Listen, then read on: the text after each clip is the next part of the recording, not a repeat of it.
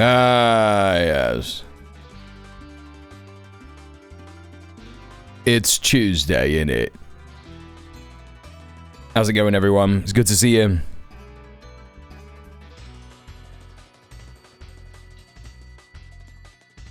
Michael Bay. The lion never resigns, ever. Yeah, we've got some crazy Kirsty Armor updates. It's just out of this world. It's totally out of this world. You know, here's a man who's really got his finger on the pulse of politics and how things go and how things work. Just absolutely nuts. Welcome everyone in the chat. We got Ninny, we got Gumba Master, we have got Yui6969696969. We've got Network, we got Connor Wells, we got Michael Bay, we got B-Rat, and we got Valerie Valkyrie. How are you all doing? It's good to see you here on this Tuesday, the 10th of February 2026. I'm so tired, but I had a great day. Hey, good for you. Did you say you were starting school today, or is it next week? How's everybody doing? Yeah, what's going on? I see that Gumba Master's talking about watching Most Haunted. Yes, Most Haunted. For those of you that are new, I'm a ghostman, right? So what that means is that I believe that ghosts exist. A little caveat: there's no evidence to suggest that they are dead people. So I'm not saying that there's an afterlife or anything like that before anyone jumps on me, yeah? Because that's what tends to happen. Whenever I mention that I believe in ghosts, people tend to, like, jump into the chat and be like, when you die, it's just nothing! And it's like, I never said that it was. Just saying I believe. So anyway, it's just because I believe that ghosts and UFOs exist. I don't know what they are, right? I'm not saying I know what they are. I don't think anyone knows what they are. And I think that's where, like, we get lost in the weeds about this stuff. There's definitely unexplained paranormal activity that happens, right? And so I like to watch Most Haunted because sometimes they capture really good stuff. But most of the time, it's very funny. Exactly, Connor. Most Haunted is hilarious. It was hilarious when it was on telly, and it's now a little bit less hilarious, but still kind of nostalgic now that they do the YouTube stuff. So, but my favorite ghost channel to watch is Ghost Theory. If anyone knows Ghost Theory, two British guys, they go around all over the fucking place. They're really skeptical about it, and they like to do proper tested, you know, sort of scenarios and stuff. It's really interesting. So that's why Gumba Master was mentioning Most Haunted. I have a dedicated channel in the Discord for people who want to talk about experiences that they might have had that they think are paranormal. So that's that. That's something that you might not have known about me, but now you do, and that's that. So anyway, good stuff. Fred Bat is completely batty. Fred Batty, yeah. It's crazy that they have him in it because he's just like who gets to say whether someone is a demonologist? Where do you get that degree? You know, where do you get the degree? What's the school that does it? Surely the degree would be something more like esoteric theology. Surely it would be something like that. I don't know. It's just when they get that guy in, it's like this is just Derek Acora all over again. Anyway, whatever. Yeah, voodoo doll shit. It's crazy. He's a white guy, so he probably doesn't know anything about voodoo. It's so weird. Anyway, yes, it's very silly. The line never resigns. No, yeah, it's funny. We are gonna be checking out. We are gonna be checking out some interesting stuff that's happened today in terms of the Labour Party and general MPs in Parliament and the House of Commons, and also something very funny that Wes Streeting has done. Incredibly funny. And we're also going to be checking out the Ghislaine Maxwell testifying business. And some other related Epstein UK stuff. I hope Streeton's played a blinder. He's played a blinder. Utter blinder. See, what's happening is he's pretending to have not known. I can't do a Glaswegian accent, so I'm not going to do it. He's pretending to have not known, isn't he? Anyway, we'll get to that. We'll get to that. It's going to be one of the first things we look at, chat, so don't worry. And let's have a look.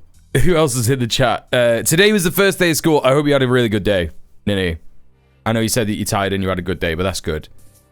B-Rat says, I'm towards the end of my Voyager rewatch. Love Klingon episodes, but I'm sad that B'Elanna doesn't have anyone as cool as Dax to come back for the Trekkies in here. Yeah, that's sad.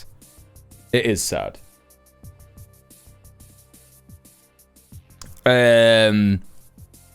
Network says, I'm still struggling, but doing things to help myself. Went to class and exercise today and making veggie sausages right now. Send a little of that energy for everyone. Thank you so much, Network.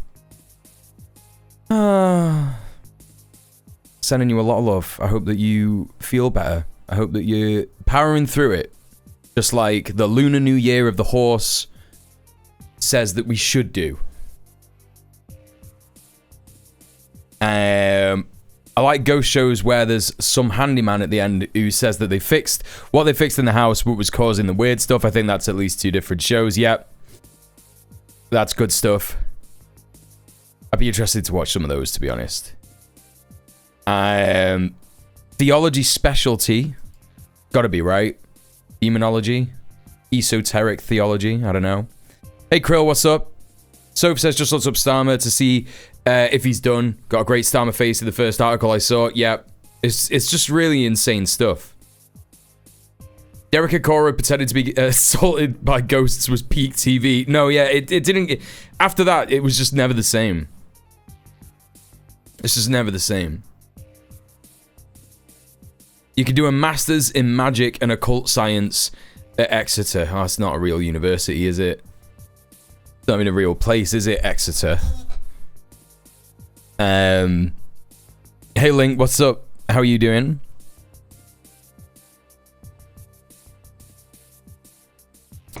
You never hear anyone say that, do you? Oh, I had a midnight out in Exeter. It's actually like a really clumsy... It's a clumsy word to say. Exeter. Where actually is it? Oh, it's right down there, is it? Right.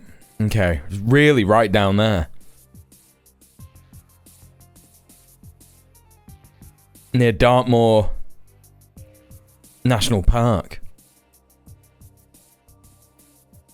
You've seen views from student housing in Exeter. It looks like a lot of trees. It sounds like a good... It sounds like a good time.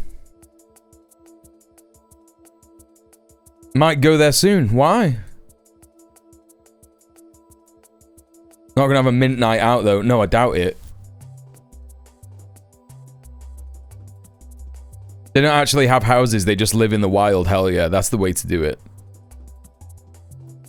I wonder if Exeter is like a ghost kitchen for academia. A ghost kitchen? What's a ghost kitchen? You mean like a virtual restaurant?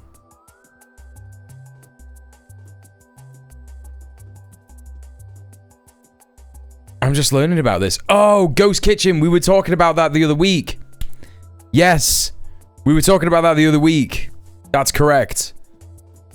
Exeter's the world's home for Cornish studies. Now, that's the only good thing it sounds like.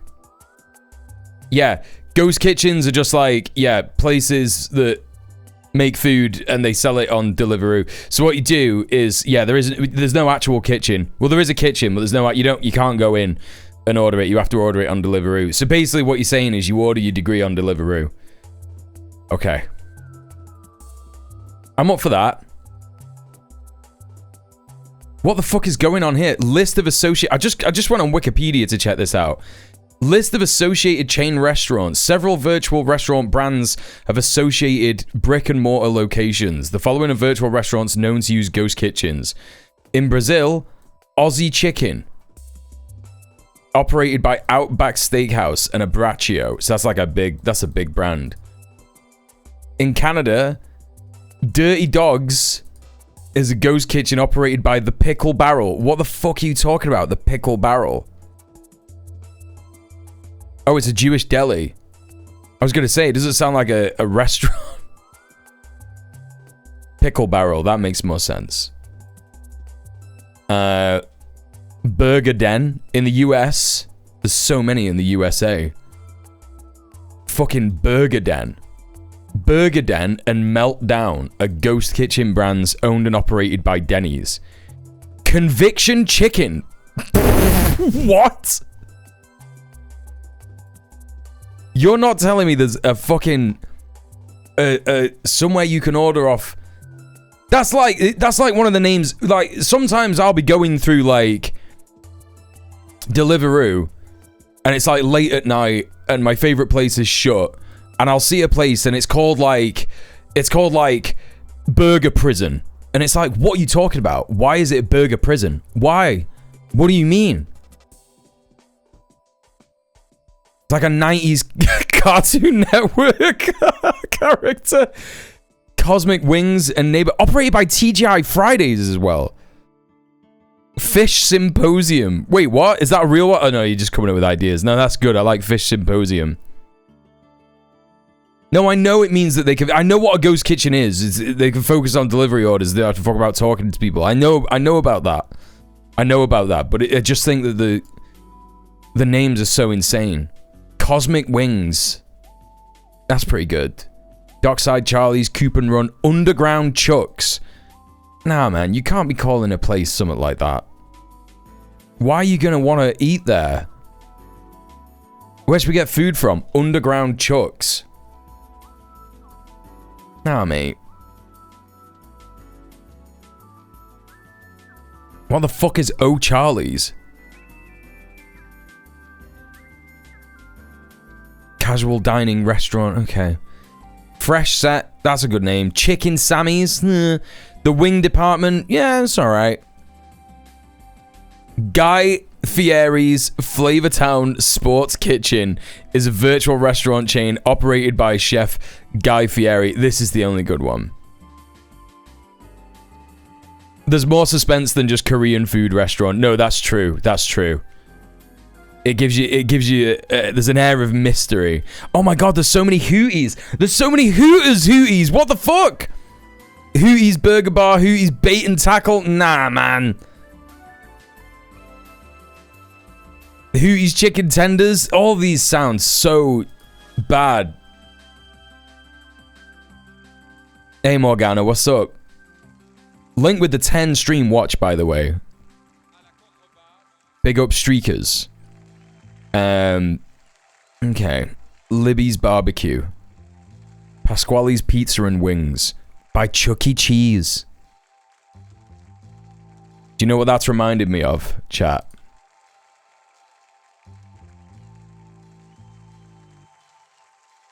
Oh, this is so good. Oh my god. This has got 2 million views. This is a lockdown nightmare memory. I'll never forget. I think I was streaming Fall Guys or something.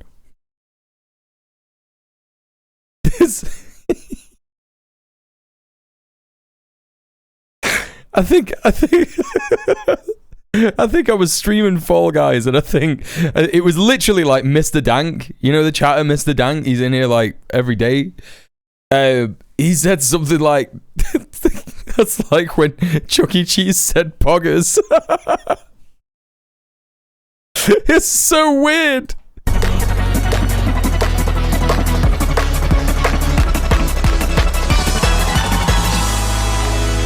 Poggers.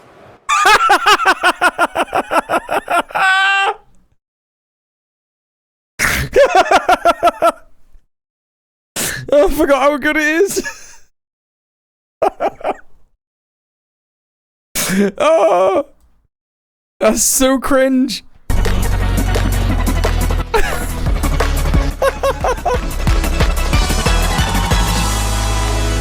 Poggers. we were saying stuff like there's like a producer because that's not people just like wouldn't. That's not the way you say poggers, right? You don't just randomly say it like when you're waiting to go into a match in Fall Guys, right? And this is just a puppet that's operated by a guy, and there's another guy playing the game in the background, you know? And and we were seeing stuff like there's a producer in the back, and he's going, Charles, make the mouse say poggers. Charles, make the mouse say poggers. And he's going, what are you talking about? I don't know what that is. And he's like, no, just say it. It's what the kids say. They love to say poggers. So just do it. And so he just thought, okay, yeah, I say poggers. Like, he's like, what's the context? Like, why would anyone say poggers? What does it mean? He's like, oh, it's when you're excited or something. And so he's just like, shoved it in at this point. It's so good. I want to believe they've given the social media manager complete creative control and no budget, so it's all just the one guy. Yeah.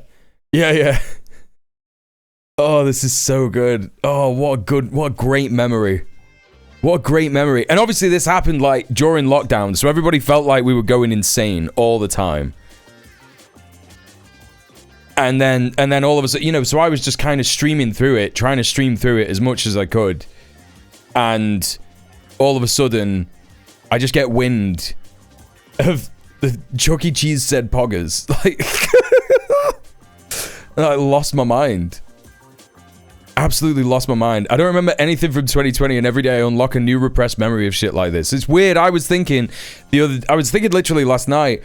I'm like thinking like, damn, what the fuck? What happened? I'm like 36 now. It's a little scary about how time goes and stuff. And then I remember that literally my 30th birthday happened, and then 3 months later it was COVID and lockdown. And COVID, because I've been so careful about COVID, even though I've still had it like 4 times or something. It just kind of like stole a few years of my life. You know what I mean? So it's a bit shit. And it is that. It's exactly that network. It's like, I think we all just memory hold a lot of 2020 and 2021. Because it was pretty traumatic to just like, you know, see everyone around us like dying in droves. And just like not, you know, I don't know. Not being allowed to go out and shit. What else did I miss in the chat? Sophie's got me a blue fella. Thank you. Jenny's here. Hello, Jenny. Why did we allow this to exist as a society? I don't know. We did get Chuck E. Cheese saying poggers. And you know what I was also thinking about? Because that clip's resurfaced of Bo Burnham doing the whatchamacallit thing. The sock thing. Liberal existential dread. That video from FD Signifier. It was the thing. It was called Inside, wasn't it? It was his whole lockdown thing. And he has that thing where there's like the Socko guy. And he's going, that is how the world works. And he's saying all the... The sock is being based and commie-pilled, right? The world is built with blood and all this shit, you know? Genocide! This, that, and the other. It's great, and that's resurfaced because of all the fucking Epstein and stuff, and people are like seeing what Israel is and shit like that. And I just was singing it all Sunday afternoon while I was building my new bed. Also, hi Sorka, how you doing? My 18th birthday was 1 month into lockdown. That's so crazy. That's so crazy. It's like the defining artistic statement of lockdown as an era, yeah. It is a good, it's a good bit, for sure. Hey, Soul Chicken, what's up? Good to see you. I only ever watched that one song from that Welcome to the Internet. The rest seems to be too cringe from the thumbnails. Welcome to the Internet. Yes, I remember what you mean. Yes, I do remember what you mean. Hey, Captain Homer, what's up? Written in blood, built on a foundation in mass graves. Is that what the sock says? I can't remember it. I just saw this. I just saw the fucking clip pop up a couple of days ago. Should we get started? We got a Politics Joe video. This is the the House of Commons today, I believe. And we're going to be taking a little look at that. Oh shit. Oh shit, just before I started. Kairos with the raid. What's up? What's going on? Thank you so much for the raid. Everybody, please go show some love to Kairos Rev, a phenomenal streamer and comrade. How are you doing? How was your stream? I hope you had a good day. If you're coming in from Kairos' stream and you don't know me, my name is djmuel. I'm a leftist political streamer from the UK. Hello, my old chum. Thank you for the follow. I look at the news and geopolitics from an anti-imperialist and a communist perspective, and that is what we're doing today, obviously. And we're going to be having a look at Keir Starmer, the UK, the Epstein stuff, and how it all intermingles and everything's terrible and Labour is falling apart, and it's very, very funny. So we're enjoying watching a lot of it, but also getting mad at some of it. So that's what we're doing. Hello, Molly. Hello, how's it going? Welcome in. We're about to watch a bunch of politicians act like they deserve the money that we give them. I don't know if they act like that. I did enjoy that pretty great anti-fascist Yugoslav band held here weekly online concerts during our first and second lockdowns. Their live performances often start with, "To all the capitalist, fascist, racist, and other assholes, fuck off." Yeah, that's great. That's good. Late to answer, but I'm doing okay as long as my phone promises not to be water damaged. Did you drop it in the bath? I'm doing very good. I've had a good day. I've had another good day. I didn't get time to meditate today, but that's because I had to go to the dentist. So, you know, I had another great night's sleep because I got my new pillows yesterday, didn't I? So my sleep is just like, it's just compounding. It's just getting better and better and better. For those that didn't know, if you missed me talking about it yesterday, I got a new bed. My mum got me a new bed. It's just like a cheap IKEA one, but it's like the difference between my old one, which was just like a flat box, and this with the fucking, you know, slats that are kind of like, you know, they're kind of like arched like that. You know what I mean? The difference, even with my old mattress, is just like so good. And then, yeah, I got the fucking, got the cheap pillows from Aldi yesterday. I didn't drop it in the bath. I dropped it while it was raining, and it's been real weird the last hour-ish. Oh, shit. My God. Maybe the next hype train can just be group meditation. It's too short. It's too short. Duvan beds should be considered a war crime. Hey, Star-Spangled Shitlock. I didn't realize just how much of a difference it would make. Like I say, I've not even got the new mattress yet. Like, the new mattress comes on the 18th. Which is annoyingly the only day that the council said they would pick up the old one. So I have to wake up at like 6 in the morning that day, drag my mattress downstairs, put it outside so that the council can pick it up. It has to be out by like 7:50 or something. But I'll have to put an alarm on for like 6 a.m. because there's no way I'm gonna... It'll take me like an hour to get up, you know what I mean?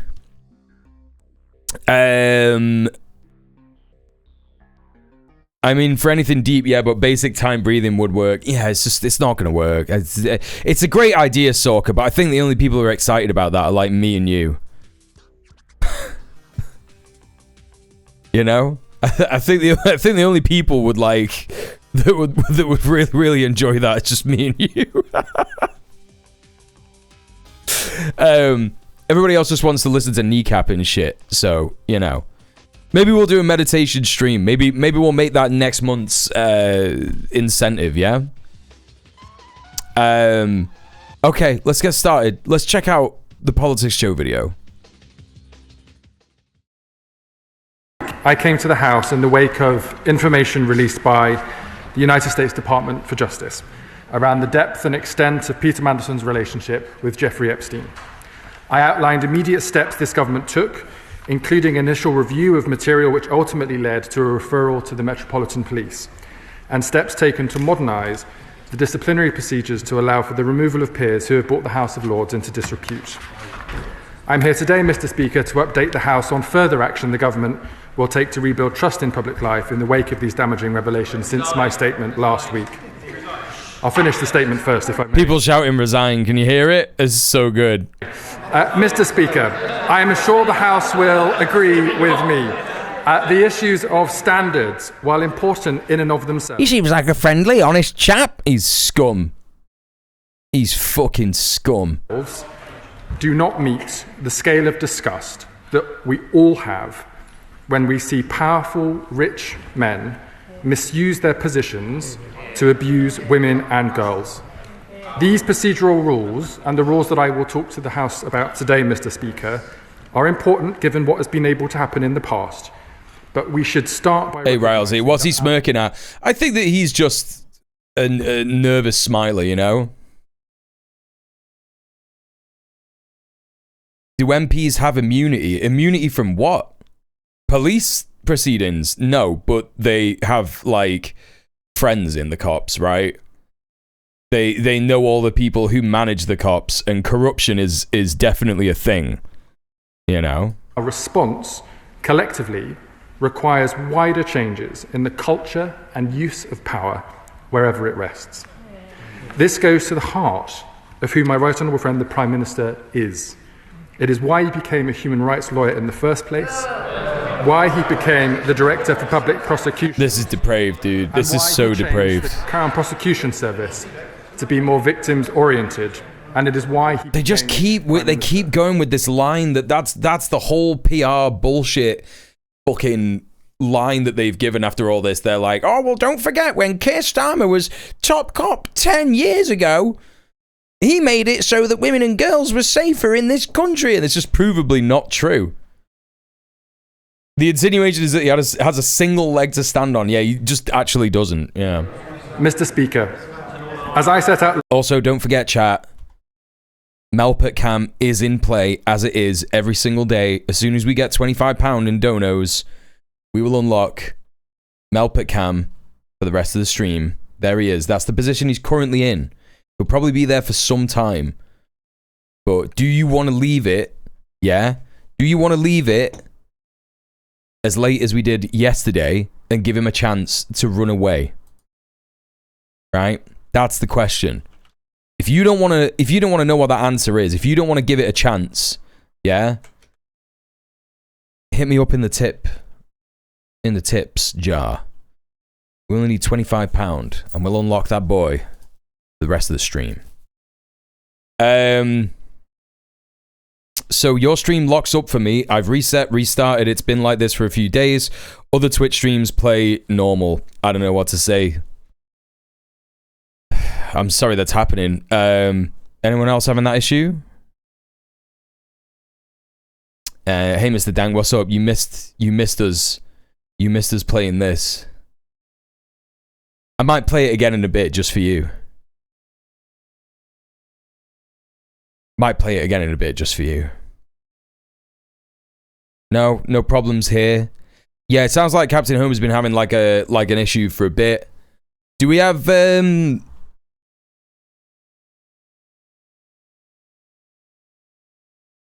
Do we have thingy today? Do we have settings? What do you call? Quality settings today? Has that been given to us? Has that been granted to us by the Twitch gods?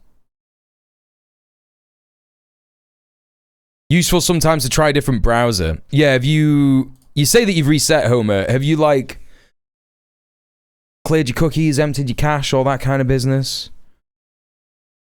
Hey, Sally, what's up? Have it with Madeline Pendleton stream all the time. It's just a cloud thing, I think. Oh, right, okay. I'm with you. Okay. Do we have... It currently won't play at all. I mean, you can't even hear me. Do you... School tomorrow, sadly, yes. What? What you... What? What's happening? No, do we have quality settings? Do we have quality settings? Can people in chat change the quality of the stream? We don't have that. Right, okay, so that sucks. I can't control that. So, that's a Twitch issue. Yeah, I'm sorry about that, Captain Homer. Yeah, try it with another browser. I don't know if anyone in chat wants to repeat that to him to make sure that we can get as many people watching as possible. I'm sorry to hear it, man. That fucking sucks. Anyway, we'll crack on. What did I miss? What was that? It looked like Fall Guys. No, it's this. Poggers! It's this. Can you change your output settings in OBS? I'm not gonna do that. I don't know why people think that that's like an appropriate thing for me to do. Like, someone said this to me like another time. They were like, "Could you change your output settings?" And it's like, no. Like, I've been doing the streaming thing for like 7 years. I've got it down to like a fine-tuned thing where like hopefully it is available to as many people as possible. Like if you have like the shittest internet, like if you have like 5 meg internet, you should be able to watch the stream, right? And I know that some people have worse internet than that, but technically if you have 5 megabytes internet download, you should be able to watch the stream fine. I'll try outside the app. Oh, okay, all right, there you go. He was playing Fall Guys, you're right, but also this. Poggers! Okay, all right. Next up. Last week, Jeffrey Epstein was a despicable criminal who committed disgusting crimes. Is it not a setting in OBS where it outputs at multiple qualities? No. It's... No, the quality setting thing is literally defined by Twitch. It's literally defined by Twitch. Like, you can't affect it whatsoever with OBS. Even if you put it at like variable bitrate, which you're not supposed to do, because Twitch doesn't like that. It is literally, because I'm an affiliate, because I'm not a partner, partnered streamers will always have quality settings available to them, yeah? But because I'm not a partnered streamer, and I am averaging, if I don't get raids, I average around 50 to 60 viewers, right? So that's where I'm up to. So when you're averaging that amount, Twitch kind of like randomly will give it to a bunch of different affiliates, essentially. That's how that works, yeah. The Epstein scandal is another awful example of a culture that did not value the lives, let alone the voices, of women and girls. The series and sequencing of events across the last week has rightly made clear to us all that for too long and too often, influential people in positions of power, overwhelmingly men, have been able to avoid proper and just scrutiny because of the perverse power structures that incentivize their belief that rules do not apply to them. Right, so what are you going to do about it? Say so, Mr. Speaker. Members chuntering from the benches opposite whilst I am talking about the victims of sexual abuse and abuse of power. Oh my god, this is so depraved. You can't just sit here and be like, they're yelling at me and I'm talking about victims of abuse. It's like you're using the victims as a shield. It's so disgusting, man.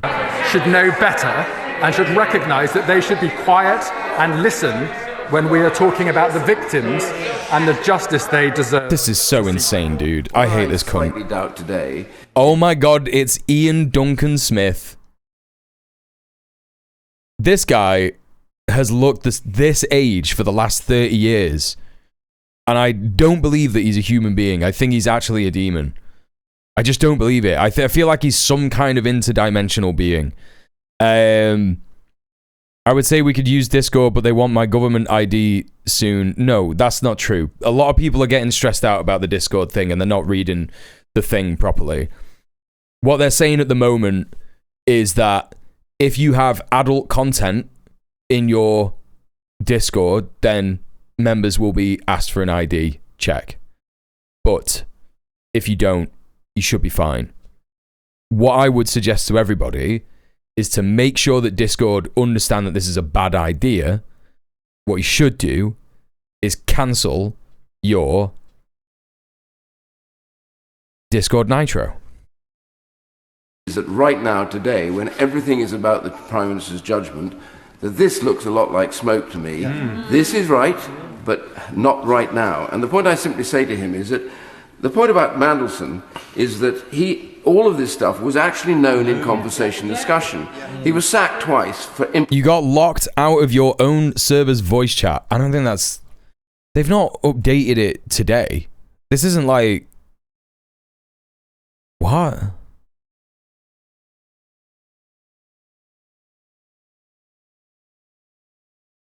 Where were people talking about this? Was it in fucking general?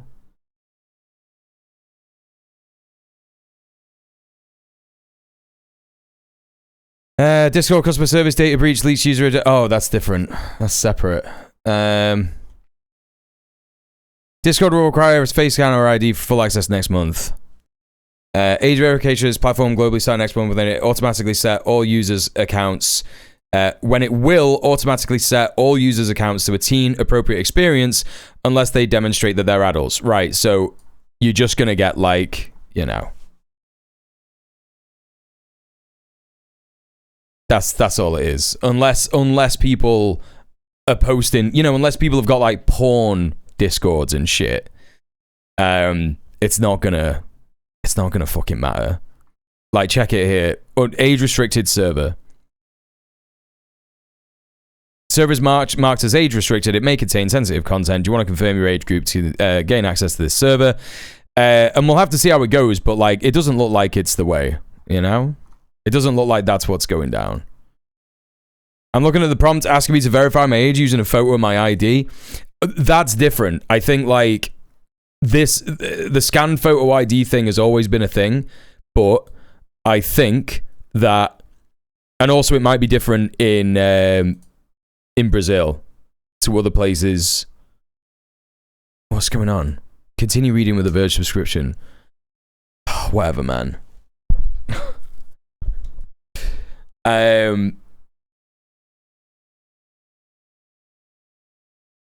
going to be using an AI scanning software provider or some shit like that in order to do it. That's the big uproar that everyone is having about it. That's the big stress that people are having about it. Party in government office.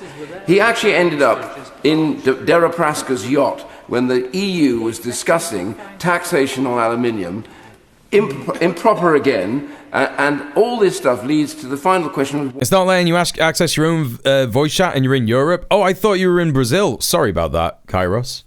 Totally got that wrong. I don't know. I don't know what to say. Why him? Then, of course, the vetting was not good enough, but it could have been had they bothered to check everything. And I simply say the honourable gentleman. I feel like this could hit servers that aren't smart but just want adults, because having under 18s in your Discord is fucking weird to begin with and asking for trouble. So basically all Discords. Yeah, but there's not like a setting that you put in your Discord chat. You just don't allow kids in. You're from Brazil, but you've been living in Europe for the last 15 years. Sorry about that. Sorry about that, Kairos. Totally got the wrong end of the stick there, man.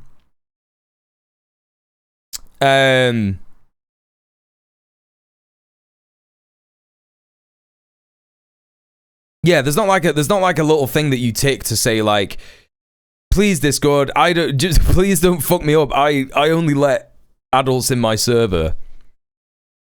You know? I think there's this is an 18 plus server thing, but like you don't have to do that. You could just like not let kids in your Discord. Like, you know, that's why me and TTK came up with the system that we have in our Discord, which is literally like, if you join the Discord, you have to tell us what your username on Twitch is. Then we look at your user history on Twitch, and if we think that you could be under 18, we won't let you in, and we'll also ban you from the stream. But, you know, if we look at what you say and we're like, oh, this person like seems like they're older or whatever, that's fine. But then if we get like a whiff that anyone is under 18, we ban them, right? There is a big question to be asked here, as my Honourable Jen said. Surely this is ultimately about the Prime Minister's job. And then my fucking stream just effed. Everyone get that F? Was that an F that happened? Like, I literally just, like, as I was talking about, we were talking about shit to do with, like, connecting the stream and shit. And like how the fucking wasn't just me. CIA tried to get me. Yeah, they're always doing that. You tried the browser and you're having the same problem, Homer? That fucking sucks. I mean, maybe that's because you tried just as I got the F.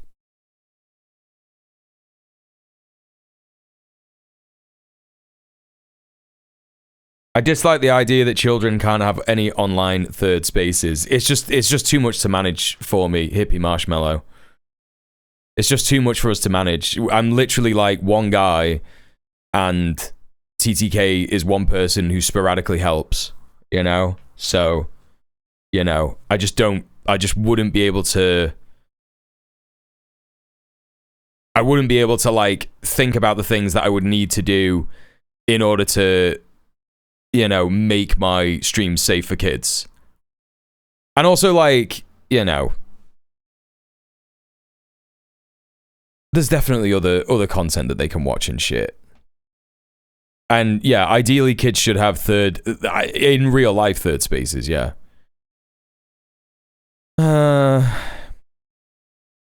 Don't mean mine specifically. Oh, okay. The idea that any Discord server must be marked 18+, yeah. I just think Captain Homer's internet is bad, because apparently for him it's saying the broadcast has ended.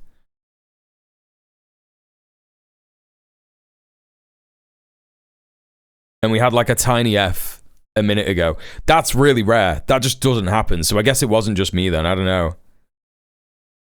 It's the eldritch power of IDS enacting his unholy influence. Yeah, it is, yeah. Judgment in overruling anything that he found and deciding for his own purposes that this man should have been appointed to ambassador. Secretary. The Right Honourable Gentleman will know that the Prime Minister apologised last Thursday for having... Oh, that makes it okay. Peter Mandelson to the... That makes it all fine, doesn't it?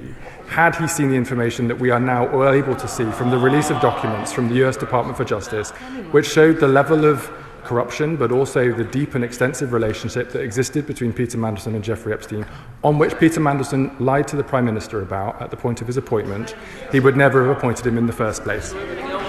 Alex McIntyre. Thank you, Madam Deputy Speaker, and I thank my right honourable friend for his statement.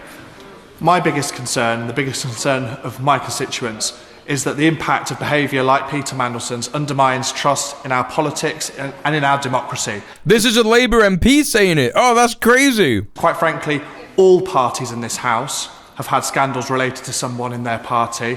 It gives us all a bad name.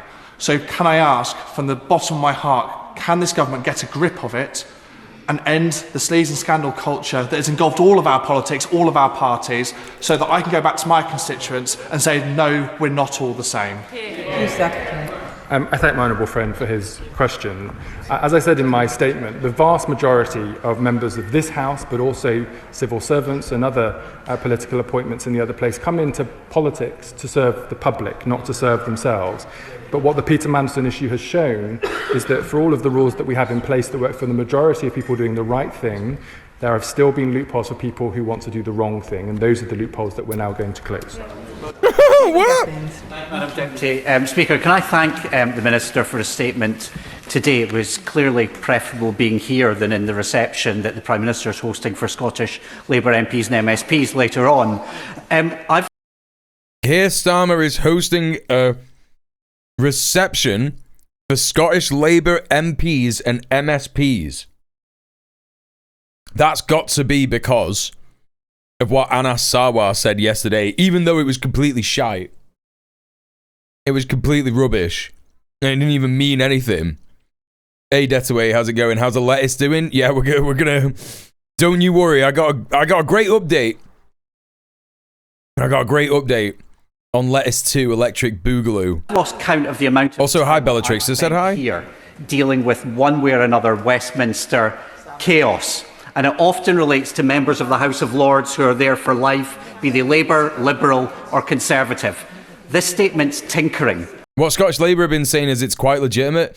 No, I'm giving my opinion on what Anas Sarwar said last night. If Scottish Labour think it's fine, then yeah, Scottish Labour think it's fine. That's up to them if they want to be dumb.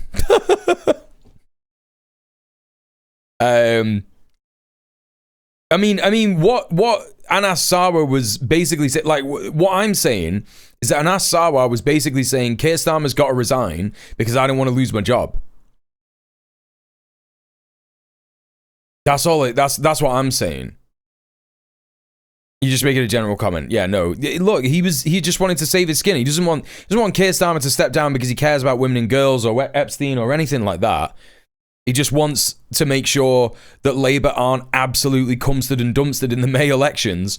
And they will be if Keir Starmer stays in power. And, well, I got some news about that. When will they commit to what they've committed to for 150? By the way, chat, look at what you're missing out on. Look at what you're missing out on. Amidst all this, like, horrible political, you know, boring droll. You could be seeing this. You could be seeing this. But you're not. And that's because you're not giving me money. And, you know, that's regrettable, isn't it? So please, think about it. Donate. We just need £25 to unlock CatCam. This is my full-time job.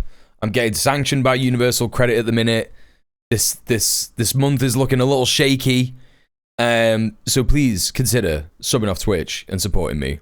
Years and dealing with the obscenity that is the House of Lords. Okay. The honourable member will know that the government's committed to working with peers in the other place to modernise the House of Lords, and that we agree that needs to happen. That's why we're in the process of removing hereditary peers, and why we're working with the authorities in the other place to make sure that we deal with the issues. No one trusts you, man. You see, the thing is that even the Labour Party is so done. You can't even say that you're going to do anything because all the stuff that they've said that they're going to do, even outside of this scandal, they haven't done. And then sometimes if they say they're going to do stuff, they start to do it and then they stop and then they don't do it, like the Hillsborough law. It's completely insane. John Whittingdale. Thank you, Madam Deputy Speaker. Can I tell the Chief Secretary in relation to his previous answer that the Foreign Affairs Committee repeatedly asked for Lord Mandelson to appear. He refused to come.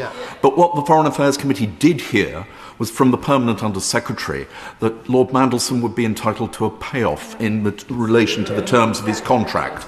So can the Chief Secretary say how much he received and whether or not he will be asked to repay it? The Foreign Office is currently reviewing the terms of the contract that led to the suggestion of severance payments when Peter Mandelson was sacked and is due to update the House in due course. Sam Rushworth. Thank you, Madam Deputy Speaker. Can I thank the... I think it's notable, Madam Deputy Speaker, that despite the government's huge majority, I think they've run out of people to stand up and defend their position.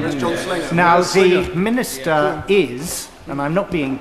Abigail Online says, I wish men wouldn't say cumstered and dumpstered so casually.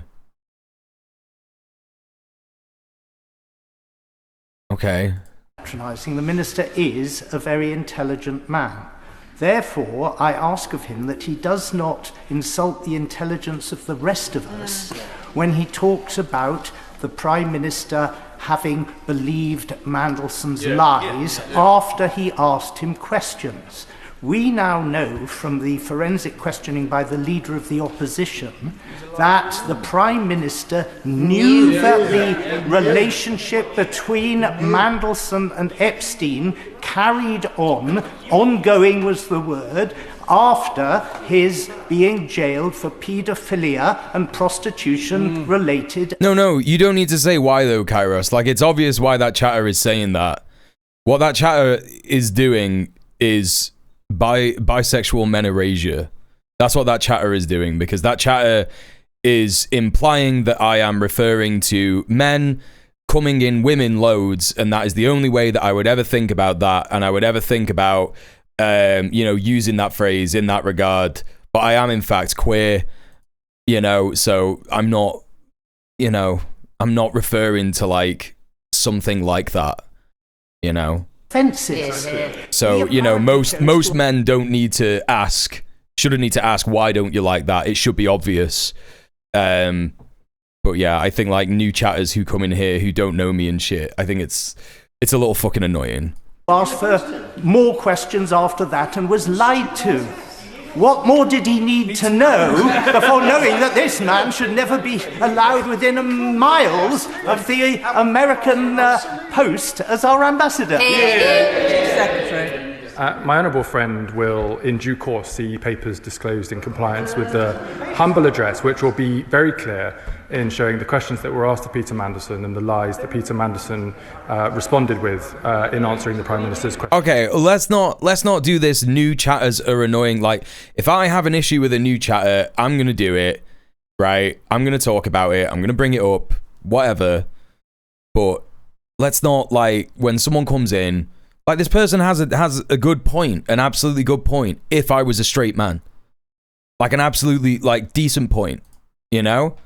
And there's no reason for everyone to just come in and be like, new chatters are annoying and shit like that. Like, stop that. I don't need to be defended. You know what I mean? I don't need to be defended. I appreciate you, and welcome into the stream, Morton. You know. Yesterday, the Prime Minister's advice... I came in at that sentence, and I'm a new chatter. You're not a new chatter. You've been in this community for 6 months. What is that, August to now? Advisor Morgan McSweeney resigned because he had advised the Prime Minister to make this appointment. What advice did the National Security Advisor Jonathan Powell give to the Prime Minister? And if he did give the same advice, shouldn't he resign as well?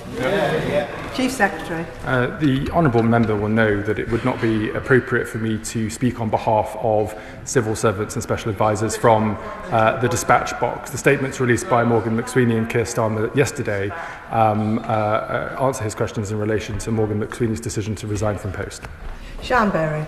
Thank you, Madam Deputy Speaker. A government enthralled to men and corporations drunk on power is the rot at the centre of Mandelson's scandal. When people operate in the shadows, they think they can act with impunity. So of all the 7 Nolan principles, openness can help build back the most trust. So does the Chief Secretary agree that we must drive out corporate influence and money, and as a start, would he cap political donations and ask all MPs and peers to follow my example in releasing logs of all lobbying? They're not going to do any of that. So the people can know we work for them. Chief Secretary. I thank the Honourable Lady for her question. On a number of those measures, as I said in my statement, we are looking at the current procedures and whether they can be updated in the future to provide more transparency. But she is right, the individual rules alone, whilst can be improved, will not be sufficient for tackling the cultural issues that lead to some of these challenges. And it's upon all of us on a cross-party basis and any other people in power to call out and make it clear that that's not acceptable in public life. Why is it that the advisor who suggested Peter Mandelson as the ambassador to the US has had to resign, but the person who actually appointed briefcase Harry Peter Potter, Mandelson, that is the Prime Minister, is still in post? Chief Secretary. As the Prime Minister said last Thursday, he has apologised for having appointed Peter Mandelson. This is so embarrassing, man. This is so fucking embarrassing. Available at the time of his appointment, he wouldn't have appointed him in the first place. Ayub Khan. Thank you, Madam Deputy Speaker. We all know that the Prime Minister is a lawyer, and one of the traits of a lawyer is to understand and test the veracity of information that is being provided. We know that the Prime Minister... Did they miss Ayub Khan name? Did they spell his fucking name wrong? It's Ayub Khan. It's not Ayub Khan. What the fuck? Veracity of information that is being provided. We know that the Prime Minister has said from that dispatch box that he took a risk and that he had known that Mandelson kept his relationship with Epstein. The real question is that I suspect the risk... We need our MPs to start calling out minister slop, yeah. Do now know, is it not time for the Prime Minister to simply go? Yeah. Secretary. No. Going back to the process the Prime Minister followed, he received information from the vetting and security services that Peter Mandelson might have had an ongoing relationship. He then questioned Peter Mandelson about that. Did he then test those answers that Peter Mandelson gave with that security and vetting service? Because if he did not, it can only mean one of two things. Either he has a dereliction of duty, or he's a credulous fool. Either way, he should resign. No is crazy. Chief Secretary. No. Thank you, Madam Deputy. No is crazy. No is absolutely crazy, man. Just walking up to the dispatch box and going, no. That's absolutely fucking mad. And can I thank the Minister for his statement about the... This is why the British hated the Conservatives. They didn't step down for their wrongdoings until the very last minute. Yeah, exactly, yeah. Yeah. They're just doing it again and again and again. Like, that's what the Labour Party are doing, and they're saying, no, we're different. Like, everybody forgets the build-up to, you know, Boris Johnson resigning, and everybody forgets the build-up to the way in which that like, revolving door of prime ministers happened. You know, it's completely fucking insane that they just think, oh no, we're doing it differently now. We're doing it completely differently. We're not the Tories. I'm gonna lead the fucking party still. It's just crazy. What did he say no to? He's just saying no to people who are saying, don't you think the Prime Minister should resign? And he's just going, no. No. They were talking about that on the Private Eye magazine YouTube. Yeah. But yeah, because like people who paid attention remember that it was this absolute desperation of, you know, again and again and again, people saying like Boris Johnson should resign, he should call a general election, there should be a general election, yada, yada, yada. Responsible, surgical, grown-up, shooting in the foot, yeah. Hey, Mid-Earth Marxist, what's going on? A good cockswabble to World Conference. Legislation that's right. He's bringing forward.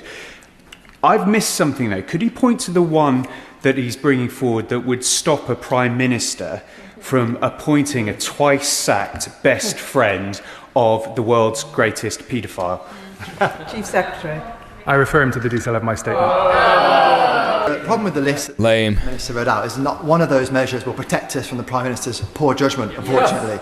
And before I ask him my question, I will just point out to him, as the Minister sat next to him knows, and he mentioned himself, the government is currently putting through a House the Duty of Candour Bill, which will require ministers legally to answer questions frankly and with information that they have, which people could usefully think that they should know. So I'll ask him for a third time, how much is the Peter Mandelson due to take as part of his payoff? Chief Secretary. As I said, the Foreign Office will update the House in due course. Cool. Just not being transparent. That's really good stuff. What's this? I hear you ask.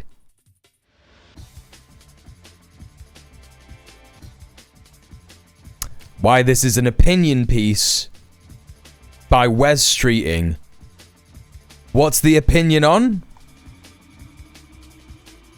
It's on Wes Streeting. Wes Streeting has written an opinion piece in The Guardian. What's the opinion piece about? What's it about? What's he got an opinion on? He's got an opinion on his own relationship with Peter Mandelson. Hey, Gliese, how you doing? Welcome in. He's getting ahead of it. No, but he's not though. He's really not. He's really not. No, this is absolutely brilliant. Let me just read this so that everyone can understand the insanity of this, right? The sheer insanity of this shit. Let me just sort out my mic arm. It is The Guardian, yeah. So that's why this is how it is. That's why it is the way it is. Ignore the smears. I was never a close friend of Peter Mandelson, and I fully understand the lessons we must learn. I knew him, but not well, and worry now that he thrived in our political culture. It was not just failed vetting, there was a failure of moral seriousness. And then an editor is added in here. Streeting wrote off his re-election chances in WhatsApp exchanges with Mandelson.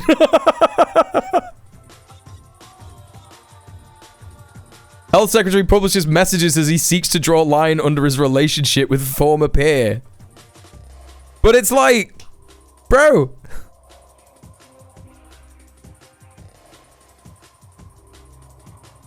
It's so weird. It's so weird. I suppose these pricks do have to have a space to hang themselves in politically, yeah. All this self-glaze just to lose to David Lammy anyway. Do you think that David Lammy will win? I think that if they put Angela Rayner in, I think she'll have a better chance. Contrary to rumours you'll soon hear, I'm not a cannibal pedo. Yeah. Yeah. Wes Streeting predicted he would be toast at the next general election, according to private WhatsApp messages exchanged with Peter Mandelson and published by the Health Secretary in an effort to draw a line under his relationship with a disgraced peer. How? He's texting, don't worry, Mandy, I still love you XOXO right now. Yeah, he is. In the messages, Streeting said the government lacked a growth strategy and questioned Number 10's communications operation, remarks that appeared to form part of an effort to position himself for a potential leadership contest. The Prime Minister's grip on power was pushed to the brink on Monday after Anas Sarwar, Labour's leader in Scotland, called for him to stand down before the May Scottish parliamentary elections, citing too many mistakes. Streeting, regarded as potential leadership contender, should Starmer go, had a close friend with Mandelson that after the scandal erupted last week threatened to be a significant liability to his ambitions. So basically, this was published yesterday by Pippa Carrara and Peter Walker. And then today, Wes Streeting has begged them to be allowed to do an opinion piece in The Guardian. Oh, this is so good. This is literally Wes Streeting writing this, or ChatGPT doing it for him. I don't know. Politics has a problem with sexism and misogyny. We need to be clear of what it is and why. Let me be clear. With every scandal, there is a call to clean up the system, to reform vetting procedures and the laws governing the release of sensitive information. Those are serious issues. But we will not fix the problem by starting there, because the problem is not procedural, it's about culture and behavior. No mention of the word systemic here. He's talking about sexism and misogyny. He's not talking about the systems which exist to maintain sexism and misogyny. It's just like, oh my god, dude. In the scandal of Peter Mandelson's appointment to the British ambassador to the United States, of course, when we need to establish the timeline of who said what, to whom and when, Gordon Brown is right to insist on a more rigorous process and a renewed commitment to the redistribution of power. But if we focus solely on what happened, we will miss the important question of why it happened. No one is not missing this. No, sorry. No one is missing this question. No one is asking the how and the what. They are also asking the why. This is just madness. This is more than a story about the flaws of individuals and the flaws of a system. This is about culture and moral character, about how, for too long, proximity to power insulated powerful, wealthy, and well-connected men from the consequences of their appalling behavior towards women and girls. I mean, let's not talk about the fact that Wes Streeting is literally like, you know, probably killing trans women at this point. There are probably trans women who can't get care who are dying because of him. There are certainly trans kids who are dying because of him. But, you know, those women don't matter to Wes Streeting, do they? It's the other women who also don't matter. Because, again, nothing that he's talking about and nothing that his government does has actually done anything to improve the lives of women in our society. The really worrying aspect is not what took place in secret, it's what happened in plain sight. A candidate's known association with a convicted sexual predator did not weigh heavily enough on decision makers. So, okay, so actually, he's kind of also using this opportunity to throw Starmer under the bus here. Because they're saying a candidate's known association did not weigh heavily enough on decision makers. That's actually crazy. He's doing it. He's stabbing him in the back. He's stabbing him in the back. Hey Dan, what's going on? Welcome in. We need to think too about the silence of those who stood by, who knew enough to feel uneasy, and yet did not speak loudly enough to influence the decision. Wow. Oh shit. Oh shit.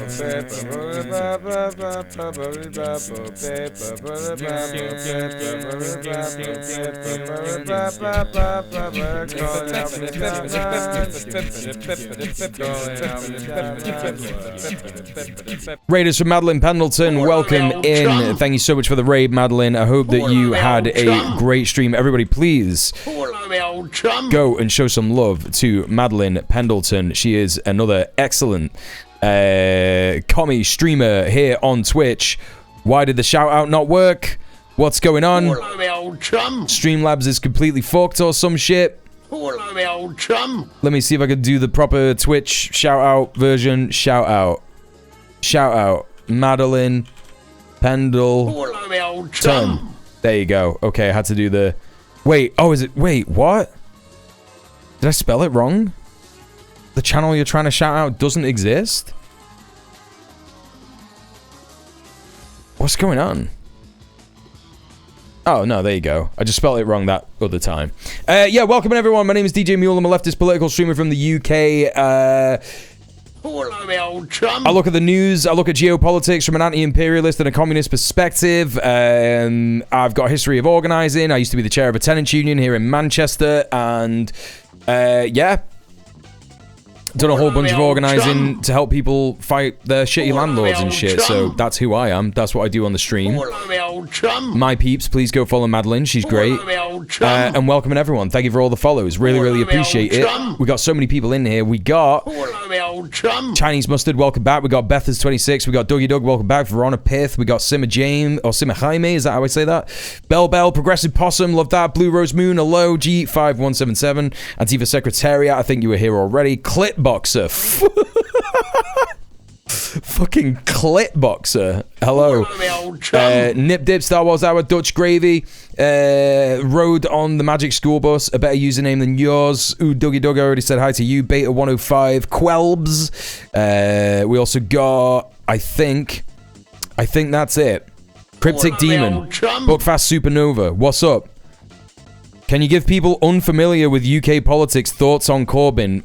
Corbyn has the right politics, but he's not the right person to lead the Labour Party or lead any political party. He just doesn't have the sauce. He doesn't have the oomph, you know. He's just an old jam grandad. Yeah, Zach Polanski's the boy at the minute. Zach Polanski's the main boy. What am I going through at the moment? Well, you may have heard, probably, a lot of you probably heard about the association with Peter Mandelson of Jeffrey Epstein. And so there's a huge fallout in the Labour Party in the UK, which is great because Keir Starmer and the right wing of the Labour Party, the evil pieces of shit who basically, even though Jeremy Corbyn was not the right guy for the job, his party, the Labour Party, represented a lot of hope for a lot of people in Britain. And they systematically destroyed it. And it's, yeah, fuck Keir Starmer. Fuck the right wing of the Labour Party. They're being humiliated and it's funny as fuck. We're just going through an opinion piece from Starmer's health secretary, Wes Streeting, where he's basically writing an opinion piece on himself and his own, you know, relationship with Peter Mandelson. So he's literally like, ignore the smears. I was never a close friend of Peter Mandelson. That t-shirt is answering a lot of questions. It's posing a lot of questions already answered by the t-shirt. You know?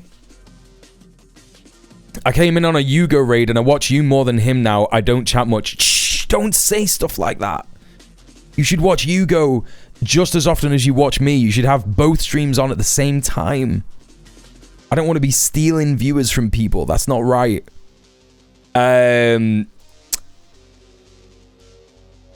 Reform are closer to Republicans. Yeah, I mean, the Conservatives are pretty much like the Democrats, to be honest, yeah. Traditionally, Labour, Democrats, Conservative, Republicans, Reform is like MAGA. Yeah, no, I'd agree. I think Sophie's right, yeah. I think Sophie's right. Okay. All right. Let's crack on with this. So basically, this sentence here essentially is Wes Streeting stabbing Keir Starmer in the back because what Keir Starmer's line has been about Peter Mandelson and his appointment to US ambassador position was that he lied about his fucking, I don't know, relationship with Jeffrey Epstein, and everyone just believed him. Everyone just like immediately believed him. He was like, no, I wasn't friends with him, and everyone just went, oh, okay. So that was Keir Starmer's line, and now Wes Streeting is saying in this fucking Guardian article in print, a candidate's known association with a convicted sexual predator did not weigh heavily enough on the decision makers. This is him stabbing Keir in the back. It's fucking hilarious. It's all falling apart. It's funny as fuck. Hell yeah. Get your Brits out. Hey, what's going on? Would that make the DUP the Ku Klux Klan? The DUP are just like, I don't know. Like, I don't know what I would... I don't think there's an American equivalent, right? Because if we're talking about the DUP are a party that represents colonialism in an occupied country, in an occupied part of a country, yeah? I would say that you could only really say that the DUP is similar to something happening somewhere else. They're probably similar to like the Palestinian Authority in Palestine. Yeah. Yeah, there's not analogies for everything. Thank you for the follow. Thank you for the follows, peeps. Fucking neocons have demonized the concept of open borders while a global cabal of Epstein associates have controlled every country on the petrodollar for decades. Yeah. It's mad. Absolutely mad. Fair take, I was only acting the bollocks. Yeah, no. Sorry, yeah. I took your silly Billy chat message very, very seriously. But I actually do take the liberation of the people of Ireland very seriously. So that's probably why I did that. So sorry about that. All right, so let's crack on. This is West Streeting. This is a group I include myself in. Contrary to what has been widely reported, I was not a close friend. This is so crazy. Contrary to what has been widely reported, with loads of evidence, I was not a close friend of Peter Mandelson, but I am not going to wash my hands of my actual association with him either.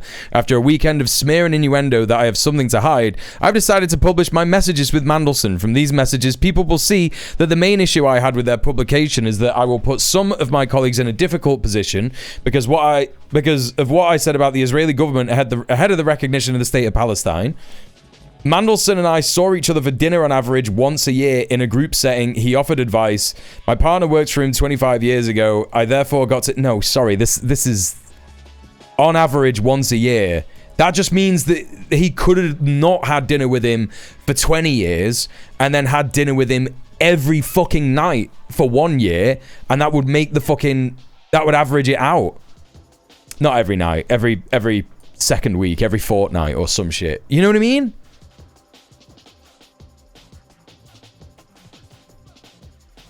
It's just like, what the fuck?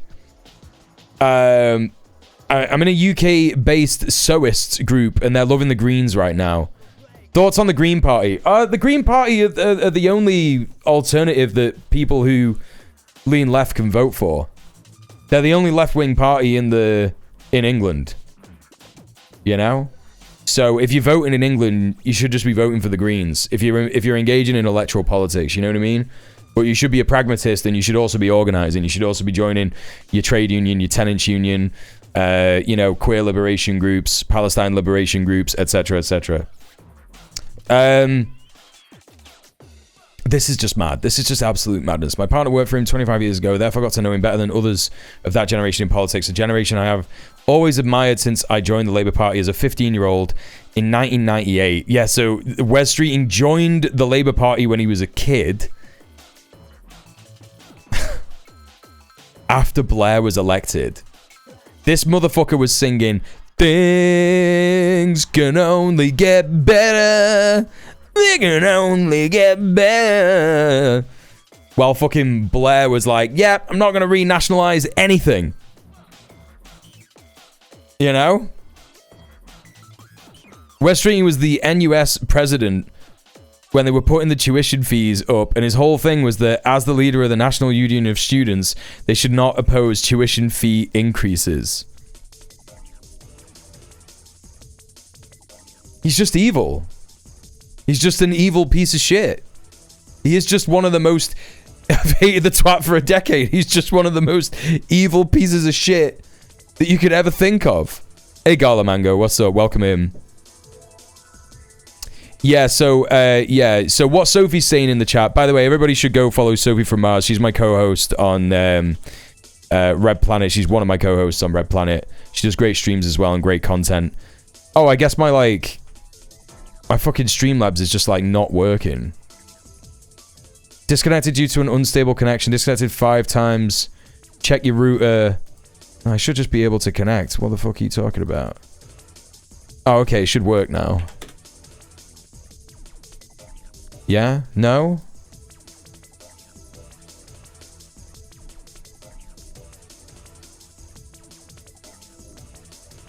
Why does it not work? Why is it not working? What the fuck's going on?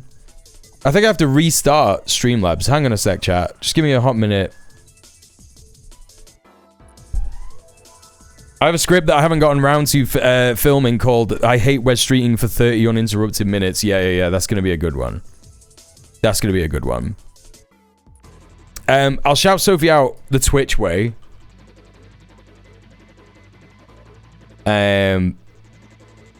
Sophie from Mars.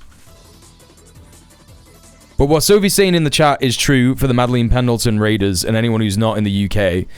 Denton and Gorton in Manchester, where I live, there is a by-election happening very, very soon. 26th of February. And it is being seen, as Sophie says, as a referendum on whether Keir Starmer's Labour has any validity whatsoever. The thing is that Labour are definitely going to lose. It's definitely in between the Greens and Reform of who's going to win. And the Greens have got a good chance. And it's actually quite exciting that that's what's going to happen. Okay, my fucking bot just, like, isn't fucking working at the moment, so I don't know why that is. Like, I am connected to the stream. I am streaming. Not a fucking clue what's going on. As someone in the UK who came from the MP raid, this is so funny. Wait, why is it funny? People are just asking... People are just asking what's going on, and we're telling them. It's fine. It's good stuff. It's good. This is internationalism. You know? This is what the International is all about. What am I trying to do here? I need to look and see if I'm actually, like, recording. Am I recording this stream? Is that happening?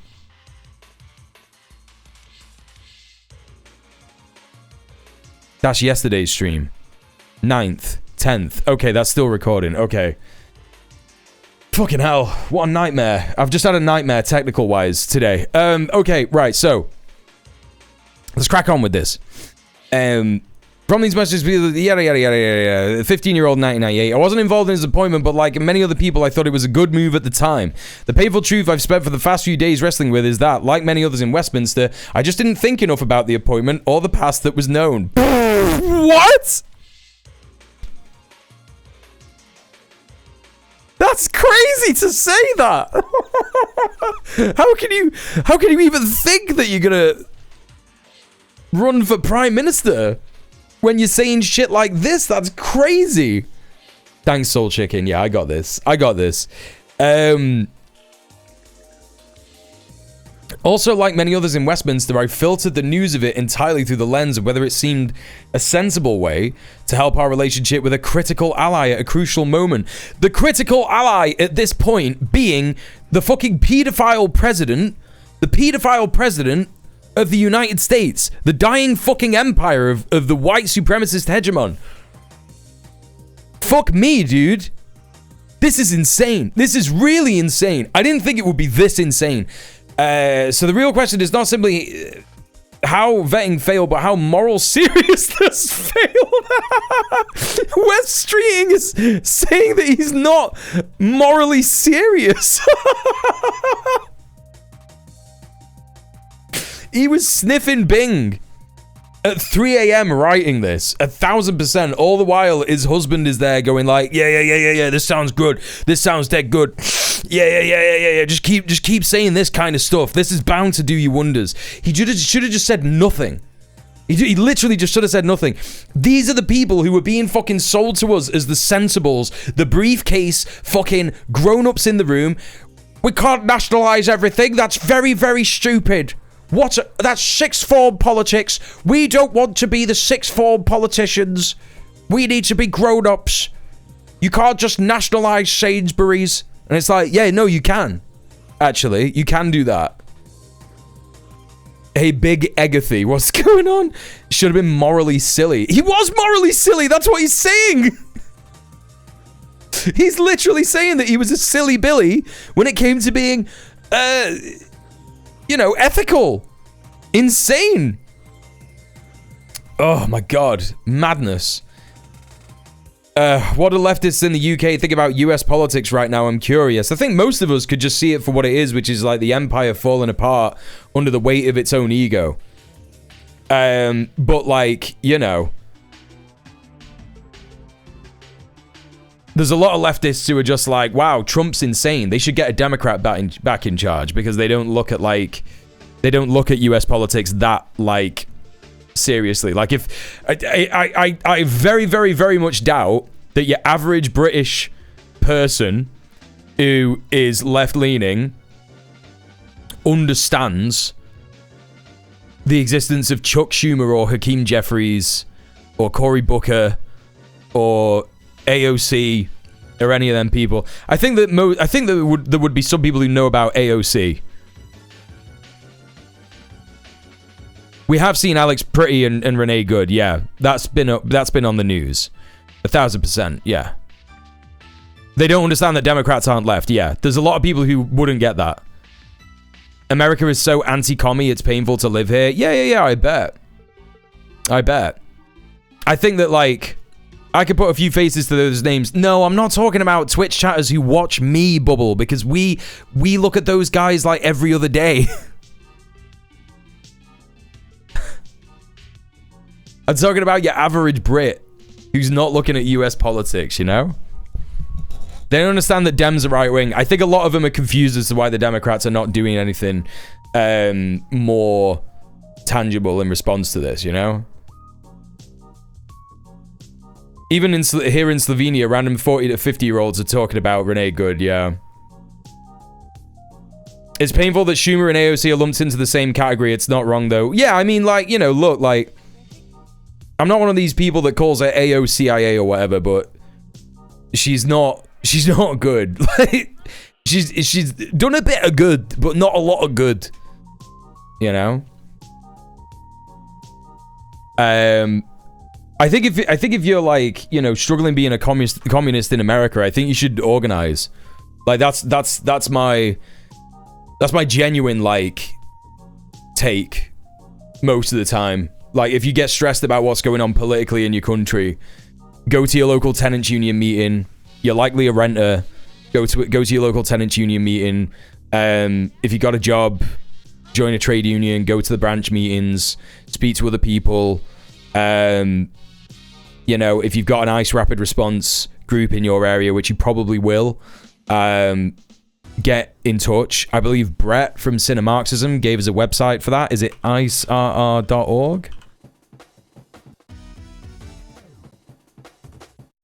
No. That's not what this is at all. I don't even know what the fuck that is. Hey, Carnos, what's up?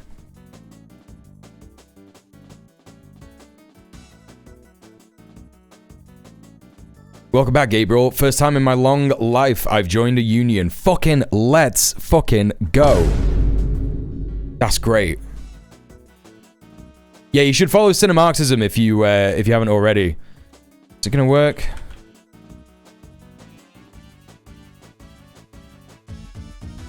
My bot's just fucked. My bot's just completely fucked.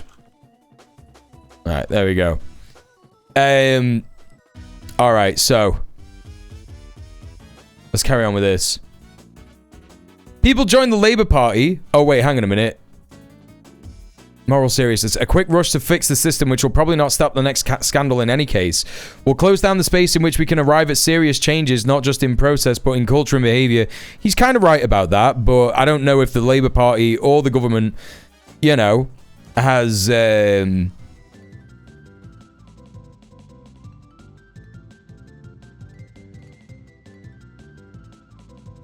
levers in place to allow for serious thinking and a long kind of planning process to make things better. People join the Labour Party because of a belief in equality and social justice, yet that every motivation conceals a danger. As George Orwell warned, belief in a righteous cause can easily become a license for cruelty, deception, and moral indifference. If you believe you're on the right side, it's easy to turn a blind eye. Cool, man. Yeah, man. Just talk about Yeah, just talk about Stalin and shit. Like, this is the same as when Stalin was around. It's the same as that. And Stalin isn't who he actually was. Stalin is this other guy that the West say that he is, or was. He's still alive, actually. He's getting around. He's caused all this, actually. It's his fault. We need to be honest about the fact that if women such as Jess Phillips had been in that room when the decision was taken, Mandelson would never have been sent to Washington. I don't think that's true. I don't think that's true at all. Do you know who Jess Phillips is? She's an evil TERF. What do you mean? What do you mean? Yeah, everybody check out the episode that me and Soph and Tim did with... I think it was just me and Soph.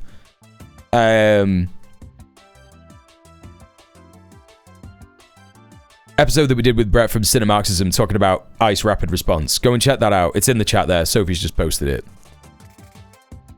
Doing great today. Having my lowest pain day in like 5 years. I did activities today. Let's fucking go. Hell yeah. A rapist, a racist, a cop, and a police informant walk into a bar. The bartender says, "Welcome back, Orwell."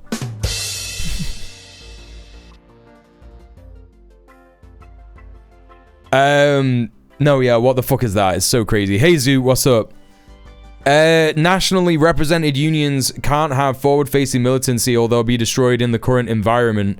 This is true. Right, well, yeah, you just gotta, like, change that. And I don't think you change that by just, like, I don't know, doing nothing. You know? I appreciate that, like, when I'm saying you should get out there and organize, people will say, oh, but you gotta be careful. But I think that if you're gonna just, like, immediately go, you gotta be careful, I think that you need to offer an alternative, you know what I mean? Because otherwise, it just sounds like you're saying, don't do what Mule said. You know what I mean? I know that you probably didn't mean that, Zoo, but yeah. Alright, so I've seen a bit. Thank you for being here. Appreciate you. So. Mandelson would never have been sent to Washington if Jess Phillips was there. I was struck listening to the debate in the Commons last week that powerful speeches made by women such as the Labour MP Polly Billington were also accompanied with her exhaustion, having to make the same points that they and many others have raised before about the culture of sexism and misogyny in public life, as well as in every school, workplace and community in our country. The standard you walk by is the standard you accept, as the saying goes. That's why diversity in leadership is so important, and why we need to push back hard at those issues who think that equality, diversity and inclusion are tick boxes or fringe issues. Diversity brings different perspectives to every place where power resides. Who is in the room shapes what is said out loud. Yeah, but it doesn't matter if those women are just like neoliberal hacks.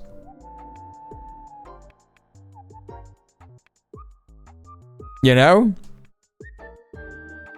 I work with non-militant union organizations. To be clear, I endorse getting involved in any kind of labor politics. Yeah. I get what you're saying. Yeah. Hey, Sawyer Enjoyer, what's up?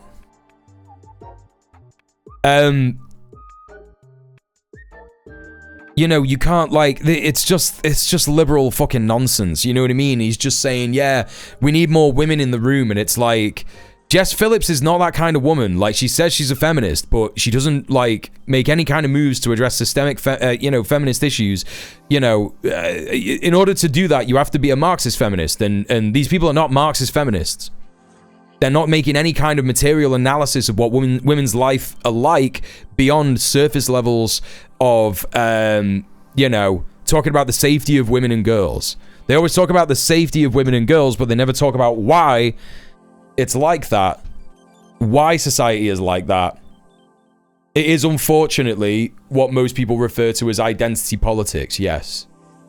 And I hate that liberals have tainted the idea of identity politics, because despite what I think some people say nowadays, I think that identity politics, if you broadly look at materialism, if you broadly look at people's material conditions, it's really important. Diversity brings different perspectives. Is in the room shapes for sale allowed as news deems count or is silently let aside. This is true, but again, you need those politics to actually be there. And if they're just sycophants, they're just going to do whatever the boss in the room says. The absence of women's voices in moments like this is not incidental, it's part of the explanation. This is a scandal first and foremost about the way men treat women and girls. It's not just monsters such as Epstein, but through everyday sexism. We cannot allow that terrible truth to disappear. Yeah, but I think that you're also, like, you know, this is important to talk about, but I think that they're missing the massive point, which is that, like, through this network of pedophiles and ruling class individuals, first of all, this is the end point of capitalism. Capitalism can only result in a world where children are commodified. Capitalism wants to commodify fucking everything. So of course they're going to commodify children. Like, that's what's fucking going on.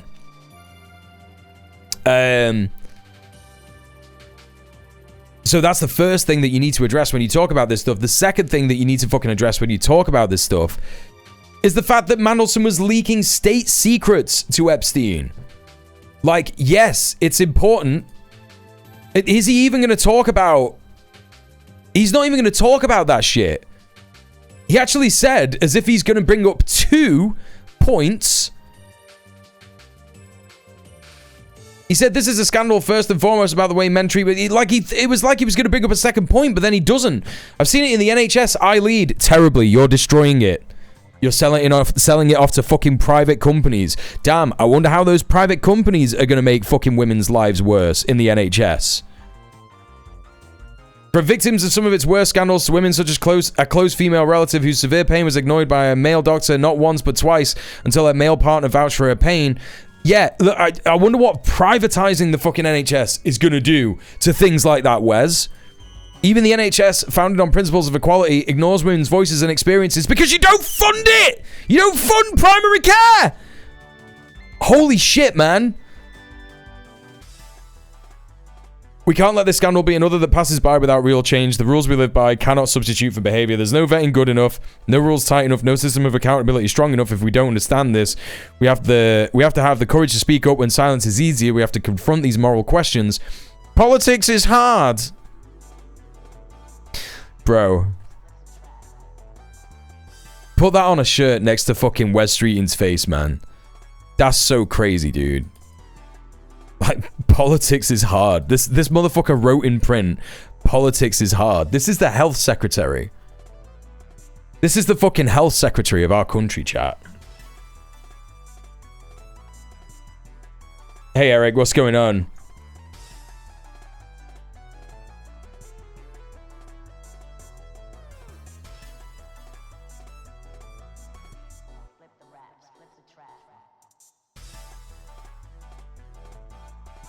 So he doesn't talk about his emails here, he just released them. Like he thinks what he released makes him look good. Yeah, no, it's crazy. It's absolutely bizarre. Utterly bonkers. Mule, where'd you get that shirt? It looks drippy. This is from Black Lodge Press.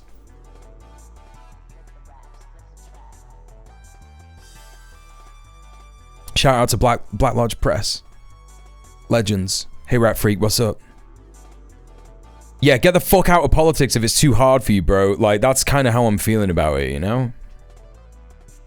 Anyway. There's Wes Streeting. What's next? This is what Keir Starmer said 3 hours ago. With Beth Rigby. Are you ready, chat? Are you ready?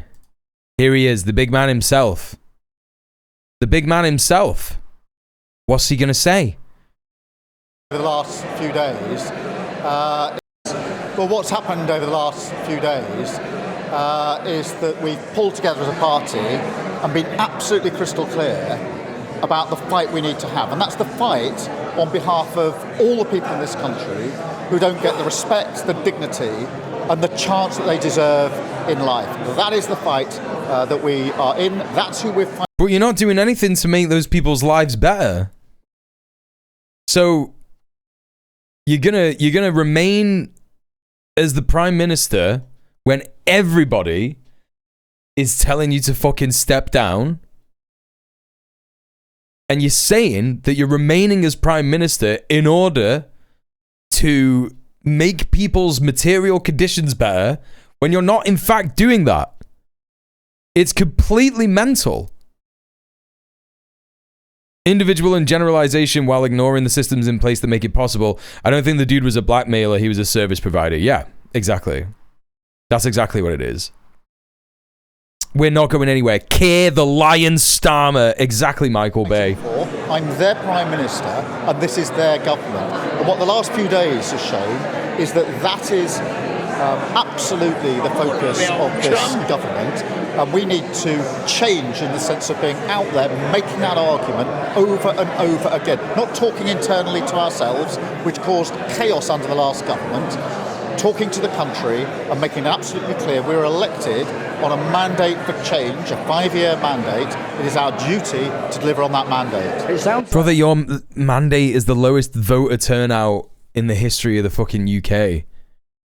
The lion does not step down after making a well-known Epstein associate a key member of government. He is hollow. He's a hollow man. I think he'd get really popular again if he gave some money to Israel.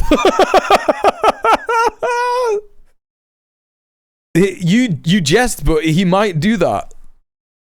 He might actually just do that. He might say, we are funding our special relationship with Israel even harder. Consider the way he was acting during the anti-Semitism accusations of the Corbyn. He's getting exactly the same treatment. Yeah. For real.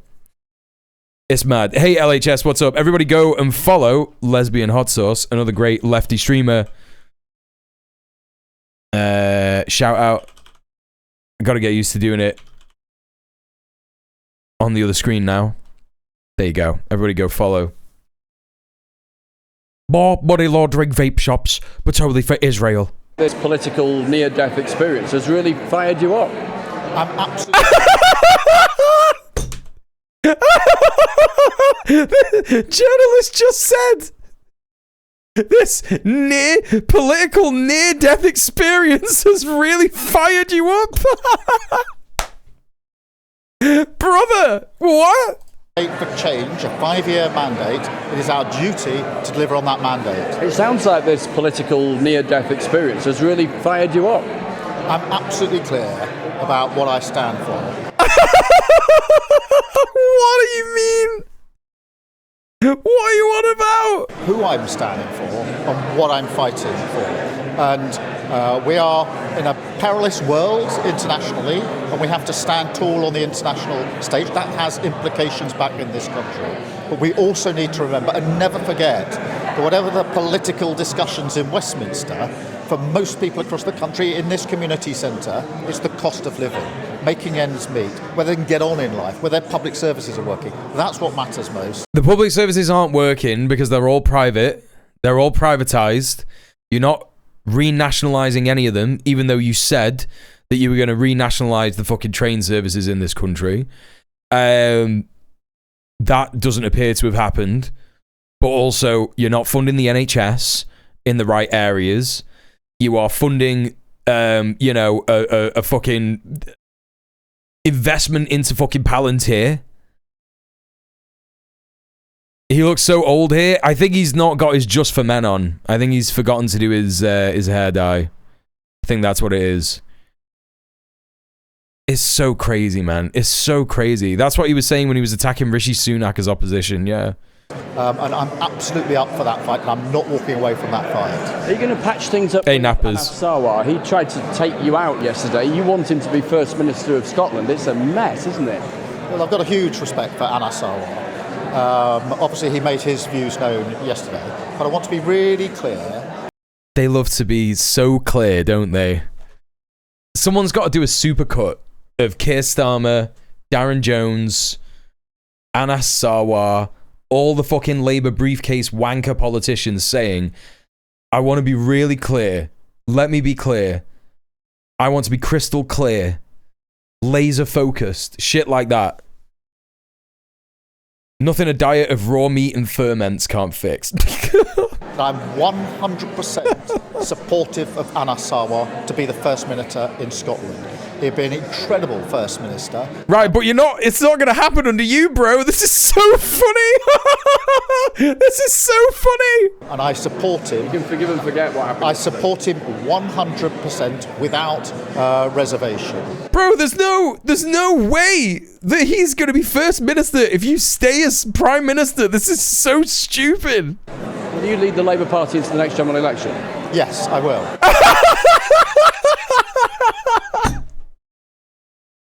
He's saying he's going to stay for another 4 years. What? Oh my God, yeah, you're right. He only supports him because he doesn't have enough political capital to replace him. That's true. That's true. He looks like he's about to cry. He does. It will be crazy if he stays on until the general election. That will be the most embarrassing position to take of all time, probably in the history of politics in this country. Does the Labour Party have no mechanism for forcing a leadership challenge? They do, but the problem is, Sorka, it's what I was talking about yesterday. It was that, like, Mandelson gave Keir Starmer a bunch of options to parachute people into various different constituencies in the last general election to be Labour MPs. And they particularly chose people who were sycophantic and who would support a rightward shift to the party entirely. And that's totally happened under Keir Starmer. They support him in that way.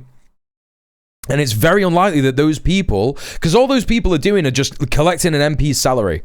That's all they're doing. You saw how many Labour MPs were in the House of Commons when they were talking about this scandal, like on that Politics Joe video that we just watched. The amount of Labour MPs that were on the benches, there was like 10 out of the majority of seats they have. They have like 326 fucking members of parliament or something like that. It might even be more, I don't know. Starmer making it to 2030 would guarantee a reform victory. Yeah.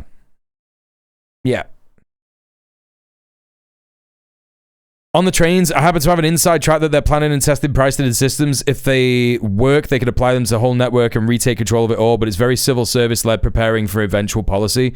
Yeah, I mean, like, hopefully that'll happen, but there's a number of things that the government could do right now to completely make everybody's lives better. And the first thing that they should do is they should reallocate the funding that they applied to the wrong section of the NHS to primary care. They've got 404 seats. You know what I mean? 404 seats.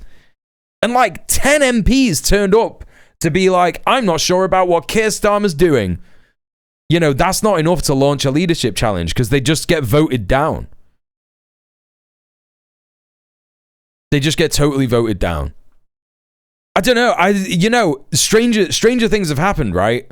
Stranger fucking things have happened. And even after the May by-election, because Labour are going to lose. This is the thing. They're going to fucking lose the by-election. So when that happens, surely he's got to step down. But then, like, you know, in May, they're going to get destroyed in May as well.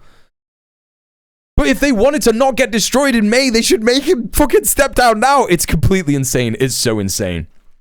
Hey, Thriller, wipe student loans. That would win you an election. Yep. Something like that. But this is the thing. They won't do any of that stuff because all of that stuff is, in their eyes, to Jeremy Corbyn. It's to Jeremy Jam Man Corbyn. Allotment politics. Sixth form allotment politics, right? And it's like, no. We can't be doing that. We're a serious grown-up nation. We have to invest £2 billion of public funds into fucking Palantir. Or AI or whatever it was. I can't remember. It was AI. Mandate to deliver the change. I intend to get on with what I was elected to do, which is deliver that change. Yeah, but you haven't. Pleased that we've got a united cabinet behind Beanie Gaby. that fight. We need to concentrate on bringing about that change because for millions of people who are being held back. But Mule, the anti-Corbyn attacks come directly from the Mandelson cabal. Yeah, but only one guy of that has been removed. And that's Peter Mandelson. There's other guys that like all that stuff.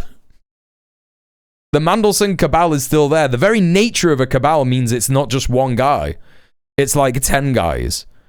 So, you know. By this system that we're in, They need us to be fighting for them, and that is what we're doing. Final question. Your Health Secretary, Wes Streeting, seems to do what he wants. He's published these texts between him and Lord Mandelson that include criticism of your government. Are you tempted to sack him?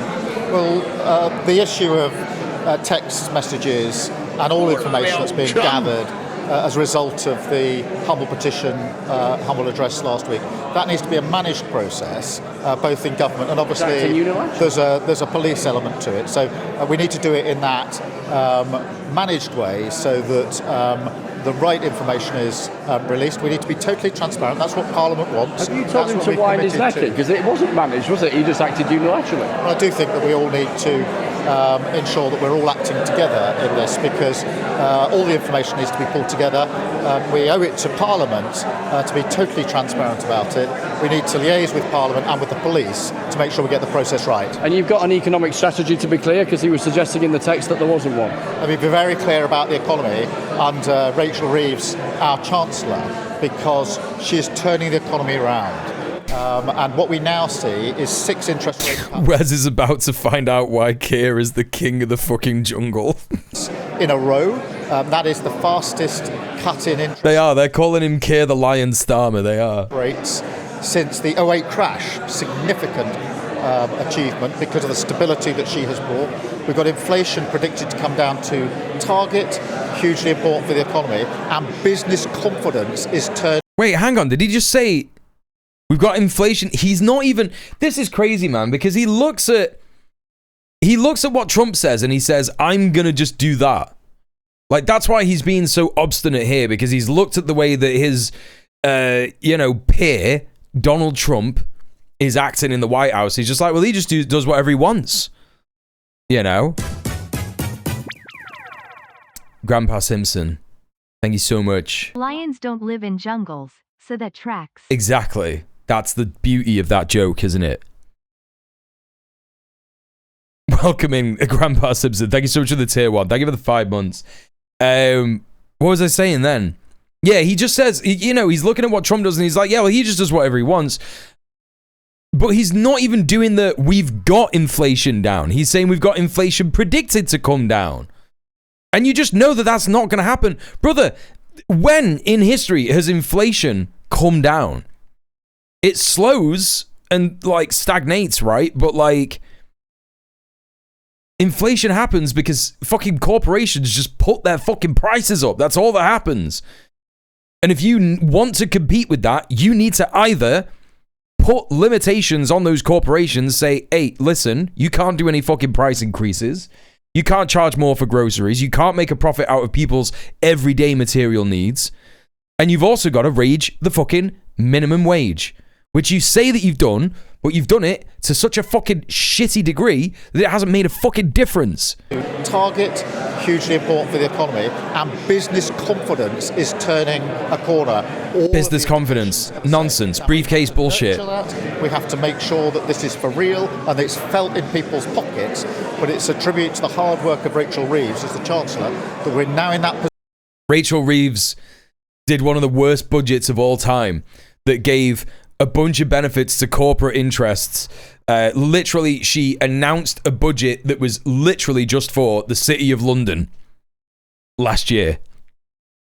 She had to do a pre-budget speech to be like, yeah, just letting you know, the budget's going to be bad. No one's going to like it, except for businesses.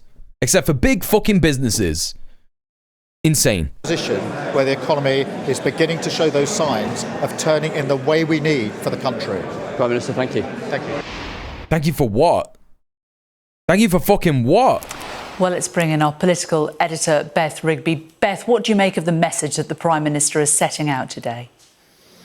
Well, Jane, that's A Flaccid Piccolo. Yeah, it's pretty much like Canada. Yeah, saying had a near-death experience yesterday. It was really unclear in the middle of the day whether Anas Sarwar, the Scottish Labour leader's decision to call for Keir Starmer's resignation was. What the fuck is this, bro? What the fuck? What the fuck is this? Bro, What the fuck?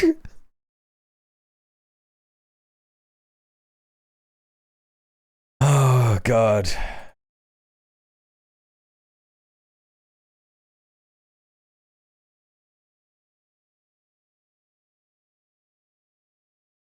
Speaking of lions, yeah.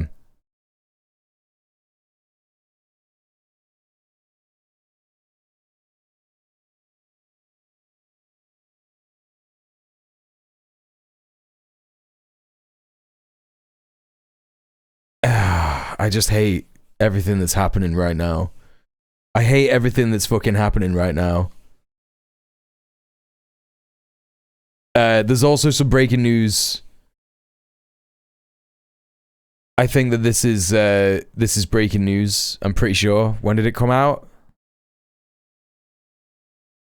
Oh, this is like 2 p.m. today. It's not breaking.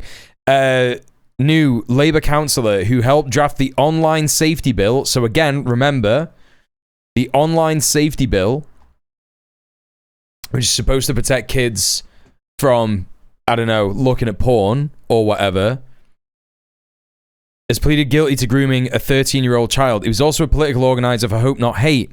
We'll come back to that in a minute. Liran Velleman, who is also a member of the Jewish Labour movement, so nothing Jewish about that, by the way. It's just a pro-Zionist NGO that is affiliated with Labour, the Labour Party.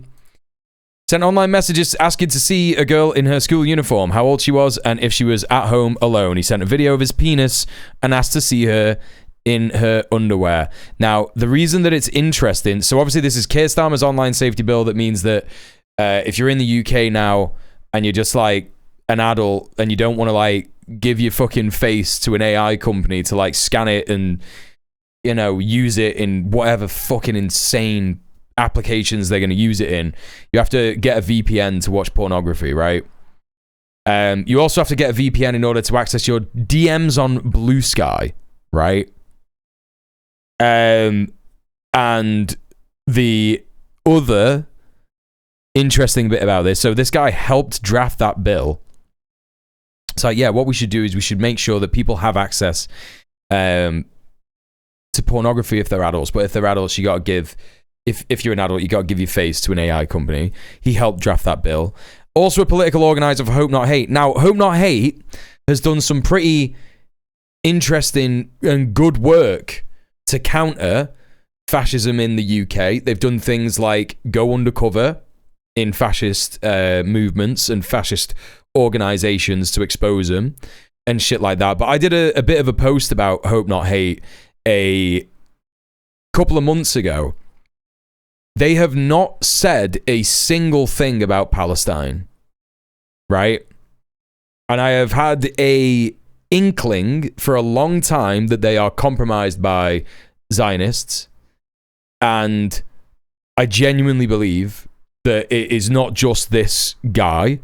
I think there's probably a couple of other guys in this organization who make sure that anti-Palestinian hate is massively downplayed. And, you know, it looks like I'm probably right about that. I'm probably right about that. All right, let's carry on with this. Going to set off a load of dominoes. Hey Ninja Can, hey Kubashi. House of Starmer fell, if you like, and with cabinet ministers potentially coming out not to voice for support for him. In the end, that did not. Why facial recognition colon scanning is more individual than fingerprints. That's why when I have to let my face be scanned, I show my starfish instead. I care about security. That's the only way to do it. It's the only way to do it, yeah. Happened, the cabinet rode in behind him. He went to the Parliamentary Labour Party last night. And I read an article about that and I'm somewhat inclined to agree, and a little ironic given how their whole thing is anti-Islamophobia. Well, I think the thing is that I think that Hope Not Hate started as an anti-Islamophobia organisation, and I think that with it being infiltrated by Zionists or people who have interests in, you know, spreading propaganda for Israel, I think that if they were to slow down their anti-Islamophobia stuff, I think it would be like too obvious. Do you know what I mean? I think people would be like, hang on a minute, why don't these guys talk about Islamophobia anymore? It's a pretty prevalent It's a pretty prevalent part of the fascist movement in the UK, you know what I mean? It is ironic. It's totally ironic. He appealed to his MPs to stick with him, and I think we saw a version of that speech to the MPs on camera there. What did Keir Starmer, what did he say? The first thing he said is, he asked the party to stop fighting amongst itself. He basically said the fight we are in and who we are fighting for are the people of this country, the people in this country who don't get the respect, the dignity and the chance they deserve in life. He then went on to say, we were elected for a 5-year mandate and it's our duty to deliver the mandate. So that was the first message. The second message, quite clearly there, is the Prime Minister saying, I am not walking away, I am going to fight on. He says, I'm absolutely insane decision. For, who I'm fighting for, what I'm fighting for. That's what matters the most. I'm up for that fight. I am not walking away. I genuinely think that a lot of it is just that Keir Starmer loves money. He doesn't want to give up his Prime Minister's salary and all the gifts that he gets, all the lobbying money and all this shit. And I think that his MPs are exactly the same kind of politician. They're all career politicians who are like, hell yeah, man. We got this MP job. It's pretty cushy. I don't have to do fucking anything. I just have to do what fucking the Prime Minister says. I get some little like press shots every now and then. Photos of people who could be my constituents. And that's it. Rando Mino says it's been Starmer's life goal to destroy the left. I wouldn't say it was his life goal because he did, pro bono work for activists back in the 90s. But probably his later life's work. Yeah, the second part of his life. I would agree with that. But I think that genuinely, it's his love of money and it's his career politician. It's the nature of him being a career politician, He's crafted the entire Labour Party into his worm tongues and there's no need for him to ever accept responsibility, yeah. Also, I'm feeling pretty good about the increased amount of Lord of the Rings references in the chat. I think this is good, and I think we can continue. We can do better. We could go further and faster with this conference. From that fight, and that is the message that he gave to parliamentarians last night. He said, I will fight with every breath in my body. I will fight until I have no breath left. I'll fight until I have no breath left? Bro's gonna die in office. Starmer's gonna die before fucking Trump. What the fuck is that about? Clear that he will not stand down. The third thing in that statement, or that Q&A... That's a good one, Bubble. I like that. Anas Sarwar, the Scottish Labour leader, and he was very flattering about Sarwar. He said he was 100% supportive of Anas Sarwar as the First Minister, wanting him to become the First Minister in Scotland, and he says, I support... It is utter balls, yeah. Without... Guys like me and Keir never quit. Sarwar going over the top and calling for Starmer's resignation. Keir Starmer does not want to create any more waves there. Why do YouTube subtitles have such a bad time with Keir Starmer's name? American here, is the Labour Party right-wing, and do you guys actually have a real left-wing party over here? So you'll probably remember Jeremy Corbyn, Beta 105, right? The Labour Party under Jeremy Corbyn was genuinely left-wing, right? It wasn't communist. It wasn't socialist. It was social democratic, but sweeping reforms. There would have been sweeping social reforms that would have improved the lives of Brits massively. There was also an element of anti-imperialism to it. And they said that as soon as they get in power, they would recognize a state of Palestine. That's ultimately why Israel was so opposed to Jeremy Corbyn and why the Murdoch media made their entire thing about him being an anti-Semite. After Labour didn't win the 2019 election, and it was pretty fucking close between them and the Tories. The only place that they fell down was on their Brexit policy, right? The Labour right wing was saying, no, we weren't racist enough. That's genuinely what some of them were saying. We weren't delivering the right policy, manifesto policy on immigration. And that's why we lost the amount of seats that we should have got in the 2019 election. So we need to get rid of Jeremy Corbyn and totally eviscerate the left of the party, right? The Labour Party was traditionally left-wing, yeah. Absolutely. And yeah, people like Blair made it lurch to the right. Mandelson is a guy from the Blair years. Yeah, they basically completely gutted the Labour Party after Jeremy Corbyn stepped down and Keir Starmer got in.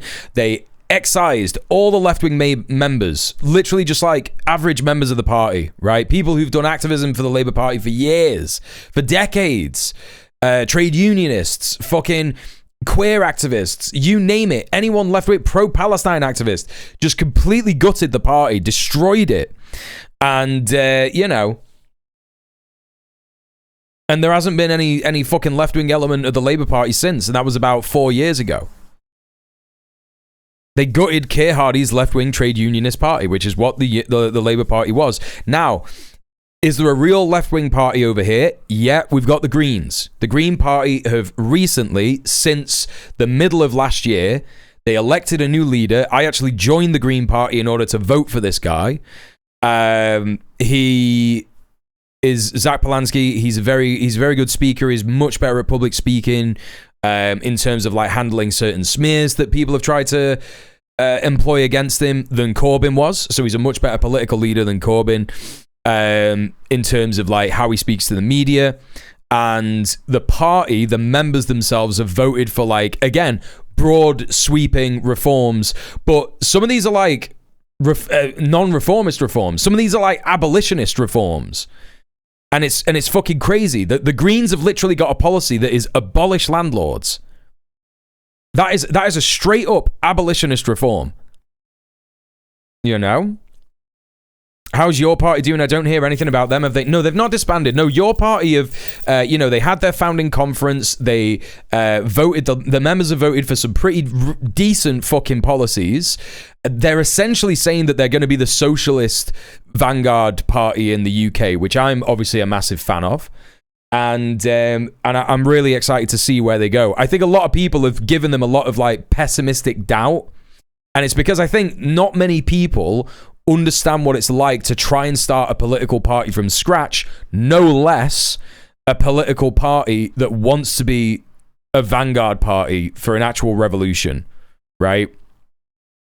And so I think that people saw that stuff happening and they were like, oh my God, this is ridiculous. And I think there was a lot of wreckers who were just like, fuck your party. I can't believe that they're speaking to these people. I can't believe that this guy's part of it. Yada, yada, yada. But from everything that I've seen from the founding conference, that was really good. From everything that I've heard of since then, it's been good and good and good. I don't think they're going to be able to field any candidates at the May elections.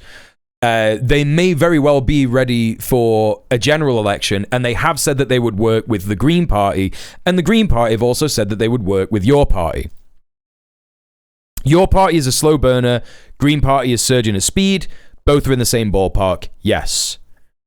What does that Brexit guy Boris Johnson have to do with this? Nothing. He's not in the picture. He's got a cushy consultant job. Do you mean Nigel Farage? Why don't they just merge? Well, that would be stupid at the minute, Randomino, because, well, I don't think they would want to do that. I don't think the members would want that. First of all, I don't think the members would want that because the members specifically want your party to be a vanguard party for a socialist revolution in the UK. That's what they want, right? The Green Party is not that. And I don't know if the members would want that. I don't know if Green Party members would vote for that. What you have, Randomino, is you have a bunch of revolutionary, crusty tankies who are like out there and doing organizing and want this to be a legit thing, yeah? Those are the people who are going to your party, and then you've got people who are electoral politics pilled, sort of like liberal electoral politics pilled, who want these left-wing socialist abolitionist reforms, but they want to do it in the You know what I mean? Within the system that they're comfortable with. So you've got those people who are in the Green Party, and I'm not saying that there's no radical elements of the Green Party. I'm a member of the Green Party, and I'm literally a fucking communist. You know what I mean? Vanguard Party, let's fucking go to Parliament with Jezza and pitchforks. They're not like saying it explicitly like that, but what they are saying is that, like, you know, obviously they want this to be like the real socialist alternative, the real socialist party that provides a vehicle for other organizations like trade unions and tenant unions and all that to build dual power. And they're the political element of that, right? Essentially. So it's very, very like, you know, the merge thing just wouldn't happen. It makes more sense to just have a broad popular front. It's what France are doing, and France's left-wing popular front, the Nouveau Front Populaire, they won the last election, and the only thing that stopped them was, you know, the fact that they haven't built enough dual power in France to do an actual revolution, because the only thing that stopped them was the president, Macron, saying, nope, you're not allowed to form a government. And that is likely what will happen if we still have the king in this country and a Front Populaire, because we don't have a Nouveau Front Populaire, because we don't have an old Front Populaire. That is likely what would happen if a Front Populaire in the UK got in power. Both Green Party and your party are member-led parties, so you can actually determine policy. The resolution by Green Party, the last conference, to prescribe the IDF as a terrorist organisation. Yeah, there's also that. There's also these kinds of things that the Green Party are doing. Like, the Green Party is just like the best party that you can vote for in by-elections at the moment, and depending on whether your party has candidates at the time of the general election in 2030 or whenever it's going to be, then, you know, whatever candidates they've got, if they're good candidates, you should support them, depending on what support they have. If the Greens have support, then that's great, but if your party has more support, you know. And asked whether he will stay on for 5 years, stay on till the next general election. How many people still support a monarchy these days? The problem with the UK is that we like to just like pretend that the monarchy isn't there, and so people don't think about it enough. And I've been saying this recently with all the fucking Epstein stuff. People should just be thinking about it a lot more. They really should just be thinking about it a lot more, because it's like, you know, again, like I was saying, capitalism just comes to an end point where children are commodified. That is just 100% evil. It is only in capitalism that you could get to a point where children are commodified. You know, that's what Epstein did. He bought and sold children. That's what fucking trafficking, child sex trafficking is. It's buying and selling people. Buying and selling children. You know. And the royals are all part of that. Like, they're all part of it. It doesn't help how in deep the royals are with the military culture. I mean, but we don't really have a strong military culture in the UK either. Like, people just pretend that stuff isn't there. People don't talk about it. When people are in the pub, they're not talking about this stuff. They are talking about Epstein. They're talking about Epstein. They're talking about Trump. They're talking about reform. They're talking about the Greens. That's what everyday people are talking about when they're having political discussions. You know? But other than that, people talk about football and traitors. Acknowledged that his cabinet had united behind him in the fight. The last bit about that exchange was about Wes Streeting and the WhatsApps he gave to us exclusively on Sky News yesterday in an interview I did with him for the Electoral Dysfunction podcast. And the Prime Minister was asked there whether he was going to sack Wes Streeting for releasing these WhatsApp messages unilaterally. Subsequently, the Met Police have put out a statement asking ministers, or warning them rather, not to publish messages, arguing it could compromise the investigation. That's crazy. So Wes Streeting is just like, he's just doing contempt of court, or whatever it's called. What is it called? Perverting the court of justice, if you're like just putting stuff out in the paper and shit. That's crazy. But again, the Prime Minister did not bite on this. He just said that the information should be managed in a way so the right information is released. We need to be totally transparent. But he did not take aim at Wes Street in at all. What does that tell you? It reflects what a weak position he is in. He's had a direct challenge from Anas Sarwar. Wes Streeton has got... Is it perjury? Is that what it is? Wes Streeton doing a little bit of perjury. WhatsApps in his argument to try and clear his name amid rumours about what might have been going on. It's just a really bad political move. It's devolved into a Twitter spat where people are now leaking DMs. Yeah, literally. Privately between Mandelson and Street, and he wanted to clear that up. And on both these matters, the Prime Minister does not want to get into a row with anyone. He has perjury is lying under oath. What is it that he's done then? Perilous moment of his premiership, Anyway, chat. I got to run to the toilet real quick. I won't be too long. Use this opportunity to use the toilet yourself, or get a drink, or stretch your legs, take your meds, all that stuff. Get a glass of water, get something to eat. I'll be like 5 minutes. See you in a minute. See you in 5 minutes.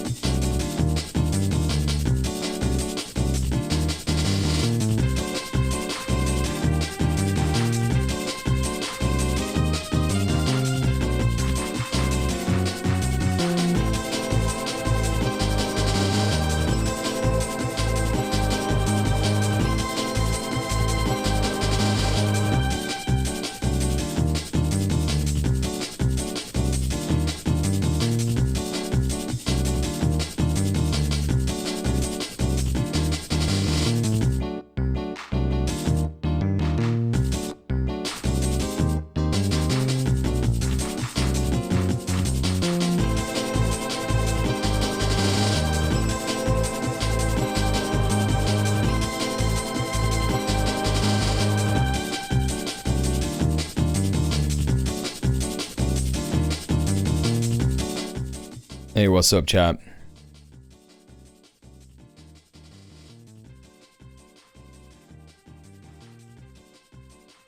Remember when Boris just said he lost his phone? You see, that's the thing. He should have just done that. Should have just done that shit. The Watcher, 180,000. Says, Carolyn Levitt stopped a press conference after all the press started asking about Howard Lutnick not resigning. Hell yeah, that rocks. We're going to watch that in a bit. Welcome in. All right. Let's get back to the last bit on this, on UK stuff. Well, not necessarily UK stuff now, but like the Labour Party stuff. We're going to transition into generalized UK politics stuff and news now. And yeah. Let's have a little look. Let's have a little look and see what happens. Government has admitted that his government is breaking the law in relation to Israel and its genocidal onslaught against the people of Gaza. So, it's an Owen Jones vid. Owen Jones, he's getting better, isn't he? But he's still bad. And he's chatting about Wes Streeting believes Israel committed war crimes in Gaza. Messages to Mandelson reveals. So, in this slew of messages that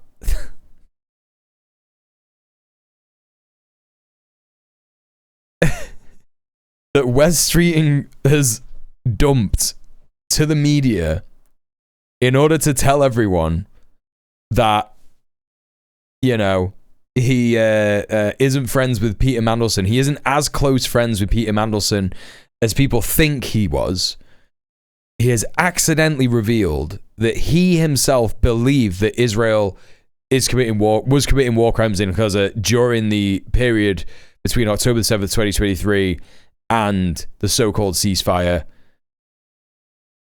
Incredibly interesting stuff. Let's have a little look at this. That is the most important detail to emerge in the transparent attempt by Wes Streeting, the ultra-Blairite Health Secretary, to overthrow the fatally wounded, politically speaking, Prime Minister Keir Starmer.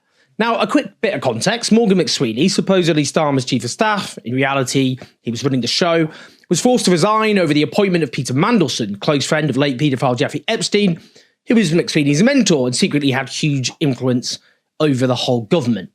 Now, as part of the inquiry into this shit show, ministers are obliged to hand over their correspondence with Mandelson. The government's forced into that position, and that will be made public. So Wes Streeting has released his text messages and WhatsApps with Mandelson in advance and published a Guardian column about it. This column's quite something. Wait till I get to it. Supposedly, the aim is to rebut smears about his association with Mandelson, but it is very obvious what he is doing. He's been running a secret leadership campaign for months. He's seeking to overthrow the Prime Minister, and he knows his association with Mandelson is a massive weakness. So he's trying to neutralise that. And he's also clearly thinking these messages will help him curry favour with what remains of the Labour membership. Now, before I get on to his confession about the government and Gaza, it's an inadvertent confession. It is a confession, though. In March 2025, so 11 months ago, Streeting suggests that Peter Mandelson, then US ambassador, hires Starmer's former director of communications, Matthew Doyle, and Mandelson asks why he was forced out. Streeting says, God knows. This is a whole separate topic as well, by the way, about Matthew Doyle, who's been elevated to the House of Lords. We'll talk about it another time. In this particular exchange, Mandelson says the government's problems do not stem from comms, and Streeting says, quite. I mean, what they're saying there is obviously Keir Starmer is a terrible Prime Minister. I mean, obviously everyone knows that. They're saying it's not about how they're communicating. It's fundamental to the government. I mean, you know, any sentient human being could work that one out.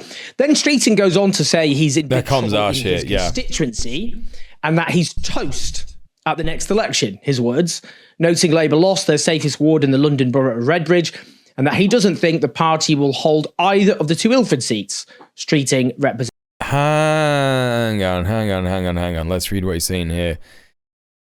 We just lost our safest ward in Redbridge, 51% Muslim, to a Gaza independent. At this rate, I don't think we'll hold either of the two Ilford seats. No, yeah. That's what all the polls are saying, Wes. Yeah, you got it, man. Yeah, you guys are going to get fucking destroyed. I think the party will hold either of the two Ilford seats. Streeting represents Ilford North. Now, the last election, where Streeting came so close to losing his seat, and he had no idea, by the way, in advance whatsoever, that he was in danger, In 2019, when Labour suffered a terrible national defeat, Streeting had a majority of 5,000 in his constituency. This time, his majority collapsed to just 528 votes. Yeah, Star Spangled Shitlock saying he won by like 3 votes, didn't he? Yeah, let's have a look here. Let's actually count it up. Independent Leanne Mohammed behind Wes Streeting there, 15,119.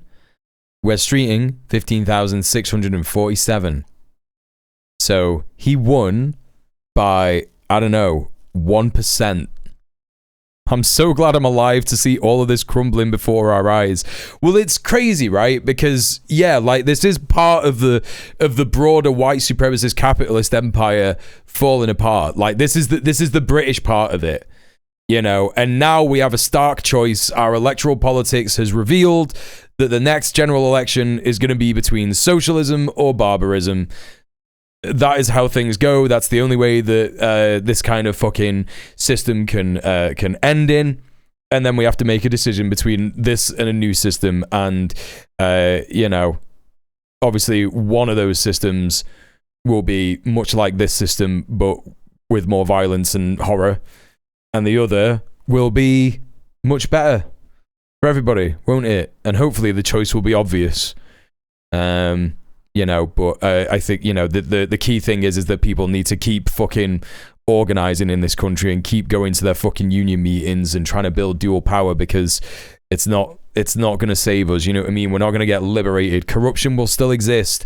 And even if there is a popular socialist government in the UK, as I said before, there's a very chance that the king could just turn around and be like, oh, sorry, you can't form a government. I'm going to have to give the prime ministership to the Reform, actually. You know?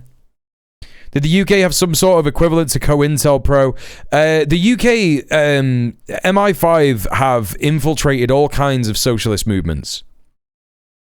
There's a famous case of a fella that infiltrated a environmentalist group in the 2000s,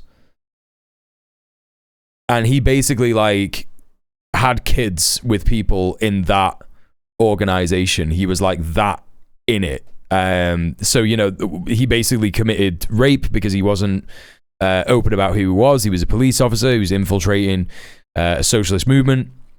What the UK, what MI5 do is they basically infiltrate leftist movements by the CIA handbook, you know?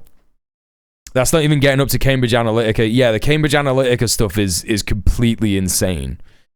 So you have like the, you know, the very, very obvious sort of like stuff that the USA, CIA, and FBI do, shooting Fred Hampton in his bed, you know, taking out all kinds of members of Black Liberation, the Black Liberation Front, I think it was called, and the Black Panthers. Taking out members of the Communist Party, infiltrating the Communist Party, all this stuff. And they had the CIA handbook for that. But the British just kind of do this like undercover stuff where they will go into organizations and they'll just, you know, you've seen that thing, right? You've seen the CIA handbook thing.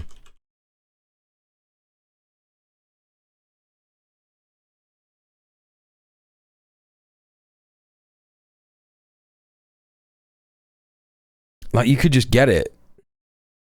You could just get it on the internet. It's ridiculous.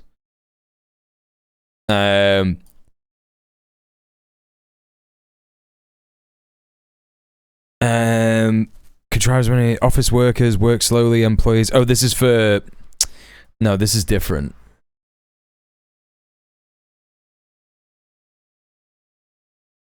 Here we go. Hello, me old chum. Why is there not a better quality image of this? Thank you for the follow. Deliberate incompetence thing, yeah. I get a better... Yeah, here we go. General interference with organisations and production. Insist on doing everything through channels. Never permit shortcuts to be taken in order to expedite decisions. Make speeches. Talk as frequently as possible and at great length. Illustrate your points by long anecdotes and accounts of personal experiences. Never hesitate to make a few appropriate patriotic comments. When possible, refer to all matters and committees for further study and consideration. Attempt to make committees as large as possible. Never less than 5. Bring up irrelevant issues as frequently as possible. Haggle over precise wordings of communications, minutes, resolutions. Refer back to matters decided upon at the last meeting and attempt to reopen the question of the advisability of that decision. Advocate caution and reasonability. Urge your fellow conferees to be reasonable and avoid haste, which might result in embarrassments or difficulties later on. Be worried about the propriety of any decision. Raise the question of whether such action is contemplated lies within the jurisdiction of the group or whether it might conflict with the policy of some higher echelon. You know? Sounds like what Starmer is doing about the texts, yeah. Yeah. The British police will infiltrate organizations and just do this stuff.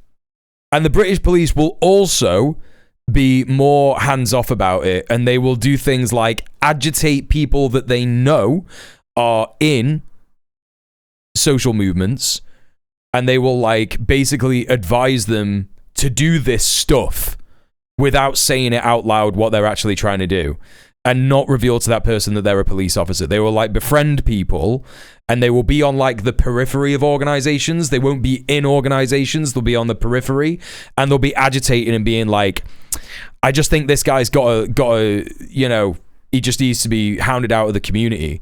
I just think that this person, she should be like completely destroyed. I think we should just trash her reputation because she's obviously a counter-revolutionary, you know, stuff like that. So that's kind of what the British police do. Why? Because he was nearly defeated by 23-year-old British Palestinian Liam Mohammed, a phenomenal result by an independent candidate. A nuclear slayer. One of the most important figures in the Labour And also, hi, Alejandro. He's absolutely right. Not a phrase I'm accustomed to uttering. He is toast. And Liam Mohammed is going to do the toasting whenever the next election happens. Now, yeah. Streeting then says there isn't a clear answer to the question why Labour, and Mandelson bemoans the lack of an economic philosophy, which is then followed through in a programme of policy. There isn't a clear answer to the question why Labour. The government doesn't have an economic philosophy, which is then followed through in the programme of policies. No growth strategy at all. You made this happen, dude. It's so wild that he's saying this. He's literally saying, the thing that I made Labour into doesn't work. That's so insane. That is so fucking insane. And Streeting says there's no growth strategy at all. A finger. They're right, by the way. There isn't a clear answer to the why Labour question. But what do we honestly think would be the answer under Streeting? He's even more naturally right-wing than Starmer is. He would just double down on the same problems. He's actually just a more ideological, you know, version of the problems. When Labour was in opposition, Wes Streeting told his colleagues, every day we should drag a sacred cow of our party to the town marketplace and slaughter it until we are up to our knees in blood. Lovely, charming stuff. Who speaks like this? Wes Streeting, he's a demon. He's a demon made out of flesh, crafted out of flesh, that was found on the floor of an abattoir. It's a recurring theme of mine. I know that. But why do these people speak like such massive raging weirdos? Normal people don't speak like this. It's because they think that they're in a kind of political thriller. They've got main character syndrome, and they think any chance of these texts have been created in the last 24 hours. The fact that it's got some revealing stuff about what Wes Streeting thinks about the government's complicity in the genocide in Gaza says no. But yeah. Yeah, also, you don't slaughter sacred cows. What is he on about? You know, in this kind of a political drama where they're one of the big, towering, dramatic figures. So he would have imagined himself saying it like this. Every day, we should drag a sacred cow of our party to the town market square and slaughter it until we're up to our knees in blood. Over to you, Keir. And then that's like the end, the credits roll. That's he did think that that's what it was going to be. Yeah. Banal. What he meant in practice. Up to our knees in blood is lyrics in an anti-Irish song.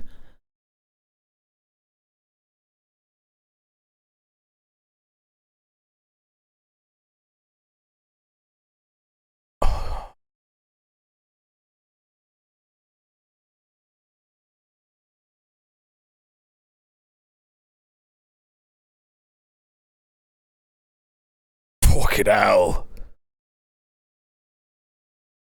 Fucking hell. I knew that these cunts were fucking bad, but that's mad. That's absolutely mad. It's about an anti-Irish razor gang in Glasgow that also got approval from the KKK.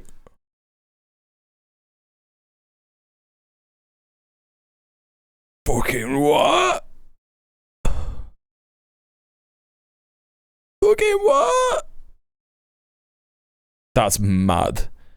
That's fucking mad. Is literally abandoning Labour's principles, indeed defining the party again. Is Wes Streeting a Nazi? A compelling question. Wants to privatise the only sort of socialist project that exists in the UK, the National Health Service. Is obviously racist, supports Keir Starmer's immigration services, essentially murders trans kids through systemic violence.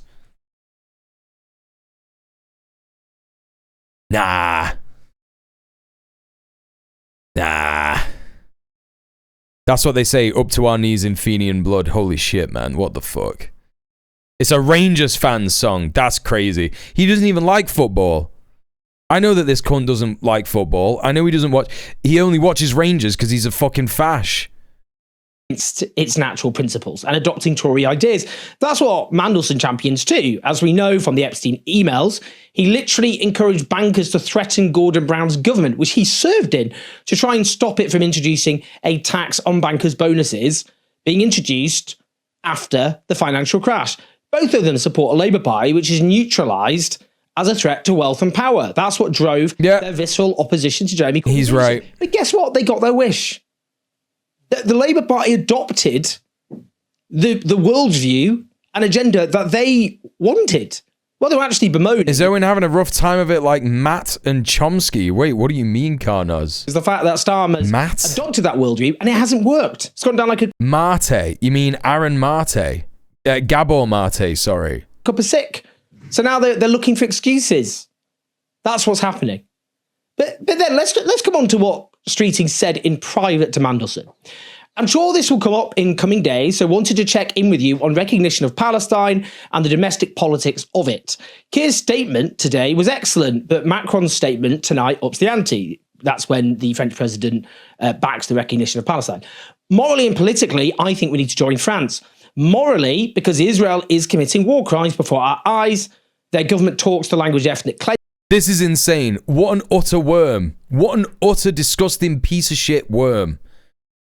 These motherfuckers knew that it was happening. This is the thing. We've been saying this all the fucking long. Every single one of these cunts in fucking government knows that this shit is happening. I've met with our own medics out there who describe the most chilling and distressing scenes of calculated brutality against women and children. And nothing. Done nothing. Not even ever. Like, Wes Streeting could have fucking resigned in shame when he knew about this stuff. But no, nothing. Absolutely fucking nothing. Just some like, oh, maybe we should do something. Like, if these are crafted, if he has created these WhatsApp messages that, you know, that he's released, this doesn't do anything for his reputation whatsoever. He's like, yeah, man, Israel's committing war crimes before our eyes. Taking actions to prescribe activist groups as terrorist organizations as well. Like, what are we doing, man? What are we fucking doing? This doesn't make him look like a good guy. This is why I think that they might actually be real DMs. Because this is insane. This is an insane thing to admit that this was your opinion.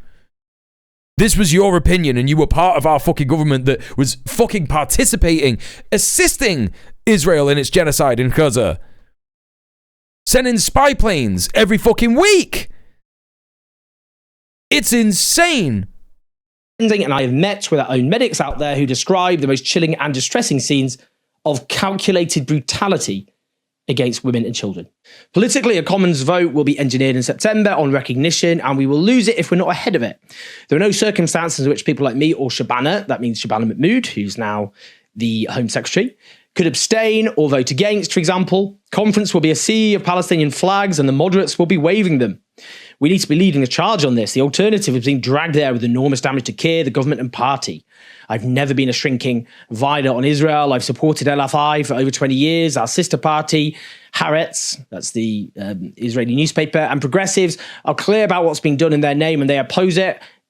Just quickly, I'm sorry, Labour's sister party in Israel does not actually. It supported the genocide. Yes, what the fuck is he talking about? What is he on about? Yeah, he doesn't know what he's talking about.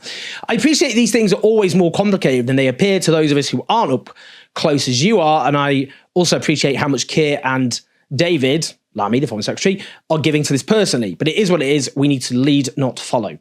Mandelson then claims such a gesture could blow a two-state solution out the water if Israel responds with further West Bank annexation and an unspecified reform of the Palestinian Authority. They were doing that anyway. They were doing that completely. They were doing that already. Talking there about just Israel can blackmail them into doing what they want. And Streeting says Israel's doing it anyway. That is actually obviously correct. The West Bank's been... The more progressive Labour are basically saying, let's read the room better and be more calculated rather than the fact that we're experiencing a genocide live stream. Yes. He's basically saying we need to do our politics better because it's, we can see what's fucking going on and it's going to look bad on us. Not because the moral argument is like, yeah, we just shouldn't be enabling this fucking ally of ours, so-called ally of ours, to be murdering people en masse. I mean, it's just a really important point to make this.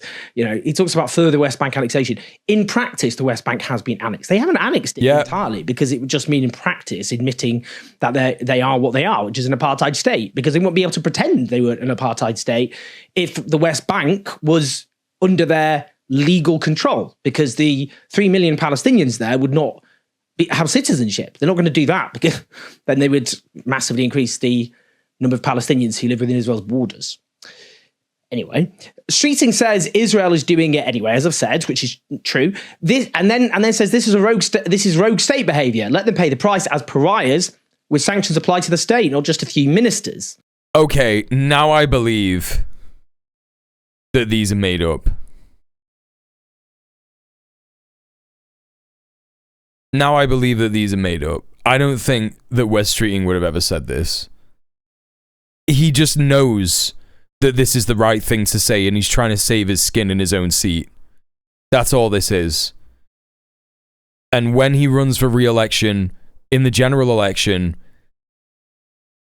in 2030 or wherever, he is going to say, look, I said to Peter Mandelson when all this was going on that we should have applied sanctions to Israel. I said it. And that means that I'm a good person. Like, no, the only right thing that the only thing that you could have done morally that would make sense ethically in the situation where you know that every other person in your party knows what's happening in Palestine, and you're there like, I disagree with this massively, but I have to work with these fuckers. What the fuck am I doing? The only thing that you could do morally is to step down and have a statement and be like, I'm a fucking whistleblower. Everyone knows what's going on. Everyone's talking about the war crimes. Everyone's talking about the genocide. They don't want to do anything about it because they're fucking cowards. You can tell it's Wes because it's a stupid strategy that will backfire that only he would think would be a 5-head political calculation. They're not real. They aren't real. These aren't real. He's made them up. Maybe some of them are real, but he's like added little bits in. He's added little bits in to make himself seem like he cares about Palestinian lives. Using human lives for personal gain is, he is a piece of shit. But then Streeting refers to risk and consideration Streeting is weighing up that aren't necessarily obvious to the rest of us. A few things here. I told Peter it was a bad idea on a party on Little St. James Island. What's the problem? Notes he's been a supporter of the pro-Israel lobbying group, Labour Friends for Israel, for 2 decades, which is not something to boast about. No, that's insane. An organisation which lobbies for the interests of an apartheid state and a genocidal state. They have no role in politics whatsoever. Now, I do not believe for 1 second that he would be talking like this without the pressure that has been put on him by Liam Mohammed and his own constituents, and by the fact, by his own admission, he is toast. at the next election. Yeah. Not least because of this issue, British complicity in genocide. Do you know what, though? It is good, because what it means, even though we know that he's like worming his way out of this shit, right? What it means broadly is that popular public support for Palestine is making these people shit themselves. And that's why it needs to continue. That's why, even though there is a so-called ceasefire happening, you should go to your local march. If it's happening still, if you're in an area where marches are still happening every week, you should go. You should go. And when you're there, you should meet people. You should try and meet people who are doing more work to try and make things better for people in Palestine. Hey, Mia, what's going on? How are you? Now, when he says regarding a parliamentary vote on the recognition of Palestine, there were no circumstances in which people like me or Shabana Mahmood could abstain or vote against, for example, what he's clearly saying, in my view, is that MPs and seats... Hey, by any means necessary, yeah. ...anger over Palestine is high, can't afford to vote against the recognition of Palestine because they would be, in his own words, previously there, thank you for the follow. Toast. He doesn't deserve any plaudits here, Wes Streeting. No. Every single politician knows that Israel is committing war crimes. The ones who publicly claim Israel isn't are just lying about it. That is the bit that's believable, right? That they all know that Israel is committing a genocide and they're just not doing anything about it. That's the believable bit.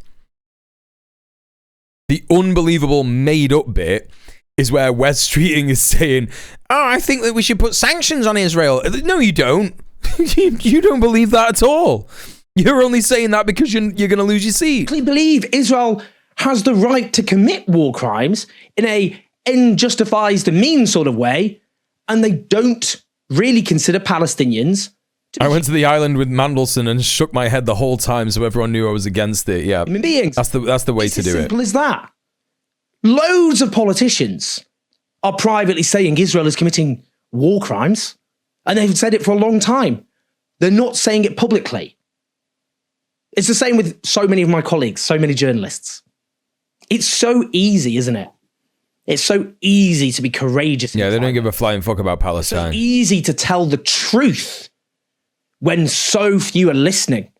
It's so easy to say what is obviously happening when there are no consequences. But politicians and journalists who spoke up about Israel's war crimes and called them such in public have been sacked, their careers damaged, they've been monstered, they've been marginalised.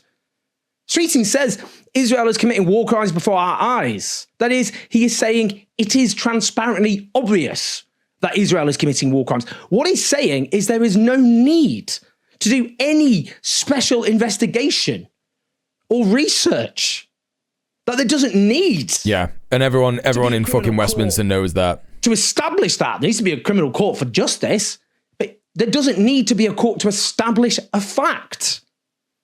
He's saying you just need your eyes because it is so transparently obvious that Israel is committing war crimes. Got a bunch of shit going on, yearning for having less shit going on. Yeah, I know what you're saying. About calculated brutality. I know what you're saying. Against women and children. Well, I've spoken to those medics too, including on this channel. Let me spell out what he means. He means that Israeli soldiers have deliberately targeted women and children. That Israeli soldiers have deliberately maimed. I kind of got like even though Owen is absolutely terrible on some elements of geopolitics, particularly Iran, I'm pretty impressed. I have to say, I'm getting a lot of respect for him back in terms of how he's still talking about this after every other fucking journalist has just decided, oh, there's a ceasefire, so we don't need to talk about it now. I am actually really impressed that he's still talking about this. Women and children. That Israeli soldiers have deliberately murdered women and children. In other words, he is saying correctly in private that Israel is committing the most obscene war crimes imaginable. But he didn't state what he regards as an obvious and undeniable fact in public, did he? And you know why he didn't? Not simply because Hey, Ash, best thing he ever did was leave Labour. Yeah. Fearful of the consequences for his career. It's because... Didn't he basically eat it from the traditional press for being pro-Palestine? Yeah. There is a legal obligation on the British government in which he serves as a senior member not to provide weapons to states which are committing war crimes. The British government continues to supply crucial components for Israel's F-35 jets, which have played a pivotal role in wiping Gaza from the face of the earth and slaughtering its people, yes, including the women and children that West Streeting refers to. Under the Export Control Act of 2002, the Export Control Order 2008, the Strategic Export Licensing Criteria, and the Arms Trade Treaty of 2014, the government is legally obliged to refuse or revoke licenses where there is a clear risk that the items might be used in the commission or facilitation of a serious violation of international humanitarian law. And that includes components for fighter jets. What does Israel need F-35s for? To defend itself. To defend itself from all those Palestinian children with stones, that's why. Including the crucial components for F-35 jets. No, but in all seriousness, Israel needs F-35 jets, not just to do a genocide, but also to threaten other countries in the region that it wants to expand over. The Lebensraum for Greater Israel. That's why Israel needs F-35s, you know? This government allows to be exported to Israel to murder Palestinians. West Streeting is therefore willing... Yeah, that's true. They need to counter Hamas gliders. Very true. The cunning linguist says herself. Hello, what? Hello. Herself. What? Moving. What are you on about? Which on the basis of what he has concluded is breaking the law and helping Israel to facilitate war crimes. He knows Israel is committing war crimes, and therefore he has to know that providing components for F-35 jets, which are used to commit war crimes, is helping to facilitate war crimes. There is no... Bonana says, please, Israel is also threatened constantly by the Islam countries. Yes, you're right. Yes, you're right, Bonana. Israel is threatened constantly by the Islam countries. That's right. That's what they're called as well, isn't it? The Islam countries. Yes. The Islam countries. They're always threatening Israel, aren't they? Israel's just a small bean, isn't it? It's just a small bean. That's right. Never did anything wrong, did it? And it's just those nasty Islam countries that threatens Israel constantly, isn't it? That's what it is. That's right.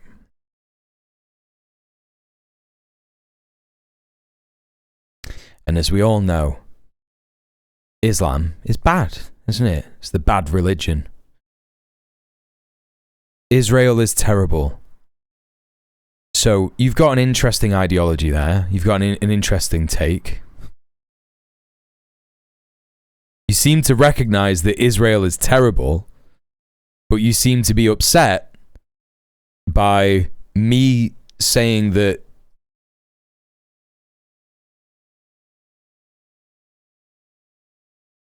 Israel is a belligerent rogue state in the region. So, I don't know what is happening in your brain. Feel free to explain yourself a little bit more. Don't put the religion and the Islam countries together. Chatter, that's what you did. What do you mean? You said the Islam countries. What are you talking about? What you on about? What do you mean? What? Islam is a religion. Do you know that Islam is a religion? Do you know that? Chatter.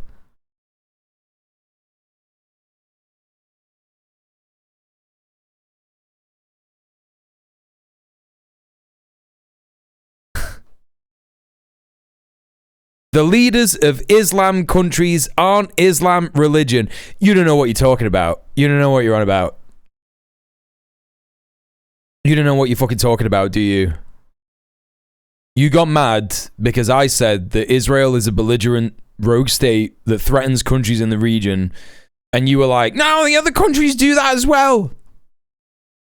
Okay, here's an easier one for you, banana. Which countries are threatening Israel? Which countries are threatening Israel? The Middle East has always been Israel versus the other countries. No, it's only been that way since Israel imposed itself on the Middle East, actually. Damn, that's crazy. Why is it Israel versus the other countries? That's so weird. Why is that?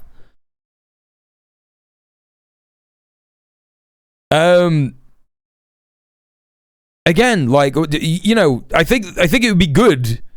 I think it would be good if you could answer the question that I just asked, which is, which are the countries that are currently threatening Israel? I would like to know. I would like to know what you think the countries are that are currently threatening Israel. How long has Israel imposed themselves on the Middle East? We're not doing that game now. I will answer your question, but only if you answer my question, because I'm the streamer, right? And you are defending a genocidal, fascist, colonial state. That's what you're doing. And this is an anti-fascist stream. We don't like fascists, and we don't like colonialism. We certainly don't like genocide. And that's because we're normal. Right? Now, what you've got to do is answer my question. And my question to you is, which Islam countries are currently threatening Israel?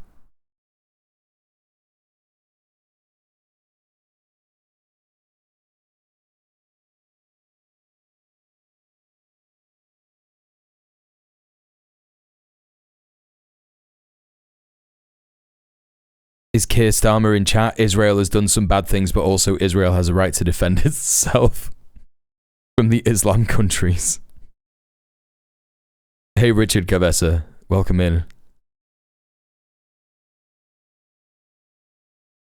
This shouldn't take too long. Like, this should, if you're typing like more than one country that I'm expecting you to say, it's insane that you're typing more than one country. It genuinely is. But, you know, continue to do it, man. He's looking stuff up. He's looking stuff up and can only find Israeli sources.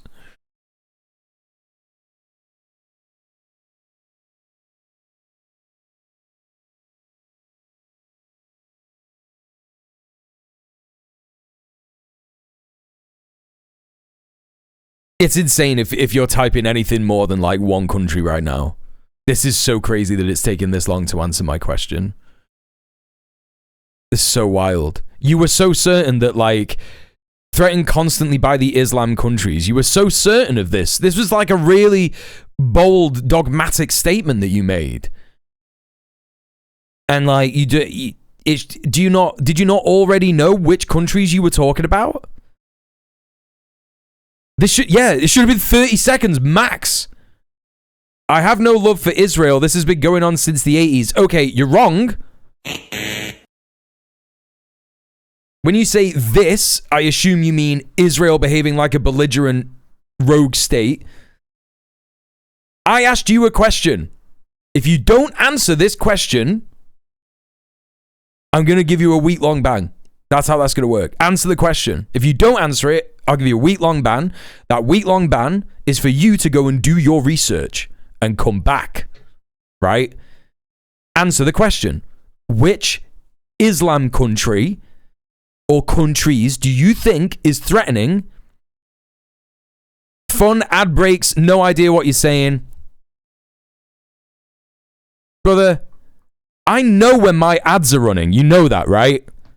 You know that I know when my fucking ads are running, don't you? You're a fucking dickhead.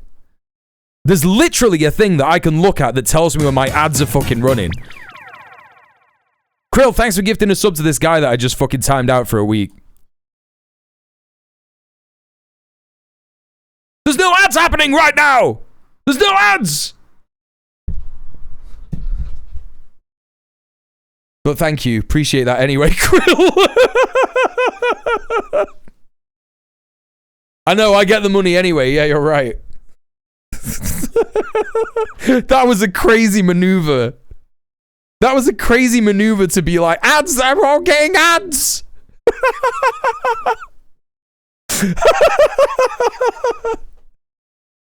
Oh, dude. Okay. Bless you for being patient. I mean, it's just always interesting to hear what they're like, what they're actually thinking, you know? Like, I want to know what these people are thinking. Please go away and, like, read up on what you're talking about before you make a bold, dogmatic statement. And then when you get called out by the streamer, don't just lie and say that you're getting ads. Insane. Sometimes you do hear some good stuff. Yes. We do, don't we? Like, who are the landlords? Exactly. The Soviets.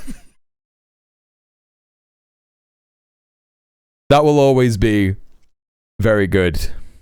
That will always be very good. Wait, why is a hype train happening? Why is that happening?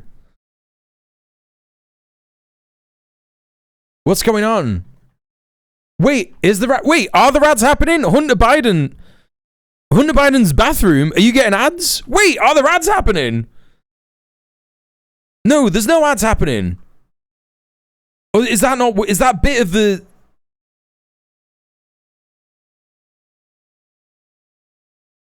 No, the Soviet landlord's chatter was so funny. A hype train and no cat cam. No, you don't get hype. You don't get cat cam from the hype train. What you do get from the hype train is the new Kneecap song. Oh, it's happening. You were in ads and you missed the end? Oh, shit. Maybe he was telling the truth. Okay, I guess Twitch isn't telling me when ad breaks are happening now? Okay, sorry about that. Sorry about that. Whoops. Whoops. Anyway, we're going to listen to the new Kneecap tune because we've got a hype train. If you want the hype train to continue, keep listening to music, please gift subs. All that kind of business. In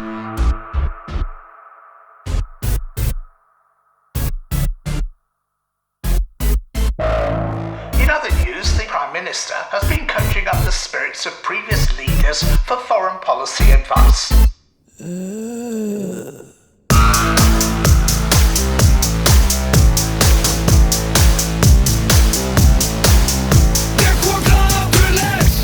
Magic Mia with a gift to Antifa Secretariat. Enjoy your ad-free viewing and your emotes. Thank you, Mia.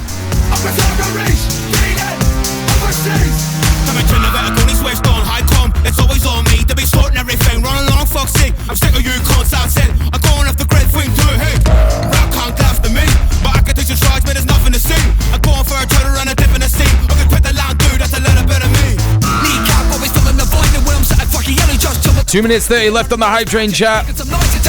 You want to keep listening to tunes? You're not getting away with fuck off. You're not getting away with doing nothing. The animal. Sub someone up in the chat. Give some bits. By any means necessary. Thank you for the 100 bits. Thank you for the bits.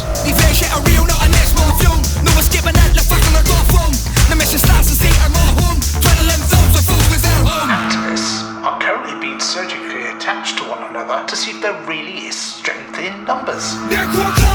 Krill with the 5 bomb. Let's fucking go. Thanks so much for gifting a sub.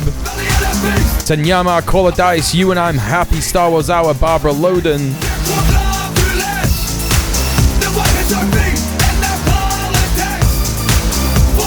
Enjoy your ad-free viewing and your subs. Your emotes even.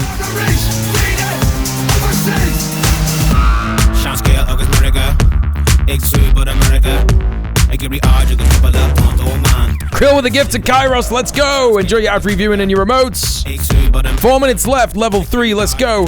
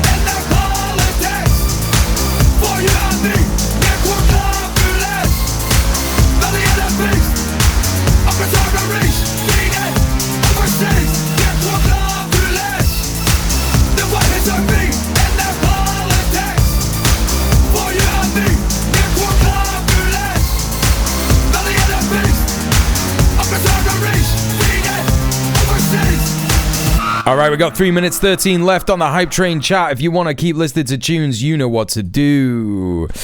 We're bringing in a classic on the Hype Train here on the djmuel stream. Gotta lose you for this one, VOD watchers. See you in a bit. 38 gift subs in here. Thank you so much, Krill, for all your support. All right, pretty decent Hype Train. Let's crack on. Should I unban that guy because I got the ad thing wrong? Because I guess like Twitch is not telling me when my ad breaks are happening. Why is that? It normally has like a big thing on the top of the screen, and it didn't. I guess it doesn't say it. Shall I unban him? I feel schneid. There were obviously ads happening at that time. Yeah, he was funny. Okay, we'll do it. We'll do it. You're coming back in. If you're still here, Banana, you're getting back in. Okay? Oh, wait, no. Wait, what? No, I did it wrong. Shit! Wait. Timeout. Banana. And it should be like 1 second. Yeah, there you go. You're back in. Bella's free. Welcome in. How you doing? Good to see you. Imagine if I accidentally modded him. Yeah. No, that would be good. That would be funny. Banana, are you back? Are you here? Are you still here? I'm sorry, I was wrong. I thought that there wasn't ads playing. Twitch is playing up. But you still need to answer my question as to who is the evil Islam country that is threatening Israel. We do want to hear from you, buddy. We do want to hear. We do want to hear that. Must be a glitch from the before with the stream F that desync the peripheral software. Yeah. It's got to be, right? It's got to be. Got to be. It's because Bezos is keeping more of the ad money, yeah. Please, chatter, we're sorry for not believing you about the ads, yeah. We are sorry. Hi, Larry, what's up? Getting out of that. And yes, Streeting is also privately correct that sanctions should be applied to Israel as a state. No, he made that up. And doing what his government has done, which is no, he made it up. He made it up. Sanctions to a few ministers who can be portrayed somehow as the real extremists, like unlike, for example, Benjamin Netanyahu. It's like, you know, these are the extremists, and then wait, I do want to explain. Wait, hang on. It was this guy, right? I do want to explain. I do want to go through this. I do want to go through this because Mia was asking about this, and I think that I should explain to her where the Soviet landlord shit came from, right? So this person came into the chat. When was it? What date was this? This was like first week of fucking. This was the first week of January. Honeymoony says, being communist and queer in the same time, it's so fucked up. And then said, what I meant was being a queer minority and supporting a regime that has historically committed several genocides sounds, well, you know. And then I was asking, like, what are you talking about? And he was like, communist ideology. And then I said, what genocides has the communist, the regime known as the communist ideology committed? And he was like, Holodomor. And I was like, how was the Holodomor a genocide? And he went, Google it.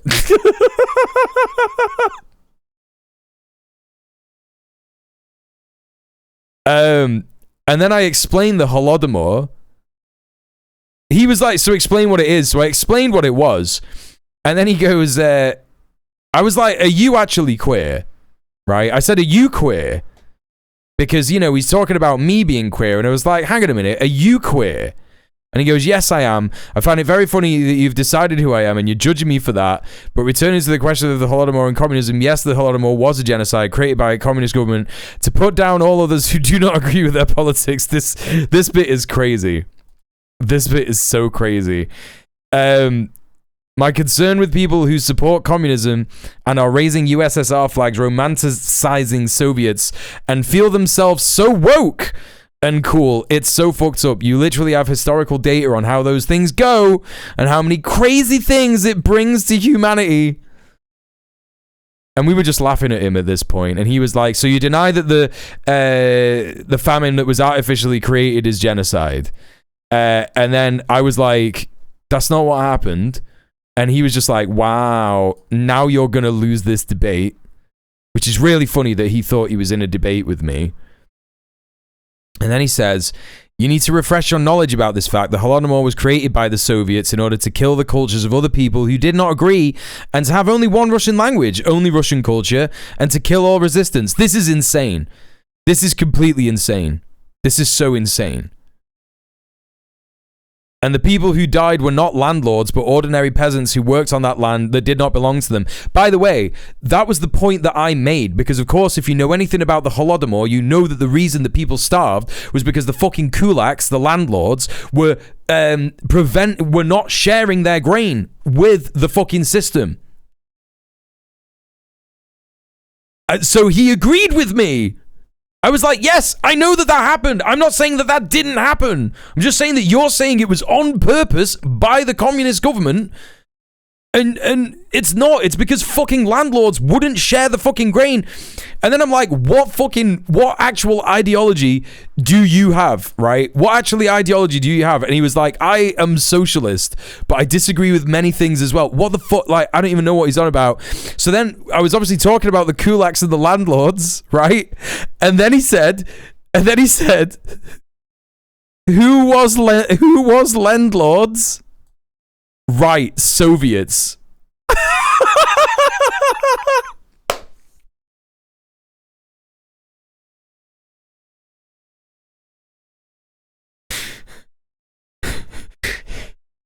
Easily one of the best chatters I've ever had. Excellent retort. We didn't even ban this guy. Why would we ban him? This was too funny. It was one of the funniest fucking chatters I've ever had in my life. Soviets being landlords is crazy. Saying that the kulaks were like secret Soviets is absolutely mad. That's absolutely mad. You know? Just absolutely insane. That was part of the reason. The other parts were drought and plagues. Some of the plagues were caused by uncollected wheat, so neglect on behalf of the local agman, not the Soviet Union. No. The uncollected wheat was not neglect on behalf of the local admin. That's what I'm talking about. That's the kulaks who weren't fucking, giving their fucking grain to the local admin. That's literally what it is. That's literally what I was saying. I actually like the word landlord, yeah.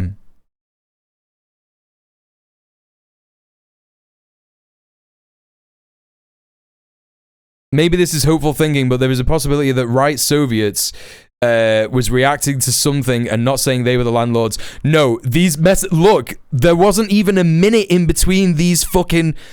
No, listen, we were there. It's on the VOD channel. You could go and check the fucking VOD. Yeah, it's the VOD from the 8th of January this year. You could go and see it. You could definitely go and see it. And you could see how you could watch this happen in real time. It's easily one of the funniest bits of the stream that's ever happened. Anyway. You can't ban these people. They come with zero malice, less information, but bags of confidence. That's true. But I think that this guy did have some malice. I think Zoot's right. I think that this guy did have malice because I think that what happens is when queer people see other queer people, like for example, this guy's looking at me like I'm a queer fascist, right? That's how he's looking, right? The kulaks have been expropriated by then, it seems, though. We're talking 1932. Weren't the kulaks dealt with by 1928? I don't think it was that simple, no. I don't think it was that simple. I think there was like an element of transition, right? In terms of people who were still, but like, look, we're talking about landlords. We're talking about people who were farmers who owned land, in the sense of what they were, they were trying to continue what they were doing in the before the revolution, And they were continuing to do that by holding on to grain and shit, you know what I mean? Yeah, it's not like a single process in time that happened. You know, it could absolutely be the case that, like, you know, it was being reported that the kulaks were dealt with, right, in 1932, but it's never going to be as simple as that. Like, you know, Russia's a massive country, and the other states that joined the USSR were also, like, you know, massive countries as well. Yeah, no, I think this guy was looking at me as if, like, I am like a queer person that supports fascists. I think that's what it was. It was a crazy thing to be presenting it as topic for a debate. Like saying it's so fucked up. It's like this is the first message. You know what I mean? This is what I don't like. That's why I don't like that chatter that was in here before. She was like, I hate that men say cumstered and dumpstered so casually, and it's like, okay, if that, like, look, if you don't like that I've said that, like, just go to another stream, innit? Like, if you don't like that I'm communist and queer, just go to another stream. Like, you know, be part of the community. And if you think that I need to, like, work on myself, like, why do you think I'm going to listen to, like, a new chatter that, like, I don't know, that is literally just like a name in my fucking chat on the fucking internet? Like, why do you think I'm going to listen to that? It's not going to fucking change a goddamn thing. All you're going to do is wind me up. And, like, you know, this in particular, like, saying, like, you know, trying to drive, like, some kind of a meaning behind, you know, being communist and queer and presenting it as this, like, mad hypocrisy or whatever, you know? That's just going to wind me up. It's just going to fucking annoy me. Anyway, we're getting back to the news. There's, you know, somehow separate from Benjamin Netanyahu, we're going after the bogeymen. Netanyahu is the prime minister. He's personally subject to an arrest warrant on charges of war crimes and crimes against humanity because he's in charge of the genocide. Again, so easy to tell the truth in private, isn't it? So easy to observe what's really going on when nobody else can hear apart from the other individual or individuals. Give me an ounce of the confidence these chatters have. Yeah, exactly. Except when it's too late. We say silence is complicity for a reason. What we mean is it's not just those who actively participate in crimes and loudly cheer on the crimes who are responsible. It is those in positions of power who know crimes are being committed, but choose not to speak out and act on those crimes. They are also responsible, not least if they are in a government which is helping that state to commit crimes. It is also striking Streeting believed that recognising Palestine was the appropriate response to this. That's the specific issue he was focusing on. When I visited Palestine last September, Palestinians were damning about this, by the way. They described it as 2 decades too late and a substitute for meaningful action. They said it was for domestic consumption. Yep. It was just to try and satisfy people at home rather than actually take or focus on the actual action needed against Israel.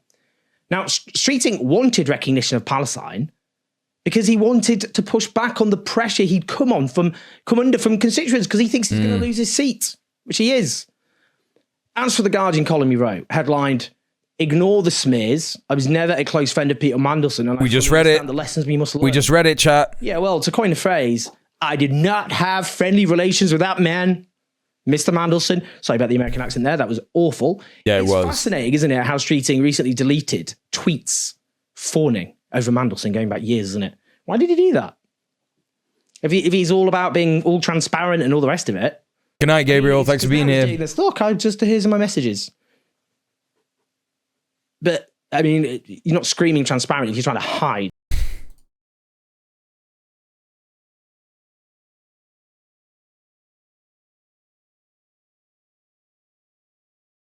S2 Devolta gameplays 1 FPM.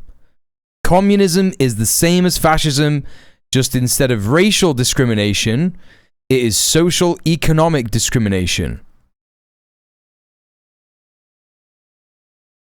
Elaborate.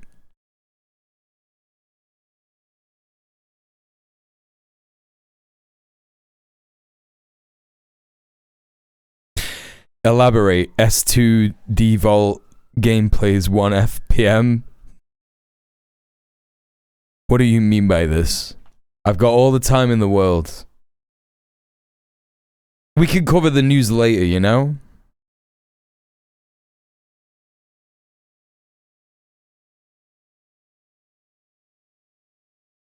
S2 de Volta is I'm back in Portuguese. It's this person is either Brazilian or from Portugal. Gotcha. It backs the path. Yeah, you can't discriminate against landlords. That's true. It's just mean, isn't it?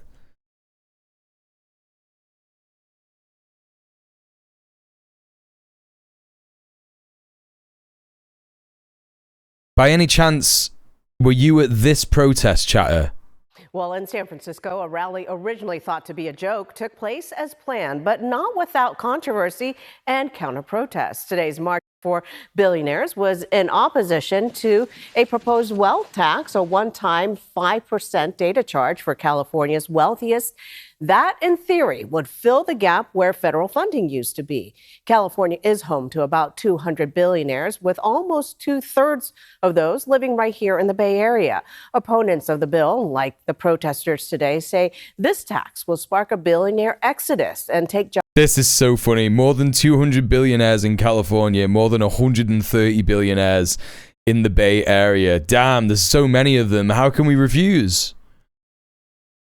How can we refuse? They'll clearly overwhelm us. Jobs with them. Here's John Ramos.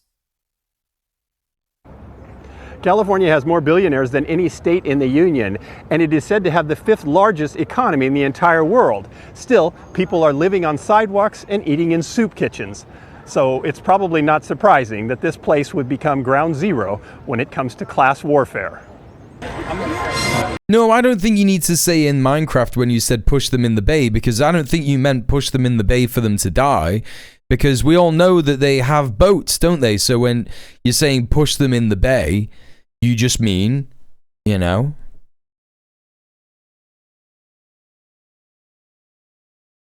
I support the same as Milton Friedman. There should be same tax percentage no matter what your income is. Oh, I get it. I see. I see. You're a moron. Yeah. Okay. Yeah, I did think that, actually. I did actually think that. That was my initial thought. I did think that you were just stupid. And that's correct. I was correct in that assumption, wasn't I? So, yeah. There you go.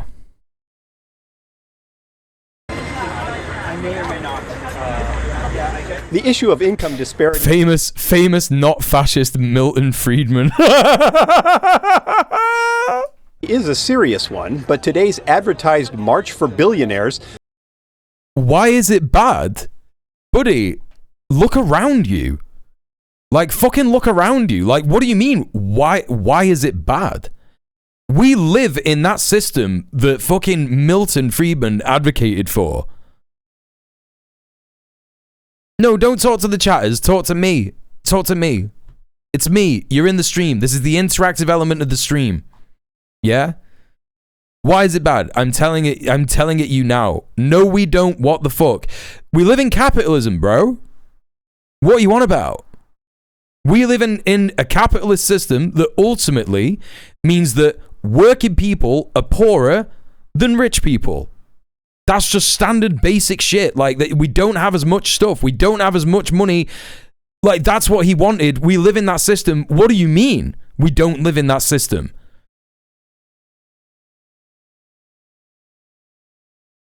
Poor people will remain poor. Rich people will continue to get rich. It's literally the thing that's destroying the world. It's the thing that destroyed fucking Network's country, Chile. Also, hi, Nellis. This is so, like, what do you mean, no, we don't? Like, so we don't live in consensus reality then, man? Also, hi, PvP. The wealth gap continues to get bigger and bigger, literally. You know? Why is it, this motherfucker said, why is it bad? Took a serious turn to the absurd. And organizer Derek Kaufman seemed to know it would happen. So I sort of guessed it would be provocative. I also think that if it were not called what it was, then it would not have gotten the attention that it did. The gathering at a park in the Fillmore district only... Does that person have a... This person has a shirt on that says "Smash Communism." This is a debate pervert rally. Fucking smash communism. With what? What you gonna do? What you gonna do? With trans colours? I'm choosing to ignore that bit of it. I'm choosing to ignore that bit of it. It's nothing... It's just a completely fucking misinformed idiot here, you know? You are telling me we're living in the same society described by Thomas Sowell Basic Economics? No. What I'm telling you is that you're a fan of Milton Friedman and you quoted, like, come on, man, like, you're saying words and you're just, like, pretending that you didn't say them, right? You're saying there should be the same tax percentage no matter what your income is. Right? Same tax percentage no matter what your income is. That's basically what is happening right now. That is the closest analysis of what is going on and why there is so much problems in our society. That's literally what the system essentially is. In some cases, people who are earning more don't pay any tax.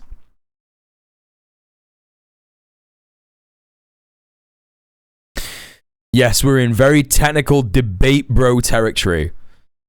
Billionaires get less tax, what the fuck? Right, okay, that's what I'm trying to fucking say to you, man. That's what I'm trying to fucking get across to you. Like, in terms of what you're saying, same percentage, like, if it was the same percentage, even if it was the same percentage, yeah, and billionaires were paying their fair share, we would have a better society, that's true, but it still wouldn't be enough. It still wouldn't fucking be enough, would it? It just wouldn't be enough. Because in the way that our fucking system works, there's always going to be people who earn more and more money. You know? That's why I'm saying we don't live in that society. Yeah, but don't try and come back from your, like, initial dogmatic statement.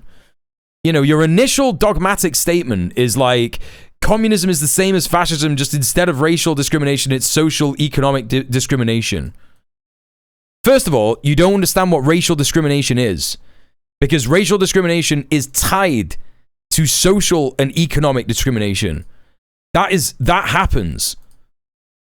That is informed by that and that. It's all connected, right? So first of all, you don't understand racial discrimination. Second of all, you don't understand fascism because fascism is more than just racial discrimination.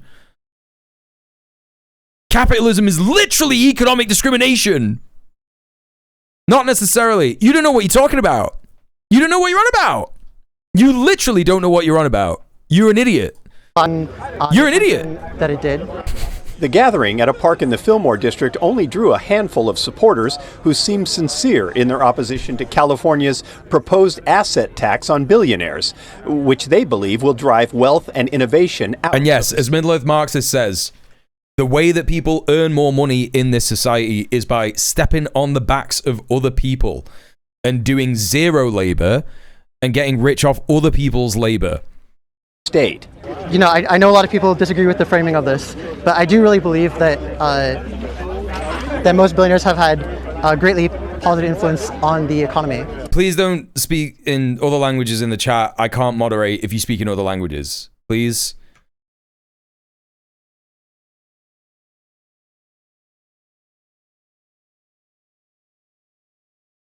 You're feeling ashamed. Please try and chat in English. A woman named Annie from Berkeley came up with the original idea. Bro, I'm just trying to talk with you. I'm not even American. What do you mean you're not even American? I'm not American. What are you on about? What are you on about?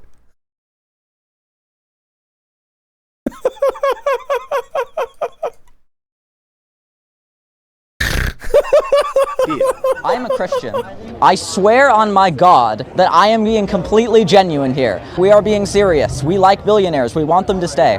But that's crazy. What the fuck is going on there? This is so mad. This is you, isn't it? This is you were here. You were at this protest. The unusual notion of a march to support the wealthiest people in the world also drew a lot of media and some snarky opposition. People poured on the sarcasm as they discussed the plight of the downtrodden billionaires. Yeah, if you don't say psych, you'll always be known as Friedman guy. Yeah. We kind of sort of live in a global capitalist system. Yes, correct.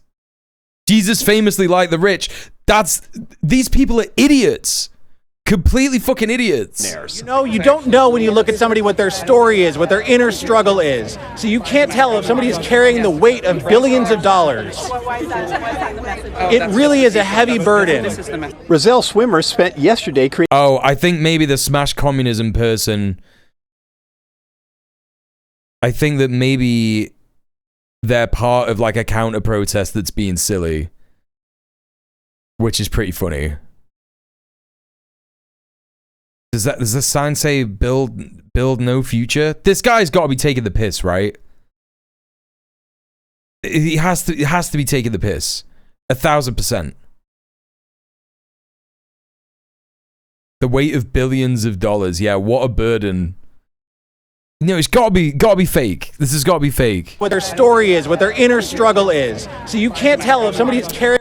He's got painted fingernails. I think that this person and probably some of these other people on this side, I think they're at a counter-protest, you know? The weight of billions of dollars. It really is a heavy burden. Roselle Swimmer, yeah, that person's joking. They have to be. A giant puppet of a chef wielding a butcher knife with the slogan, "Eat the rich." That's great. To match their absurdity with my absurdity, to point out just how ridiculous they look by having a 10-foot puppet to chase them around. With that, the march began, heading for City... This is why I don't fuck with irony poisoning. It feels like they're in on the joke, but they're also completely serious. Yeah, no, absolutely, yeah. Hall. Along the way, it drew plenty of stares and a bit of outrage from small business owner John Quillinan, who supports the idea of a 5% tax on billionaires' wealth. The fact that that is not acceptable to them makes me sick to my stomach. I would give up 5% of my net worth over 5 years to help my community. I own a small business. I'm not doing amazingly, and I would still do it to help people. What's wrong with you that you won't? But Michelle and Jesse Foster were mostly confused. Yo, please don't speak in other languages other than English in the chat, please. I just said. At first we were horrified, and then I'm not sure if they're joking. They have to be joking. It's a joke for sure. Cynical. Has to be. Yeah. You don't think this is real? No. I mean, is it kind of hard to tell, though? A little. It's a little scary these days. You can't trust anything, right? So, anyway, I was on the phone with my daughter, and I'm like, I've got to hang up. I've got to go yell at these people. When the group of supporters and detractors reached City Hall, they were still arguing. But it was still hard to know what to take seriously. That's Grandma the way gets politics it. is these days. So much of it seems like it can't possibly be real. Okay. There you go. That was that. Let's finish the Owen Jones video. Your association going back years by deleting tweets. Chat, by the way, been live for 3 hours and 42 minutes. This is my full-time job at the minute. Please consider. Great. My fucking bot just isn't fucking working, so I can't even give you the fucking tip link. I guess I'll just have to go to it in the program. Tip. Where is it? Right, okay. Alright, let me just copy and paste the bot message. Please consider...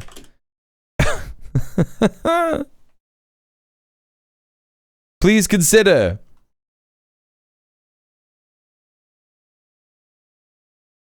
donating to the stream. Please consider giving me money. Like I said, it's my full-time job. I would only ask you to donate the same price that you would pay for a sub on Twitch. That would be £5. Hit the Streamlabs tip link in the chat. If you like what you're watching, if you've laughed, if you've had fun, if you've learned something, please consider donating to the PayPal to help me pay my bills, eat, pay the rent, all that stuff. As I said yesterday, I'm getting sanctioned by Universal Credit at the minute, so it's going to be a tough month for me. I know it's a tough month for everybody probably, but if you can't support the stream, then you can just go to the go live posts on Blue Sky and Twitter, and you can like, comment, boost those, retweet them, whatever, repost them, retweet them, and you can get more eyes on the stream, and that will be good for everybody, won't it? That'll be good for everyone. So please consider doing that. Close friend is obviously the sort of term you can make intentionally difficult to define and impossible to kind of nail down what it actually means. But before all of this, there was no doubt at all, in my mind, that Streeting would have referred to Mandelson as a friend and an ally and an inspiration. The messages between the two were full of affection and kisses. In the piece, he says he won't wash his hands of his actual association with Mandelson, that they saw each other for dinner on average once a year in a group setting. He didn't say in what timescale that was. As The Guardian has reported, he would, in the Corbyn era, regularly meet up along with others, along with Peter Mandelson, to plot. No, you don't have to worry, Network. You didn't break any of the rules. It's fine. You could swear at other chatters, especially if they're new chatters and they're not part of the community. Do you know what I mean? I just draw the line at, like, you know, people having a go at, like, regular chatters. Like, you know what I mean? Like, for example, if Nellis started having a disagreement with Mermaidrienne, I would be like, cut it out. But if it verged into, like, threats or nastiness, that would be a weak ban, for sure. Having a go, yeah. Come and have a go if you think you're hard enough. That's the saying, innit? And in the early period of Starmer's leadership. So I don't know what he means by, you know, we saw each other on average. Me? Never! Yeah, exactly, because you're a good chatter. What is he talking about? I mean, obviously, Pete Mandelson was in the United States. Now, the basic fact is, when Streeting was affectionately... Yeah, if you're new, just like, I don't know, man. This is so weird. Corresponding with Peter Mandelson, he knew that Peter Mandelson was a friend of Jeffrey Epstein because it was in the public domain. I went on BBC Radio 2 in December 2024 when Mandelson was appointed ambassador, and specifically where I live, we just say Skoden. I googled that and it said it's like a First Nations thing.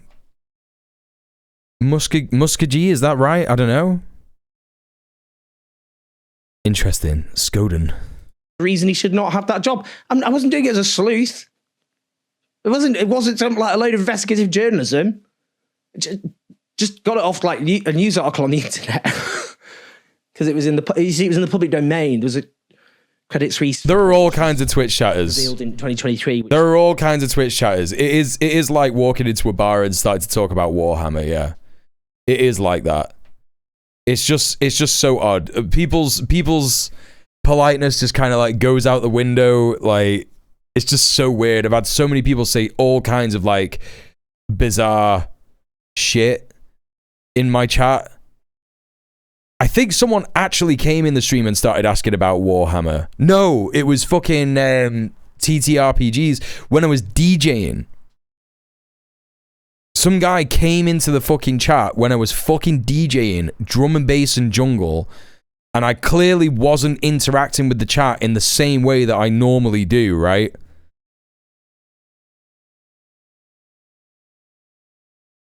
And this guy was like, are you a fan of fucking X campaign or whatever? And I was like, what are you talking about? And he was like, it's D&D. And I was like, what are you talking about? I'm throwing fucking bangers in the dance. You know? Madness. Made clear the specific close friendship. Name one, just made me see red. Maybe the one who killed my grandfather. Yeah, exactly. Oh, also, I'm sorry to hear that, Network. That's mad. You know, as if, you know, I'm just a writer and a journalist. I can just go and Google. The D&B to D&D pipeline is real. There's a whole compilation album with references. I don't believe it. Going on. And also, like, I'm not gonna know about that. People they know for years. Bullshitting all of us, you know. They're just they are taking the piss. Taking the piss out of you. They think you're stupid. They think you're thick. That's what they think. To return to the point about Wes Streeting in his text about Gaza, as those of us who actually spoke out have said all the way through, everybody knew. Diesel Boys, the Dungeon Master's Guide. Who is that? Who Megalol? Yeah. I don't know how you and your wee daffy pals. I don't know who your fucking wee daffy pals are. Who the fuck's Vinny? Knew what was going on. There were no excuses. There are no excuses. There could not have been more evidence, and the perpetrators of this genocide openly boasted over and over again about what they were doing. As this cabinet minister admits the government broke the law and assisted war crimes, inadvertently admitted, but he has in practice admitted it, we must make sure they do not. I mean, you jest, Stalker, but there might actually be a Red Planet tabletop role-playing game campaign that happens when Tim's TTRPG comes out. Dark RPG. So, you know, please consider going to Red Planet, subscribing, giving money on the Patreon, etc. Get away with it. Please like and subscribe. Do help us take... No, don't subscribe to Owen Jones. Subscribe to me. It's me! Right, okay. Here's the tab from before when I was Googling where Exeter is. Oh, fucking hell. That's so funny. Alright, okay, we're moving on. Here's a funny little bit. Someone on Blue Sky finding it very funny that Wes Streeting is saying this shit. Ignore the smear. Ignore the smears. I was never gonna steal that pick-a-nick basket and eat the delicious food Ranger Smith had made for lunch. Quite frankly, it's insulting to suggest that Boo Boo and I would do such a thing. WhatsApp messages reveal that Yogi Bear messaged Boo Boo to say, "Are you ready to steal the absolute fuck out of that pick-a-nick basket, Boo Boo?"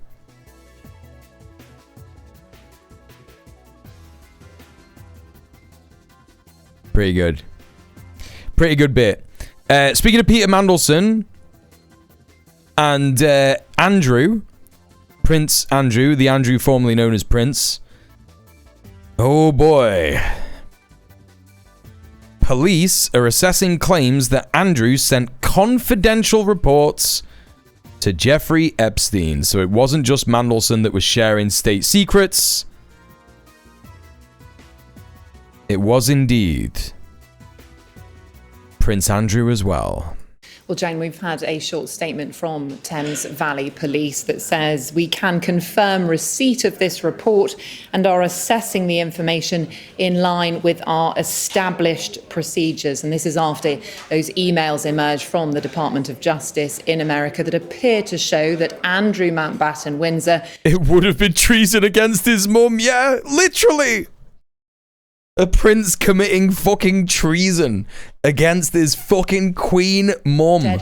Confidential reports about his time in Hong Kong, China, Singapore and Vietnam with the convicted paedophile Jeffrey Epstein. One of those reports he shared just 5 minutes after he himself had received it from his special advisor, and he also appears to have looped 5 minutes Epstein into confidential reports about the investment opportunities in a reconstruction of Afghanistan. Now, all of this took place. Oh my God. UK trade envoy, and the government guidance on that role is very clear. It says that there is a duty of confidentiality not to share sensitive commercial or political information about relevant markets. Now, there has been insane response from Andrew today to these new allegations, although he has always denied wrongdoing.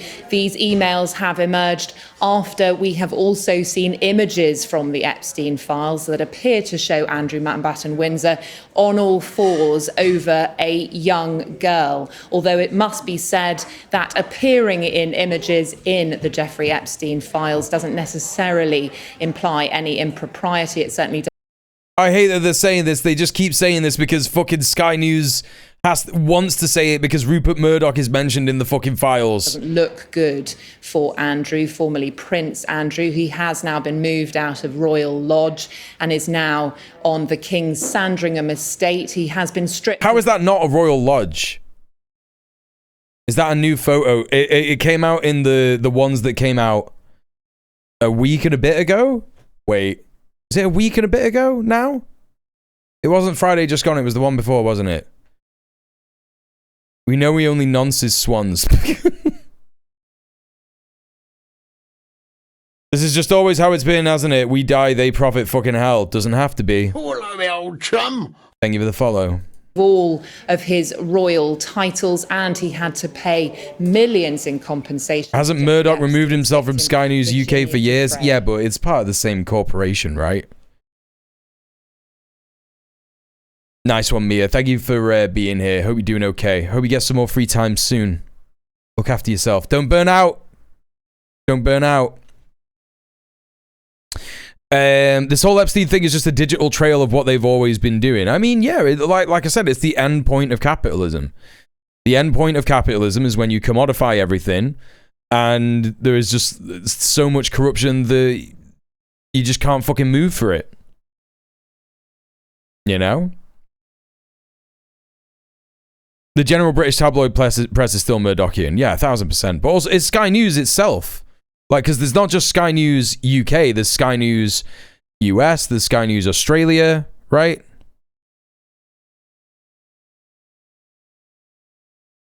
His mum paid millions to his victim, and then Diana, died in a nasty accident. Yeah. Yeah. It is really important, however, that we continue to reiterate that Andrew Mountbatten-Windsor denies any wrongdoing in any of these issues, and we have put these revelations from today to his team, but we are yet to hear back. All right. Thanks. Interesting stuff. Let's check out some posts. Wow, what's this? From November 2023.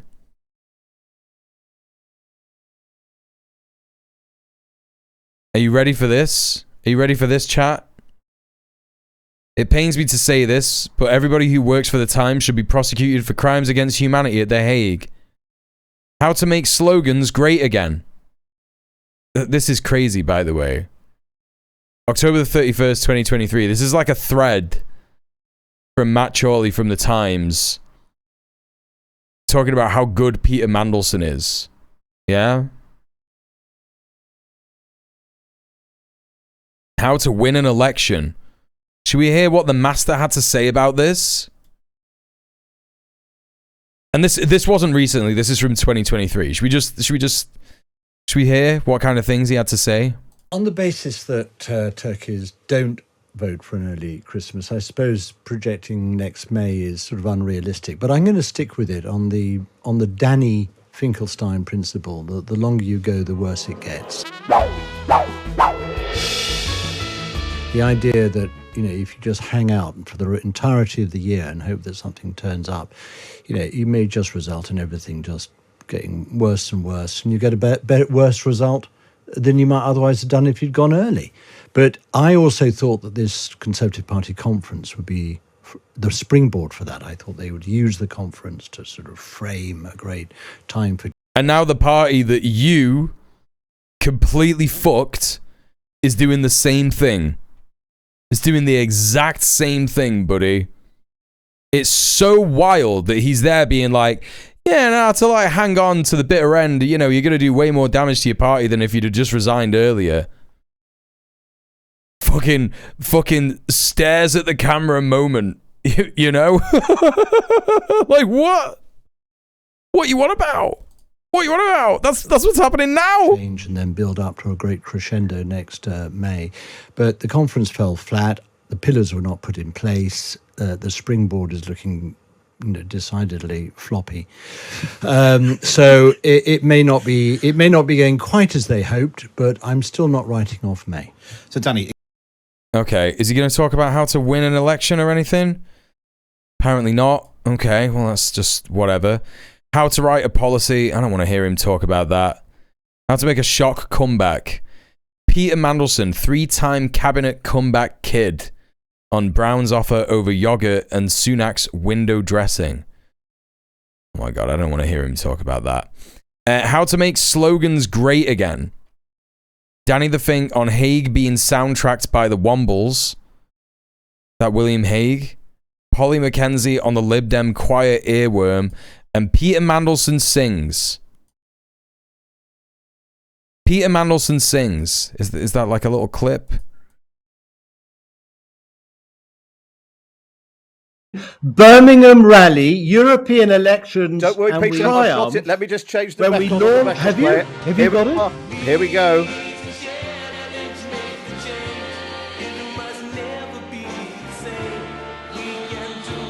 He doesn't know the words.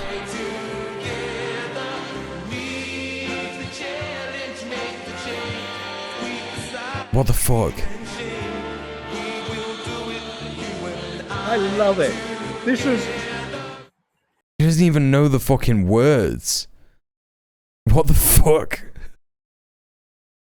Yes, they should be tried for war crimes at The Hague. Is he having a very slow stroke? You think he might be a bit thick? I am still convinced that all of these people are stupid. You've got to remember that we don't live in a meritocracy, right? We simply don't live in a meritocracy. So Peter Mandelson did not get into the position that he was in because he was good at anything. He got into the position that he was in because of who he knows, who he is, where he was born, how much money he's got, how much money his mum and dad had. That's it, right? That's literally it. That's all it is. I think they're all stupid. Like, again, if you look at Jeffrey Epstein was stupid as shit. They don't hear the words, that's really daft, you prick, often enough. No, real. With Epstein, it's just about being willing to do terrible things to people. Mandelson probably isn't too different. I think they're all like that. They're all like that. You know? They're all fucking like that. Well done, The National, and fuck you, Mandelson. It's in the public interest. So, apparently, let's take a look at this. Another great article from The National here. Let's have a little look. The full secret notice Peter Mandelson just sent to all UK media. This was the 6th. This was Friday.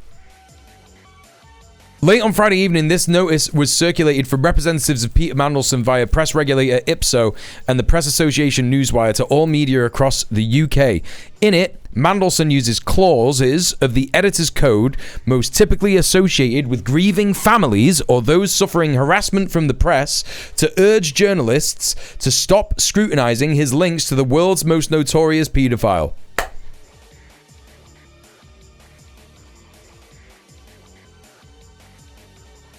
Not so much of a secret notice. Well, I mean, it would have been secret if The National hadn't fucking published it and they did the right thing. This is the right thing to do when someone abuses clauses of the editor's code associated with grieving families or those suffering harassment from the press. To say, please stop talking about how I'm linked to Jeffrey Epstein. We believe it is strongly in the public interest to publish this memo. Here it is in full. This is crazy. Confidential, strictly not for publication. Ipso has asked us to circulate the following advisory. Ipso has today been contacted by a representative acting on behalf of Peter Mandelson. Mr. Mandelson's representatives state that he does not wish to speak to the media at this time. He requests that the press do not take photos or film, approach, or contact him via phone, email, or in person. His representatives ask that any requests for his comment are directed to redacted, because obviously that's, you know, the number. They're not going to publish the number of, you know, the contact. We're happy to make editors aware of his request. We note the terms of Clause 2, privacy, and 3, harassment of the editor's code, and in particular that Clause 3 states that journalists must not permit persisting, questioning, telephoning, pursuing, or photographing individuals once asked to desist, unless justified in the public interest. Please do not hesitate to contact me to discuss any code issues on Redacted or out of hours on Redacted. This is fucking disgusting. Disgusting shit. You know? So great reporting there from The National. one of the main reasons that I am a big fan of their reporting. Just moving on to other British politics stuff. There's an article here in The Standard with Zach Polanski. I want to... how do I do this? Yeah. Wait, what the fuck is going on? Wait a minute.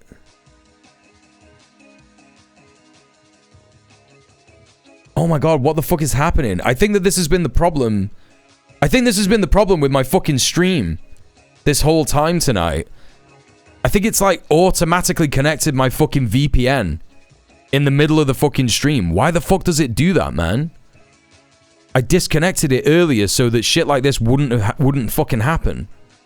That's so annoying. If I click disconnect now, it's gonna end my stream. No, I can't do it. That's so annoying. Bro, that's so fucking annoying. Okay, so I'm not gonna be able to read this. Am I still gonna be able to read this? Oh, I can read it. Okay, it's fine. Alright, it's fine. I can read it. I can read it. Yeah. Alright. Article from Zach Polanski here in The Standard. Really enjoyed this interview, and it's refreshing that the journalist says she doesn't agree with all of my politics, but still engages with the ideas. You don't have to agree with me on everything, just the basics. It's time to make hope normal again. Let's have a look at this interview. Zach Polanski, the Labour Party, a big corporate, captured they're doing the things they've been told to do. Green Party leader Zach Polanski has taken the fight to Labour with his brand of eco-populism, but while he's riding high in the polls, do his economic policies really stack up? They love to do that, don't they? As soon as someone has any kind of socialist-based reform, they're like, will it work? I'm having the time of my life. It's amazing, says Zach Polanski, eyes twinkling in his signature navy blue suit, vintage Uniqlo, eating a vegan breakfast in one of his favorite cafes in Dalston. He's facing the wall, but such are his quite astonishing newfound levels of popularity. He's already been approached by fans. The 43-year-old headlined at Heaven the night before, and social media was duly flooded with videos of admirers genuflecting to him. What's it like to be famous? Surreal is the place I would start, he grins, but quite early on I had a moment where I thought I got into politics because I love connecting with people and I love community, so actually I'm loving it. 99% of the interactions I have been positive. He continues taking a thoughtful sip of tea with oat milk. Online is a very different conversation. That's a toxic cesspit. I get homophobic abuse, I get anti-Semitic abuse, I regularly get death threats. Hey Zero Dover, how's it going? Welcome in. It's certainly true that Polanski polarizes opinion. It's also the case he might be just the most exciting politician of his generation. He became a member of the London Assembly in 2021, but his cut through since becoming leader of the Green Party last September has been remarkable. Membership has more than tripled to 184,000, putting the once fringe party ahead of the Conservatives. My number one mission was to make Keir Starmer more scared and worried about losing votes to the Green Party than Reform. I think we're at that place. Yes!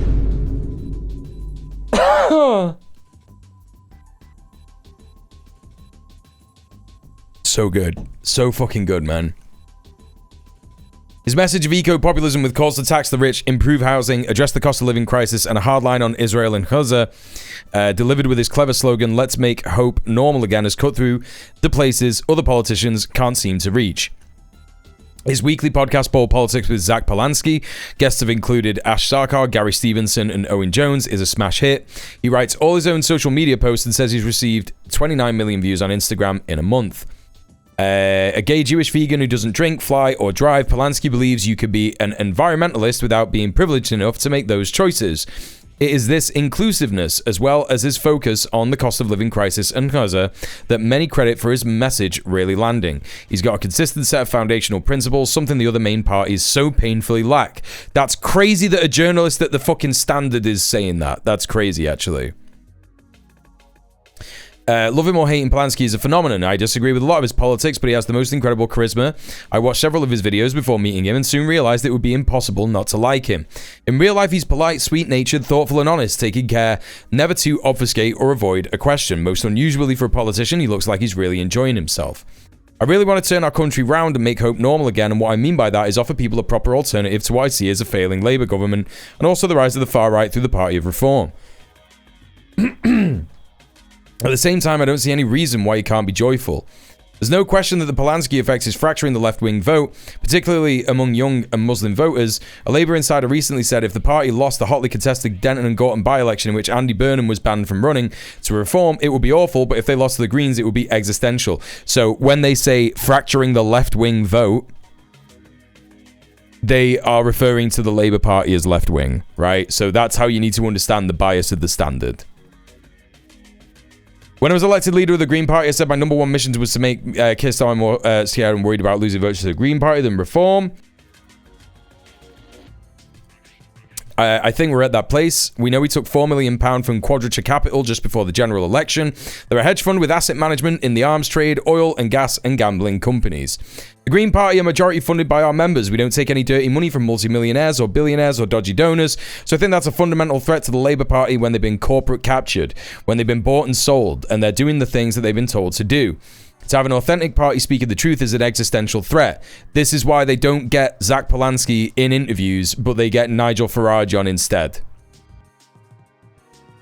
Starmer has recently tried to step up attacks on the Greens, describing Polanski at Prime Minister's questions the week before we meet as high on drugs, soft on Putin. Polanski is furious. I thought they were vile comments, he says. First of all, drug harm is a really important issue, and I've met families who've lost children and grandchildren, brothers and sisters on the so-called war on drugs. On Putin, I've been very clear over and again that Vladimir Putin is a dictator who's killing people in Ukraine. Meanwhile, Starmer wants to be friends with Donald Trump, a man who says he admires Putin, brought Volodymyr Zelensky into the White House to shame him, and Starmer still wants to keep the so-called special relationship with Trump and shrugs his shoulders when he threatens Greenland, who's our NATO ally. I mean, this is where the Green Party falls down, yeah? It is sort of like bad liberal geopolitics policy, but you know, again, the reformist policies that they have are broadly very, very good, particularly the Israel policy, anti-Israel policy, really it should be described as, because it kind of is.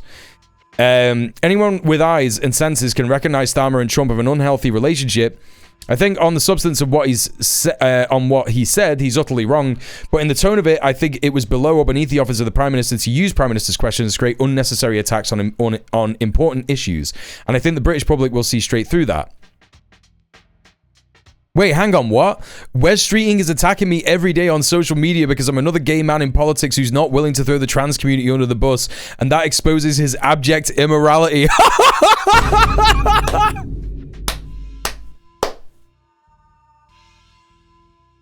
That's so good. Polanski's a pleasure to interview because he'll answer any question about anyone. He must know what it's like to be othered, but he's more bothered about power than protecting the other. It's disgraceful. I love Zach Polanski, man. I love this guy. What a legend.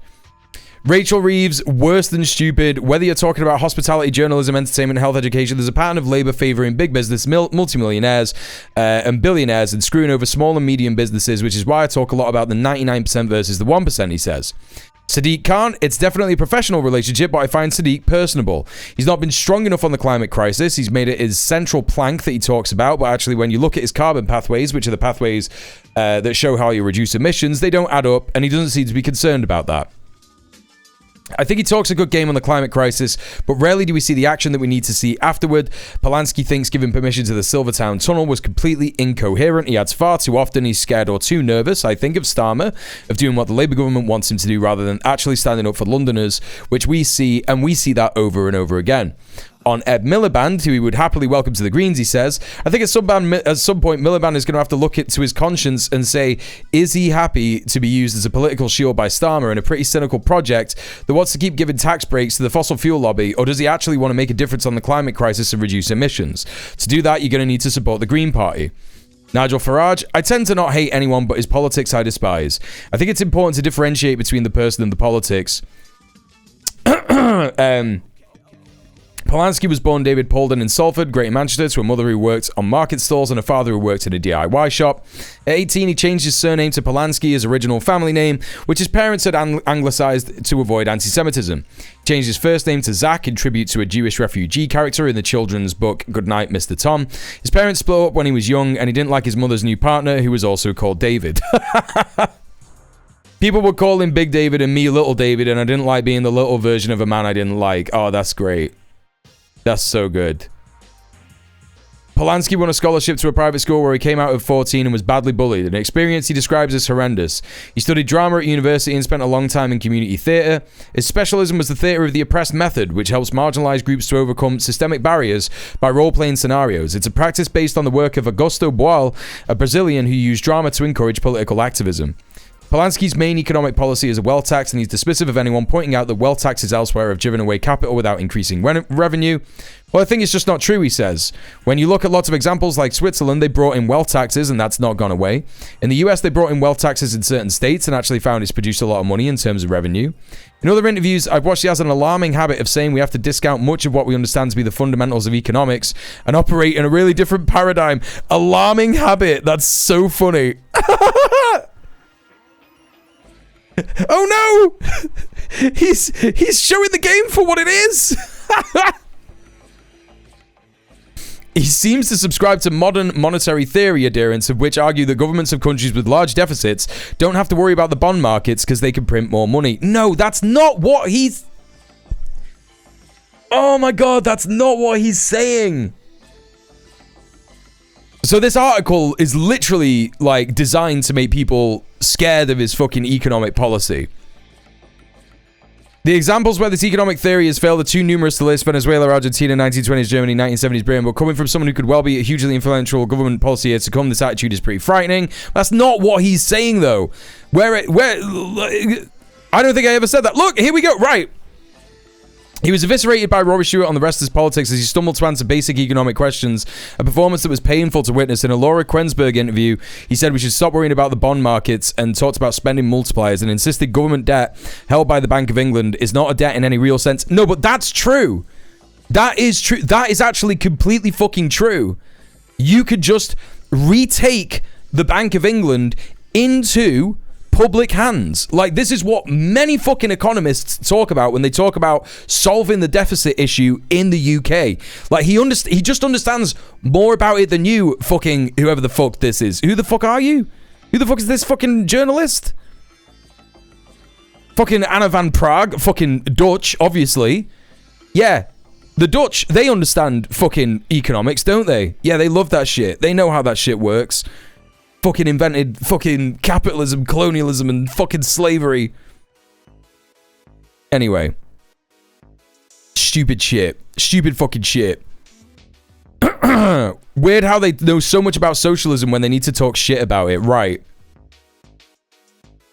I get the feeling he's had some economic media training since then, and when I asked him today if he regrets the I get the feeling he's had some economic media training since then, and when I ask him today if he regrets saying we should solve our problems by printing money, his answer is far more sensible. I don't think I ever said that.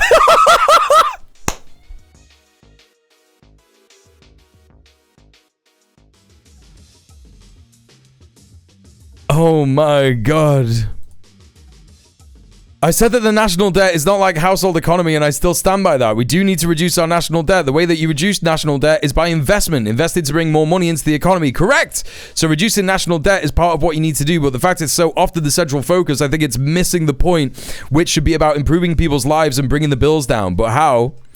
The lack of detail in his plans isn't holding him back. There is detail in his plans. You could just... It's not Zach Polanski's plans. It's the Green Party plans. I am so certain that the Green Party have policies of renationalizing public services. The dances these freaks have in their head with the strawman nightmares of socialism. Yeah, it's completely insane. Completely fucking insane. The Greens are the most popular party among young people, according to YouGov polling last month. Yeah. Young people have been screwed over again and again. The Green Party's policies of free bus travel for under 22s and abolishing tuition fees are clear vote winners. But when I ask if that means fewer people will go to university, which is clearly the only workable option... What? What? What? Are people like... you know... Sometimes you look at like the things that you say. Like, I literally said in this stream We do not live in a meritocracy. And it's like, we've got a journalist here who works for The Standard. It's one of the most, you know, applauded papers in London, in the country, right? Probably getting paid loads of fucking money. And she doesn't live in consensus reality. How does abolishing tuition fees lead to fewer people going to university? How does that happen? It means more people will go to university. What are you fucking talking about? If you make it free to go to university, more people will go! What are you missing? Like, what the fuck are you talking about? We literally have this in Scotland. What is she talking about? I know! The Green Party's policy. I feel like I'm going mental. Polanski insists he wants everyone to have the chance to go. Similarly, when I suggest an unsustainable number of people are now on benefits, 23 to 25% of the UK's working age population, he rightly points out that the problem with stigmatising benefit claimants and rails against the performative cruelty in the system, but doesn't offer any viable solutions to get the staggeringly high numbers down, apart from what the government is already trying to do. But the government isn't doing it. That's the difference. He says putting asylum seekers in army barracks is completely inappropriate and says they should be given council housing. But with 1 million people already on the list for a council house, is this a viable alternative? Yes! They literally shit out of their mouths. It's so insane. Like, what is happening? Having said that, Polanski's kind, positive, hope-based message is inspiring. In a world of great compromised politicians, it's clear why a lot of people would rather just have him. It's not like anything or anybody else we've tried has worked for a long time. So what's crazy about that, right? What's crazy about that is that this is the kind of attitude that a lot of people had about Nigel Farage and Reform UK, right? So now this person, who is clearly a neoliberal fucking moron, right? Who doesn't understand what the fuck she's talking about, is literally like saying, actually, Polanski, he's nice, and so, you know, we might as well give him a go. I don't agree with his stuff that he's saying about economy. I think all of his economic policy is bad and wrong, actually, and I'm misrepresenting it in an insane way. But I think we should just give him a chance. That's great. This is why I voted for him, by the way. This is why I voted for him. I saw one video of this guy, and I was like, this guy's trying to be the leader of the Green Party. Oh my God, what the fuck? He needs to be the leader. And he won on, like, Helena made the joke. Helena made the fucking joke, Assad numbers, right? Like, he won like 80% of the vote or something. If I was Polanski reading this, I wouldn't know how to feel, but I know I'd need a drink, yeah. The day before we meet was his 7-year anniversary with his partner Richie. Whenever anyone asks me about Richie, I always beam with pride because he works in palliative care. See him come home every day after being with people in their last moments is the most enormous perspective reminder that anyone can have. And so while the work I do is important, he's a constant reminder to enjoy every moment and enjoy every day. And I do whenever I'm with him. That's actually really beautiful. The couple live in Clapton, enjoy raving at the Love Shack in Bethnal Green, and love the Spread Eagle in Homerton for vegan pub food and great desserts. Polanski used to keep fit by breakdancing, but politics has been appalling for my exercise regime because you work late nights and reward yourself with pizza. Yeah. The fear on the left is that Polanski splits the Labour vote. No! No one cares! No one cares about that! You're wrong! That's not the left! Yeah, this article just makes him seem really fucking cool and based. No, that is not the fear. It's so stupid. Like, oh my God. But you know, this is what he says about it. Like, what he says about this article is, really enjoy this interview. Refreshing that the journalist says she doesn't agree with all my politics, but still engages with the ideas. You don't have to agree with me on everything, just the basics. It's time to make hope normal again. That's great.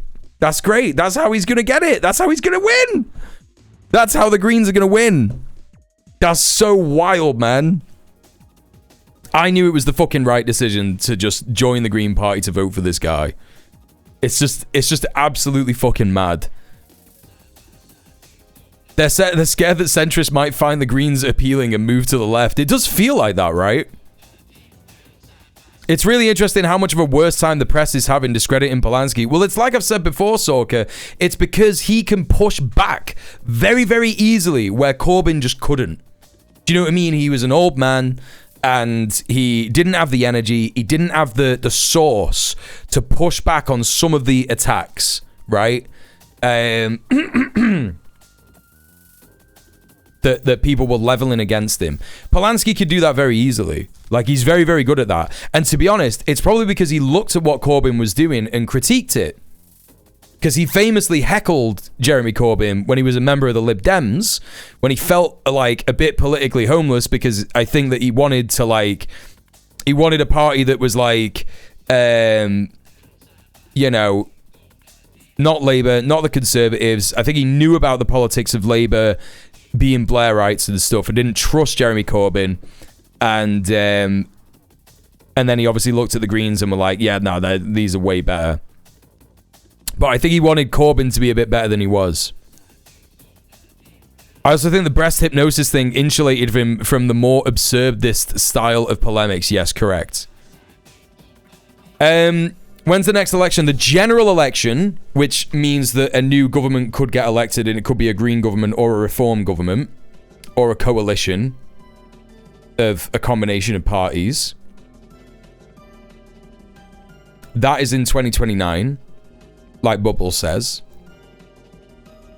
Technically, if Keir goes, there should be a snap election. Well, you say that, but that's it's not going to happen. It's not going to happen. The Sun did an article on him, Network, that was obviously like the Sun, famous for lying about the fucking Hillsborough, like saying that the cops were just trying to do their job, and horrible Scouse football fans were just like evil and punching each other and killing each other and stuff. You know, the Sun is a disgusting, evil newspaper that lies. The Sun basically did an article on him. I think it was ages ago when he worked for the Lib Dems, and he did do hypnosis, like he was doing hypnosis, and the Sun were like, do you think you could make girls' boobs bigger by hypnosis? And he was like, I probably wouldn't do that because it would be unethical, but if a client really wanted me to do it, I suppose it could be possible, right? That was his answer, and then everyone has tried to like smear him by saying like, you do the hypnosis. You know? And he's just been like, yeah, no, like, you know, basically, when he apologizes about that, the way that I hear it is that he's apologizing for speaking to the Sun. But the way that he's saying it to media heads is just like, yeah, you know, look, I apologized about that. You say things in the past and it's a bit shit, but I think we should focus on what's going on now. And he just moves right past it. Like, he has been looking at what Zoran Mamdani did in his campaign. And whereas Zoran, you know, you could criticize Zoran for siding with the Democrats, you could criticize him for doing these other neoliberal things, but Zoran's messaging worked and it got him elected. You know, historically, this guy who ran on a platform of sweeping social reforms, you know, got into the mayorship of New York City, and now someone who could be the Prime Minister of the UK is doing the same thing, right? Yeah. It was a template of how leftists can get involved in electoral politics, absolutely. So yeah, there you go. But yeah, the by-election that's going to happen at the end of this month, Flaccid Piccolo, is very, very, very important. It's happening in Gorton and Denton, in Manchester, where I live. And yeah, it's going to be really fucking important. Really, really, really fucking important. Because basically, this is the election. It's an election in a seat that Labour have had for 90 years. And obviously this Labour government is horrible, it's shit, it's one of the worst Labour governments ever, it's one of the worst governments ever.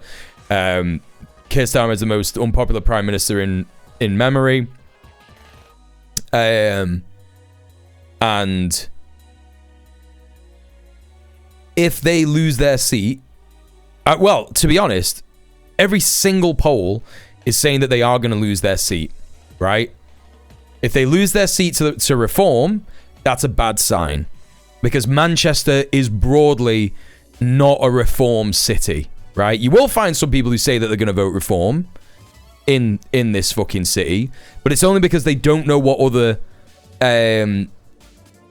options there are. It's more like a protest vote, right?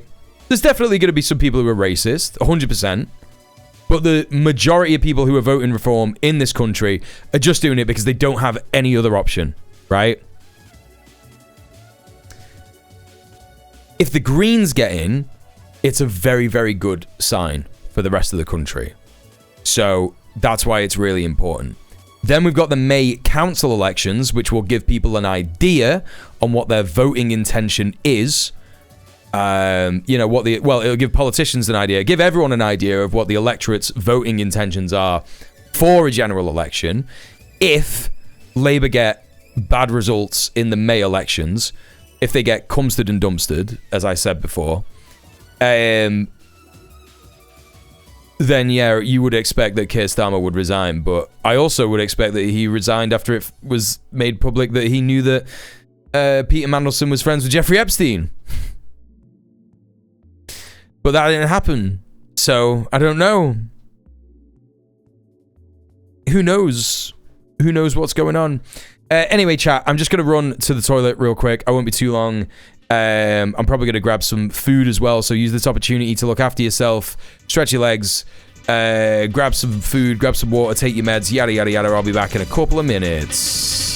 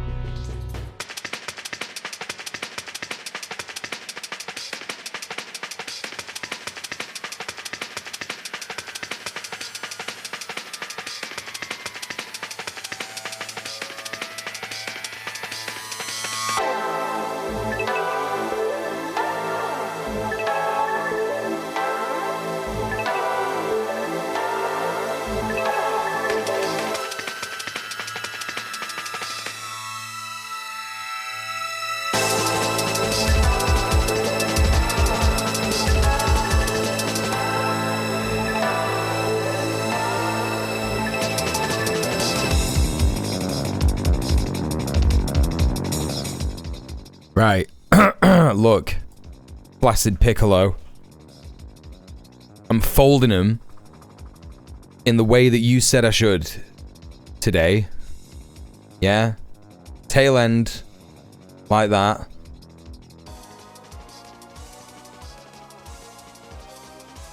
And then over. Like that. Yeah?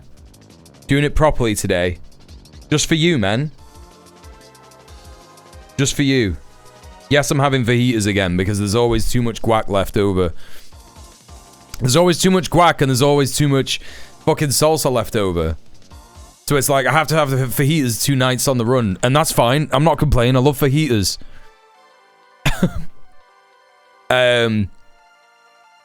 But yeah. Should we crack on? We got some crazy stuff happening in the United States.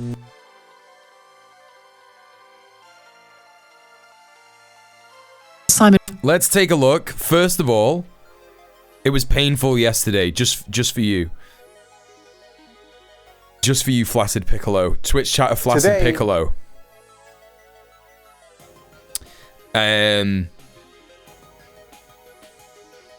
What's going on in the US? Well, Ghislaine Maxwell has decided to plead the fifth at her testimony. Let's have a little look at the LBC report. Let's see what the Brits are saying about the USA. It's always fun to see, isn't it?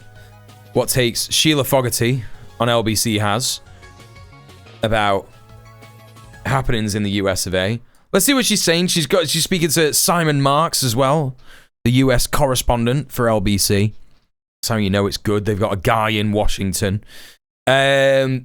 Yeah, let's hear what they're chatting about. Simon Marks, LBC's Washington correspondent, joins me to talk about a hearing that Ghislaine Maxwell appeared at yesterday, in which she took the fifth, as they say, and said absolutely nothing other than no comment, essentially. What was the hearing about, Simon?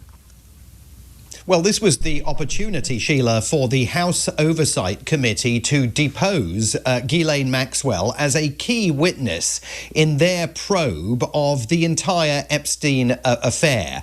Remember that the House Oversight Committee has been digging into Jeffrey Epstein's relationships with the wealthy and powerful over the course of the past year.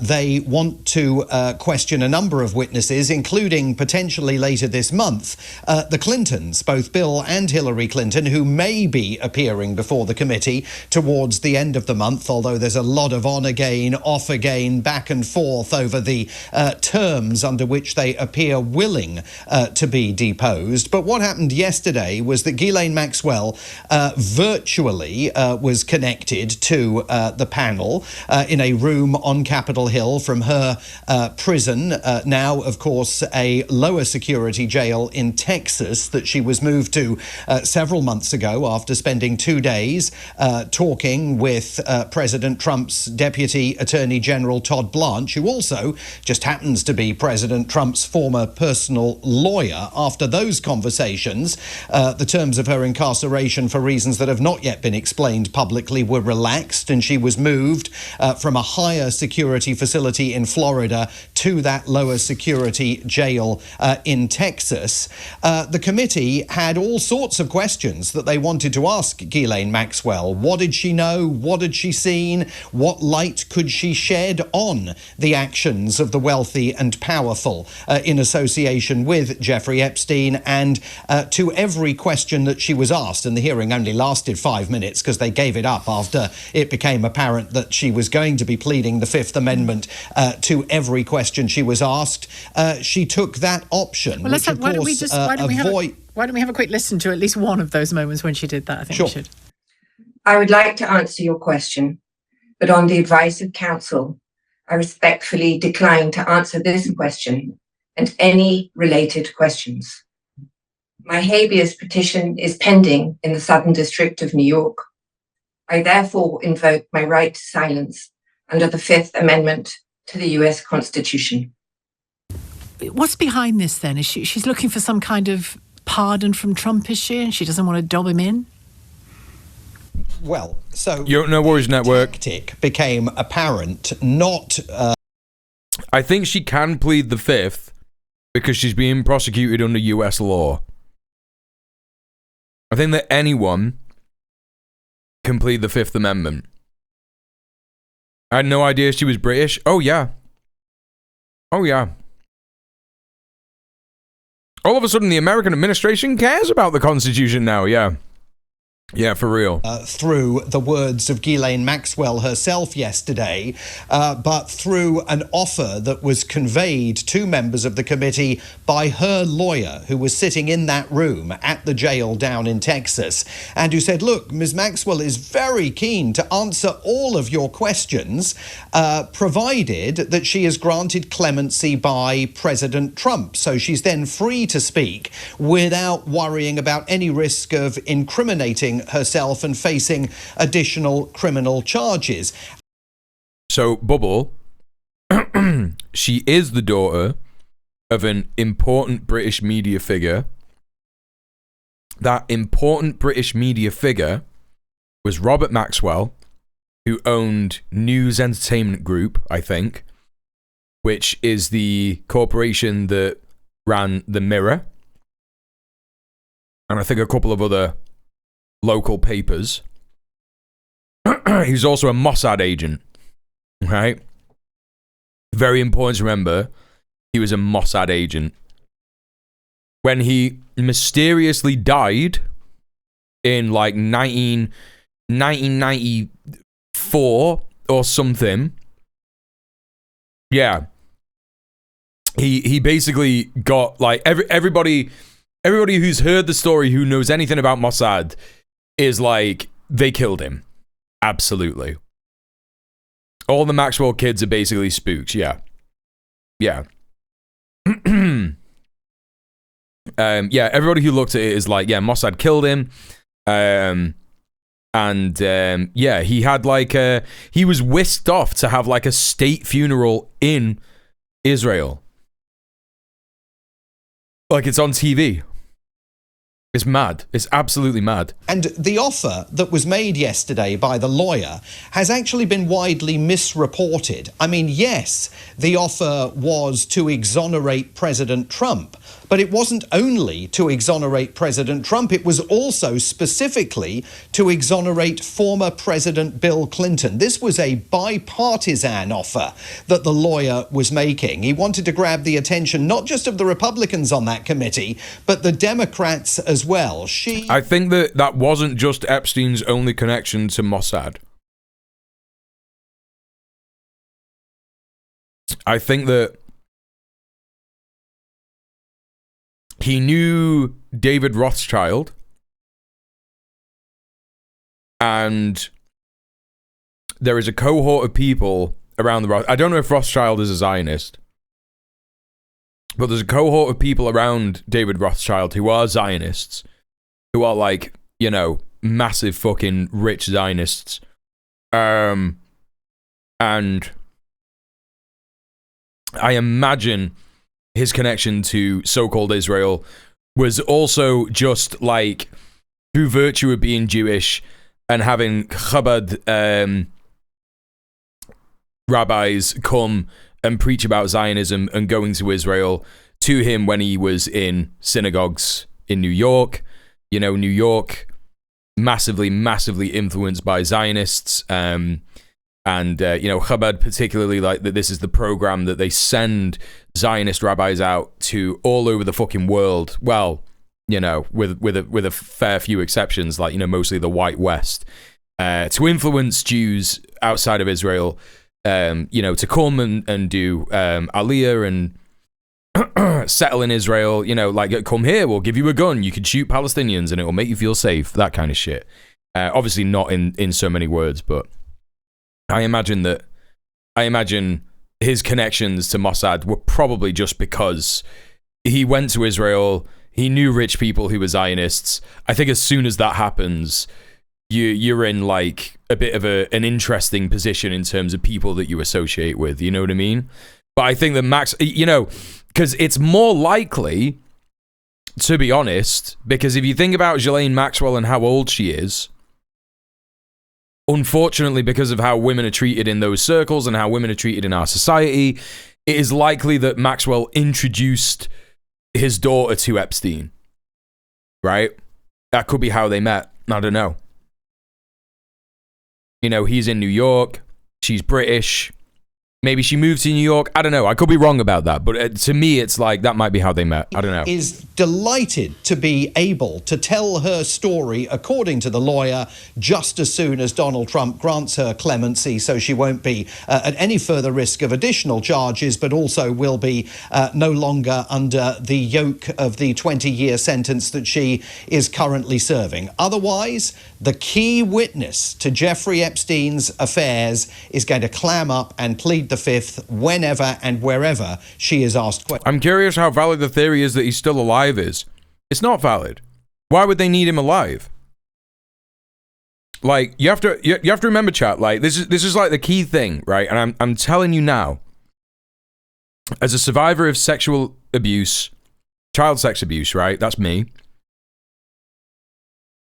There's not just one guy like Jeffrey Epstein out there, right?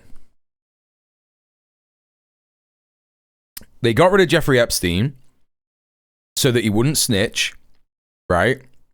If there was any possibility that the Democrats would use him as an opportunity to prosecute Trump or anything like that, they got rid of him. They didn't want to take that chance. Jeffrey Epstein was just a guy who was willing to buy and sell children. There are definitely more guys out there that are still doing this right now. This happened 10 years ago. There's no way that all these people who were buying and selling kids off Jeffrey Epstein have stopped doing that.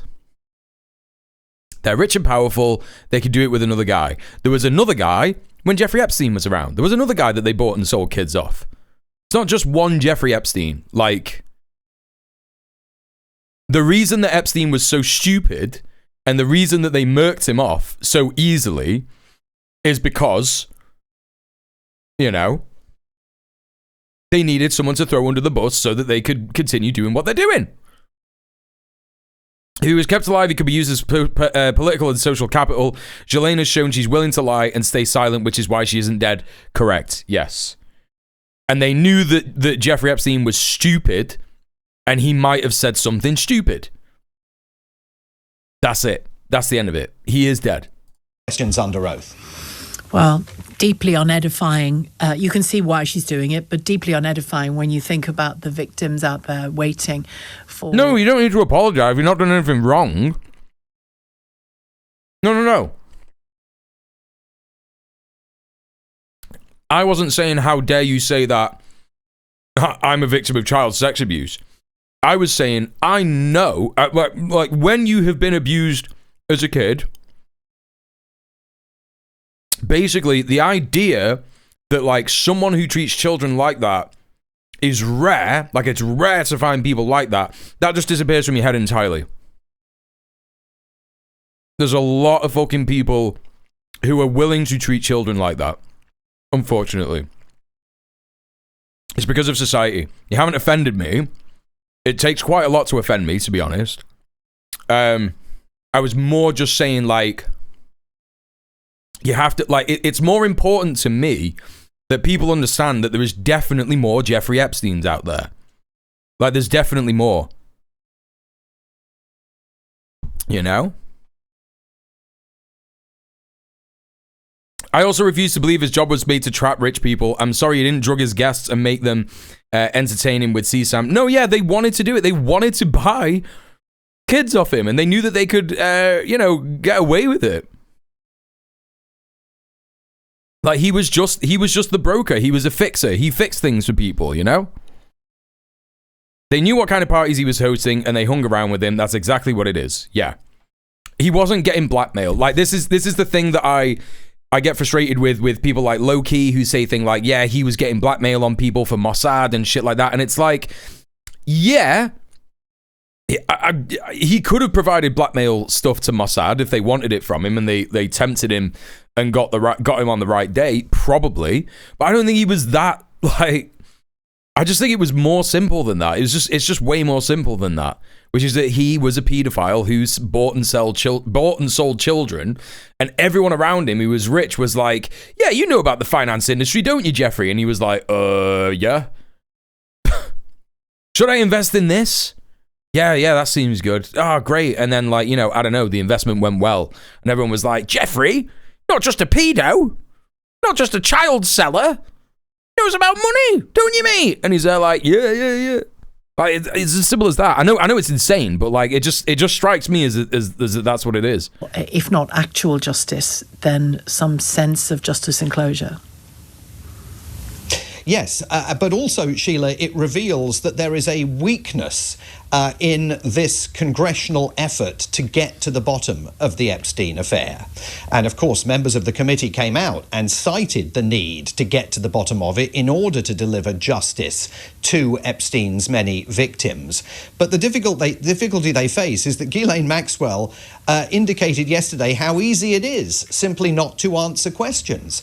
Any witness can plead the fifth. The Clintons can plead the fifth if they want to. Anybody else who's dragged before the committee, including Andrew Mountbatten Windsor and Lord Peter Mandelson, both of whom now wanted for questioning, they can plead the fifth as well, which sort of reveals the fact that this congressional committee can very easily be neutered in terms of any fresh information that it wants to overturn because of that protection against self-incrimination that witnesses in the American... This is why people defending Chomsky feel so hollow. Is anyone doing that? Is anyone really seriously defending Chomsky? I have not seen anybody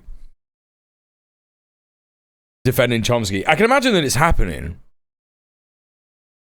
You saw a guy on Twitter, not that you've seen, hey Val. It just feels like the weakest shit to do.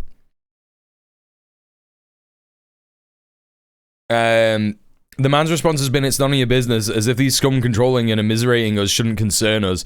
Can you imagine palling around with Steve fucking Bannon? Yeah. It was one Twitter account called Chom Nomsky.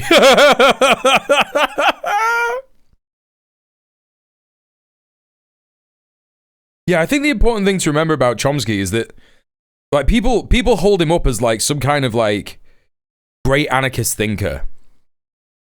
He's not a great anarchist thinker. You know, he wrote a great book called Manufacturing Consent, which was very insightful. They were saying his work is too important to write him off. I don't think people, like, do people think that, like, I don't know, man. Do people think that other theorists weren't diddling kids? Like, you could look at their work and be like, yes, this is good. People talk about Foucault all the time. He was a pedo. Like, you don't need to... You know? You don't need to, like, fucking sit there and be like, oh, you can't write him off. It's like, well, you can write the person off. You absolutely can.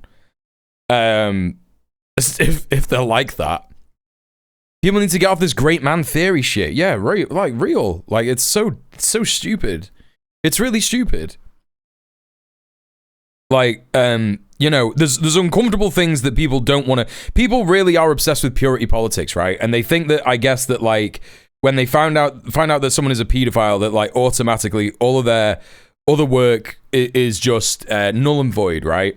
But as I said, like, when you're a survivor of child sex abuse, you know, you do actually engage in other kinds of thinking about these people because you've been through it, right? And it's like you look at these people in a different way. And ultimately, I know that the people who abused me were fairly normal, right? In the grand scheme of things, other than their attitude to children.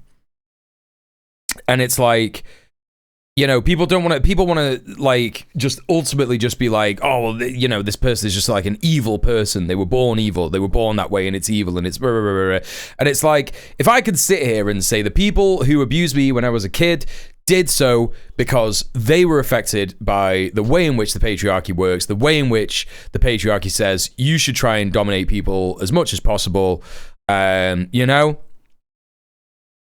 If I could sit there and say that, I think that other people who aren't victims of child sex abuse should listen to victims of child sex abuse and say, like, you know, this kind of chat, it does nothing like to just be like, oh, you know, we've got to write Chomsky off, or we haven't got to write Chomsky off. It's like, hey man, guess what? Like, you don't have to do anything. It's crazy that people are like, we have to do this, and it's like, which victim of Noam Chomsky is saying that you should do this? You know, has it been revealed that Noam Chomsky diddled anyone? No. Right. So why are you even talking about this shit? You know, it's like this automatic like Agent Smith thing that comes over people whenever they know that someone is like close to a crime, and it's like they turn into Agent Smith from the fucking Matrix, so they go, right, it's time to eviscerate that person, and it's like, it's not up to you to say that. It feels a bit hyper-technical debate bro sort of territory. What does?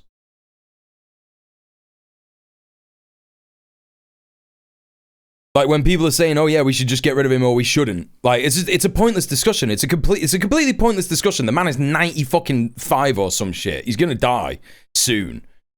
And, you know, you can be there and be like, it was bad that he associated with, we can't use X source because Y reason. Sure, like, you know, I'm always up for a justified eviscerating. Yeah, but everybody is, aren't they? Do you know what I mean? Everybody is. Everybody is like, yeah, man, we got to destroy this person. We got to ruin their life. Yada, yada, yada, this, that, and the other. And it's like, I think until, you know, a survivor of Noam Chomsky from the island or whatever, or evidence comes up that he's like murdered babies or some shit. I think until something like that comes up, I think people need to like wind their fucking neck in and figure out what the fuck they think that they're fucking talking about, right? I just think that like, I just like this whole thing has been really distressing to me, because it's like there's a lot of people saying like, this is what we should do. This is what we should do. We should punish these people. We should do this. And it's like, none of you have the right to say this. None of you have the right to say this. Like, they didn't do this to you. You know, it's in the public interest, and I think that people should be talking about it. I think that people should be discussing it and discussing the problem of pedophilia, the problem of patriarchy, the system that makes people pedophiles. But no one is listening to any of the victims. You just don't see the victims platformed. You don't see the victims platformed. You don't, like, no one asks them what they want. Like, do they want these people to go to jail? What do they want to happen to them? But the reason that I'm saying the stuff about Chomsky is exactly from what Banker is saying in the chat, which is like, yeah, he wrote a good book ages ago, but who is looking at Chomsky as a thought leader? Correct. He's always been a lib with anti-communist tendencies. I stopped caring about him ages ago. Shrug. Yeah, who cares about Noam Chomsky? Literally, who cares? Literally, who cares? Like, the best thing that you could do, if you are like looking at the Epstein stuff and your first thought is like, oh, these people should be tortured, they should be murdered, they should be XYZ, locked up, thrown away the key, yada, yada, yada. Whatever, man, you could do that, but that is not going to address the problem of systemic pedophilia in our society. The problem with systemic pedophilia in our society is because of the patriarchy, it's because of capitalism. This is the end point of it, right? And it's like, if everyone is just like sort of getting in the like nitty gritty of, you know, fucking, we got to do this or we got to do that. We got to do. It's like we've got to dismantle the patriarchy. That's what we've got to do. We've got to dismantle capitalism and the patriarchy. The way you do that is you get outside and you organize. You know, justice system are offered, whether they're American or not. Yes, it covers anybody. I checked into that yesterday because, of course, there are... I suppose there'd be some value to the discussion if we could prove that Chomsky only rose to such prominence because of his relations with Epstein. Until that can be proven, it would be speculative. Like, you know, and again, it doesn't fucking matter. It's like Chomsky's in the files. It's like, yeah, Chomsky's in the files. Yeah, there's lots of people who are in the files. They probably were doing all kinds of shit. They were probably doing all kinds of shit. We can only assume the worst in it. But, like, we've the way to fix this is to organize. Like, it's not to be engaged in these like hypothetical discussions. Like, no one's got the power to fucking prosecute Noam Chomsky who's having these discussions. You know what I mean? And similarly, no one's got the power to defend him in a court of law. Like, who you know, who are these people playing lawyer on the internet. It's like, it's deeply fucking frustrating. Issues relating to Andrew Mountbatten Windsor and Lord Mandelson, because of course they are British, they are not American citizens, and they are not American residents. The committee, as Ro Khanna conceded in an interview with Tom Swarbrick yesterday, does not have any power to compel them to testify. It can throw subpoenas at them if it wants, but they have no standing in British law. So Ro Khanna was indicating that he would... It's a larger case of the compatible left or the non-communist left as coined by the CIA. They were in love with French Nietzscheanism, yeah. Minister Keir Starmer. Personally, I don't like anyone who hangs around billionaires, nonce or not, yeah. The prince, the former prince, and Lord Mandelson to appear. But I think that I rambled a little bit there, and that's because obviously, like, I get triggered by this stuff in my own little way because of my trauma, right? But I think that, like, broadly speaking, you know, we're talking about Noam Chomsky, and people are like, we can't write him off, and it's like, I think that's my first reaction is like, why does it matter if people are writing him off? People are allowed to write people off. People are allowed to do that. Who cares? And again, what Krill was saying about great man theory, like that's the whole thing about this, right? It's stupid to just be like, Chomsky's too important. And it's like, everybody contributes ideas to the ideas pool. That's what happens. The ideological, you know, pool of things that we all broadly agree with. And Chomsky did that. He contributed some stuff. And that's fine. And it's okay for people to contribute stuff. There's people who've contributed stuff who have also contributed worthless stuff. Completely worthless stuff. But some stuff that's important and interesting, you know? And I do think it's crazy that there was some people who were like, Chomsky's so important, he's really, what a smart guy, yada, yada, yada, this, that, and the other. And it's just like, yeah, okay, manufacturing consent, that was important. I think that's like a really important thing to think about, and like the way in which the media is controlled and yada, yada, yada. You know, but he's not known for anything other than that, is he? We can't write him off, the libs say to a bunch of commies who wrote him off ages ago. Well, I think the thing is that like a lot of people took him seriously when he said that he was an anarchist, right? And it's like, I don't know one bit of his work that talks about his anarchism, because I thought about that. I was like, where does Noam Chomsky talk about being an anarchist? Did he just like say that he was an anarchist? Because if you're an anarchist, you understand that like communism is a good idea. You know what I mean? My great man is Parenti. Well, that's the thing, you know, Parenti, he never missed, did he? So that's how you get to be a great man, isn't it? By never getting things wrong. He was also known for a really shit linguistics theory. All the linguist students I know hate him. Yeah, there you go. Anyway, I feel like that was really rambly. I'm sorry if I didn't really get... I think we got some points locked in. I think we got some points locked in about the Chomsky stuff, right? Even if they agreed to appear by video from the UK, they could both, under the terms of American law, even though they are non-citizens, plead the Fifth, which, of course, would result in the committee getting absolutely nowhere beyond being able to shame them publicly for having essentially refused to cooperate. All right. This is a story that has...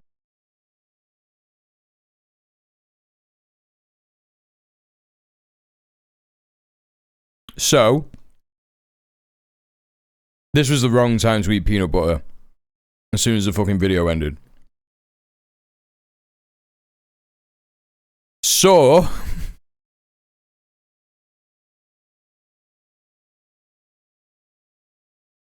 what the Democrats and Senator Chuck Schumer have cobbled together in response to this is Virginia's law. I imagine referring to Virginia Giuffre. Now, of course, I'm skeptical because the Democrats have been twiddling their thumbs for the last fucking year, missing open goal after open goal, and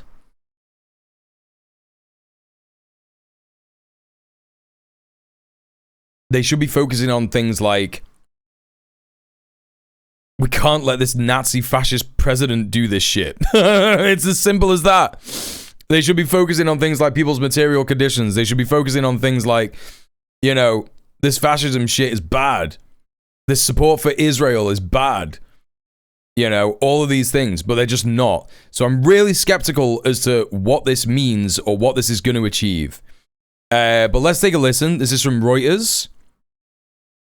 Senator Schumer does not appear to be in the frame in this image, so I don't know if there'll be any talking. I think this is just the start. No, this is just the start of the thing, so here he is. Well, I want to begin, of course, by recognizing the Epstein survivors who are here today. Virginia Giuffre's family, who traveled here because they believe, as I do, that what happened to Virginia and to all the victims here today and throughout the world must finally lead to change. And all you have to do is look at the faces of these beautiful women and just have total empathy. Whoa, what the fuck? Did you just say, look at the faces of these beautiful women? What's happening, man? For what they've gone through, admiration for their courage. You could have said strong, you could have said powerful, you could have said anything. Oh, dude. Anger about what happened to them. So, thank you. Today, we're here to do something simple and long overdue.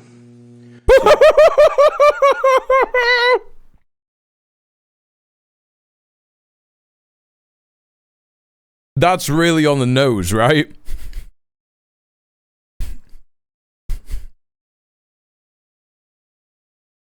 Famously, that Democrats do simple things that are long overdue.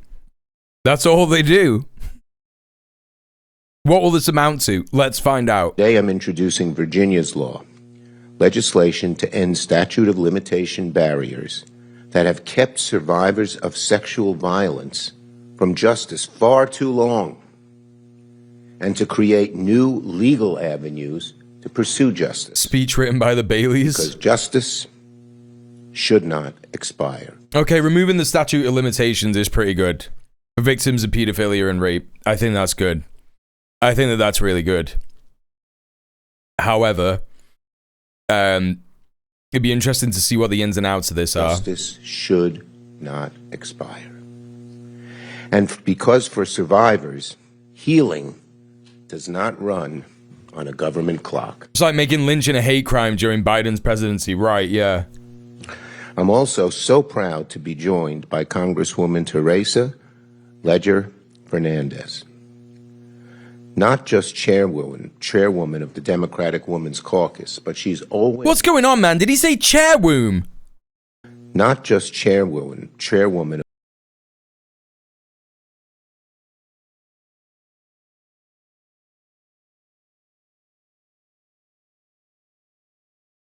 He didn't say that, right? He didn't say that. No. Democratic Women's Caucus, but she's always been a fierce advocate for survivors and a partner in this fight.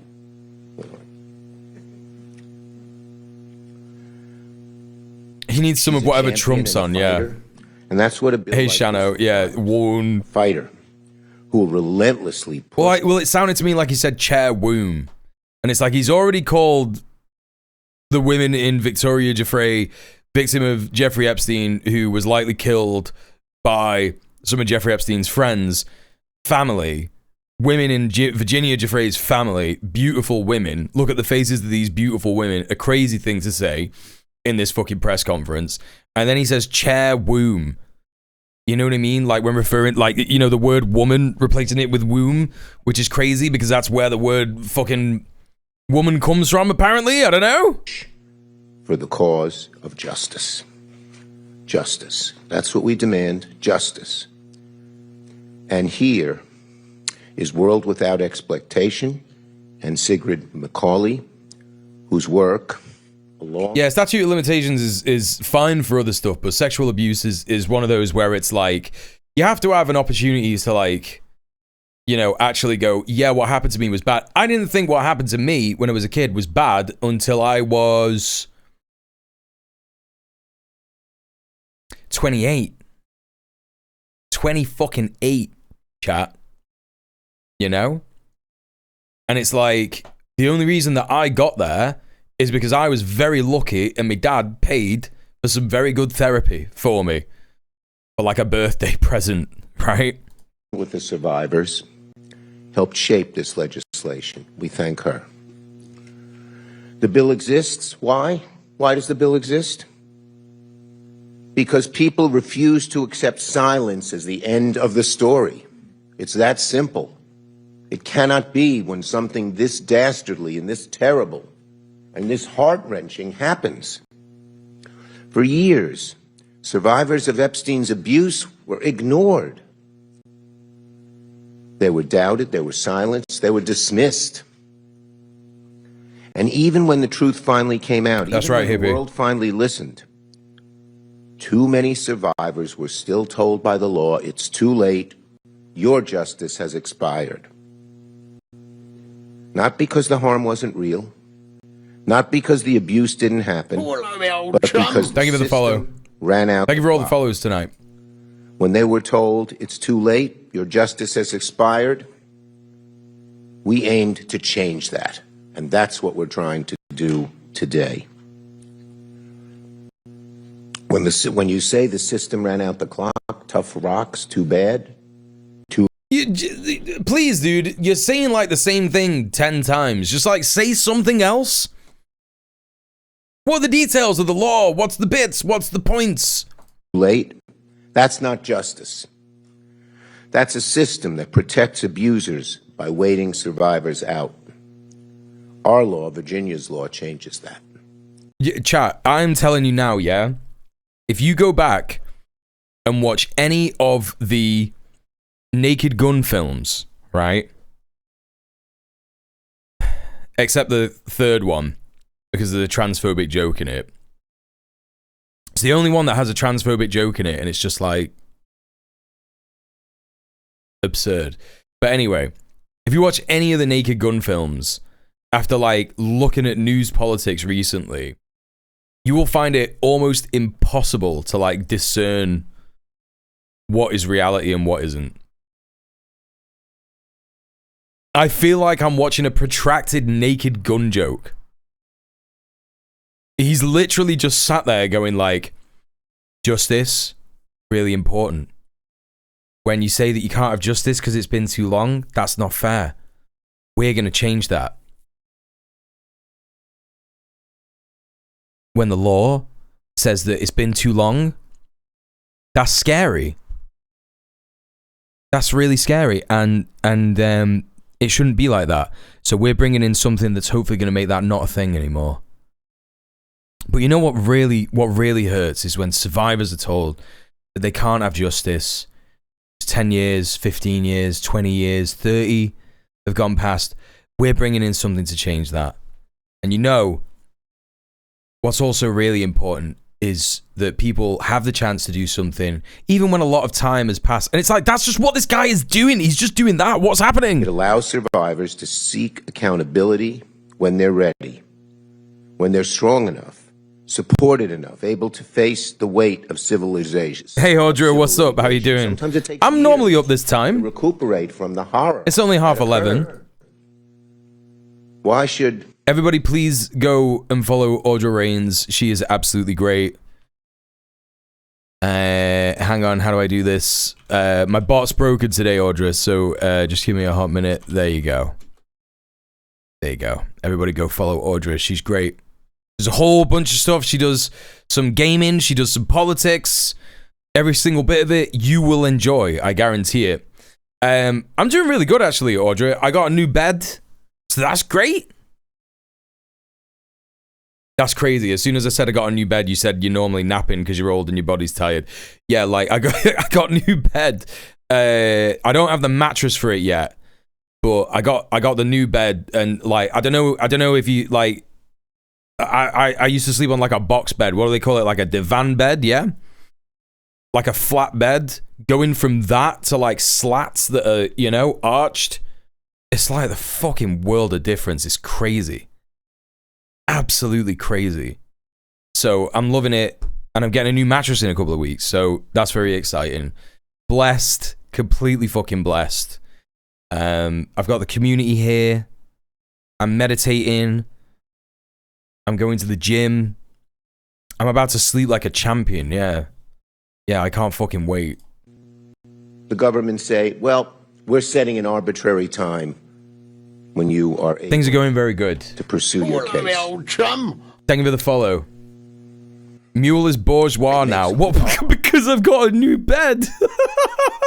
Our law makes clear that abusers and those that enable them cannot escape responsibility. I'm better than the rest of you because I got this new bed.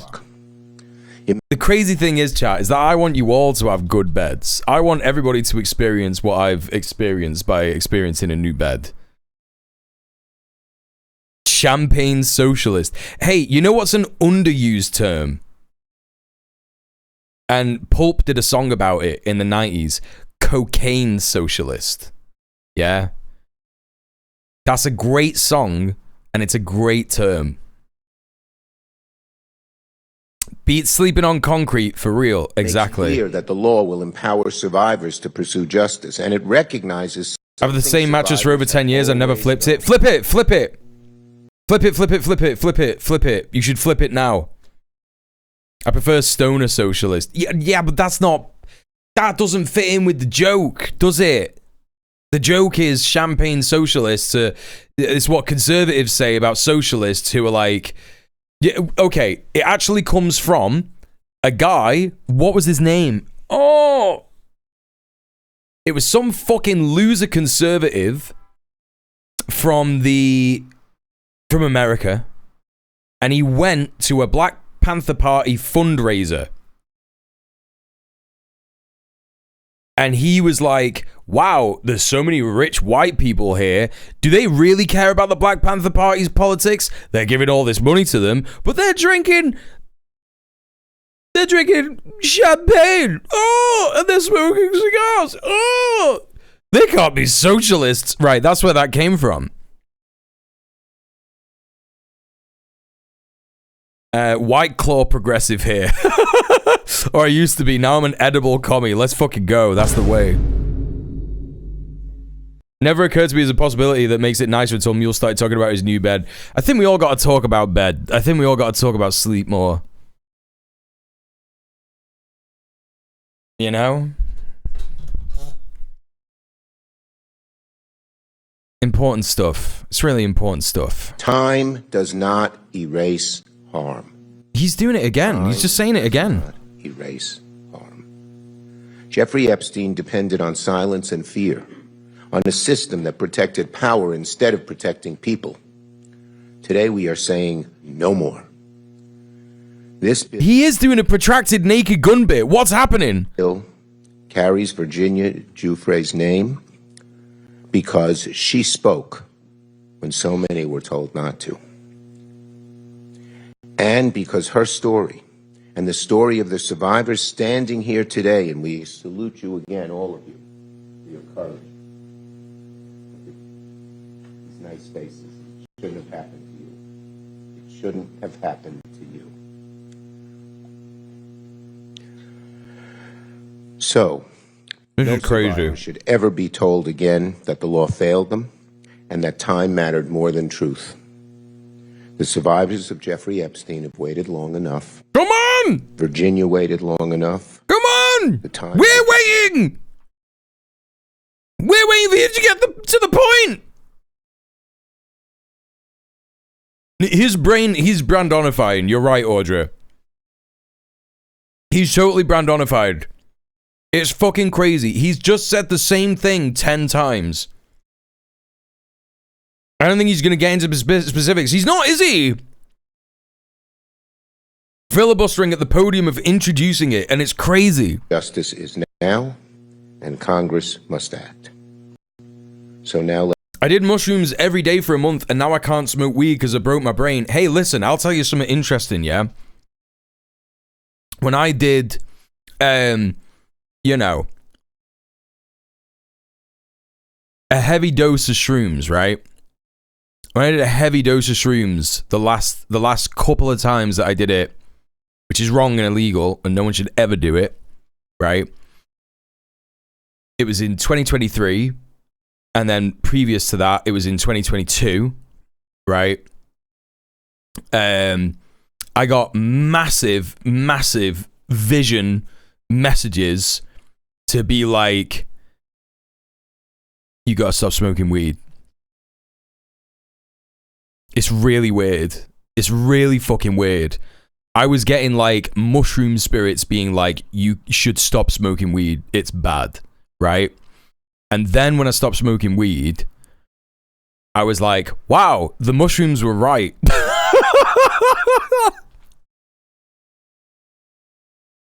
I don't know. It was so weird. And then when I would, if I ever like smoked weed while I was tripping, it would create this like instant like downer. It would just be like an instant bummer, right? And I don't know why.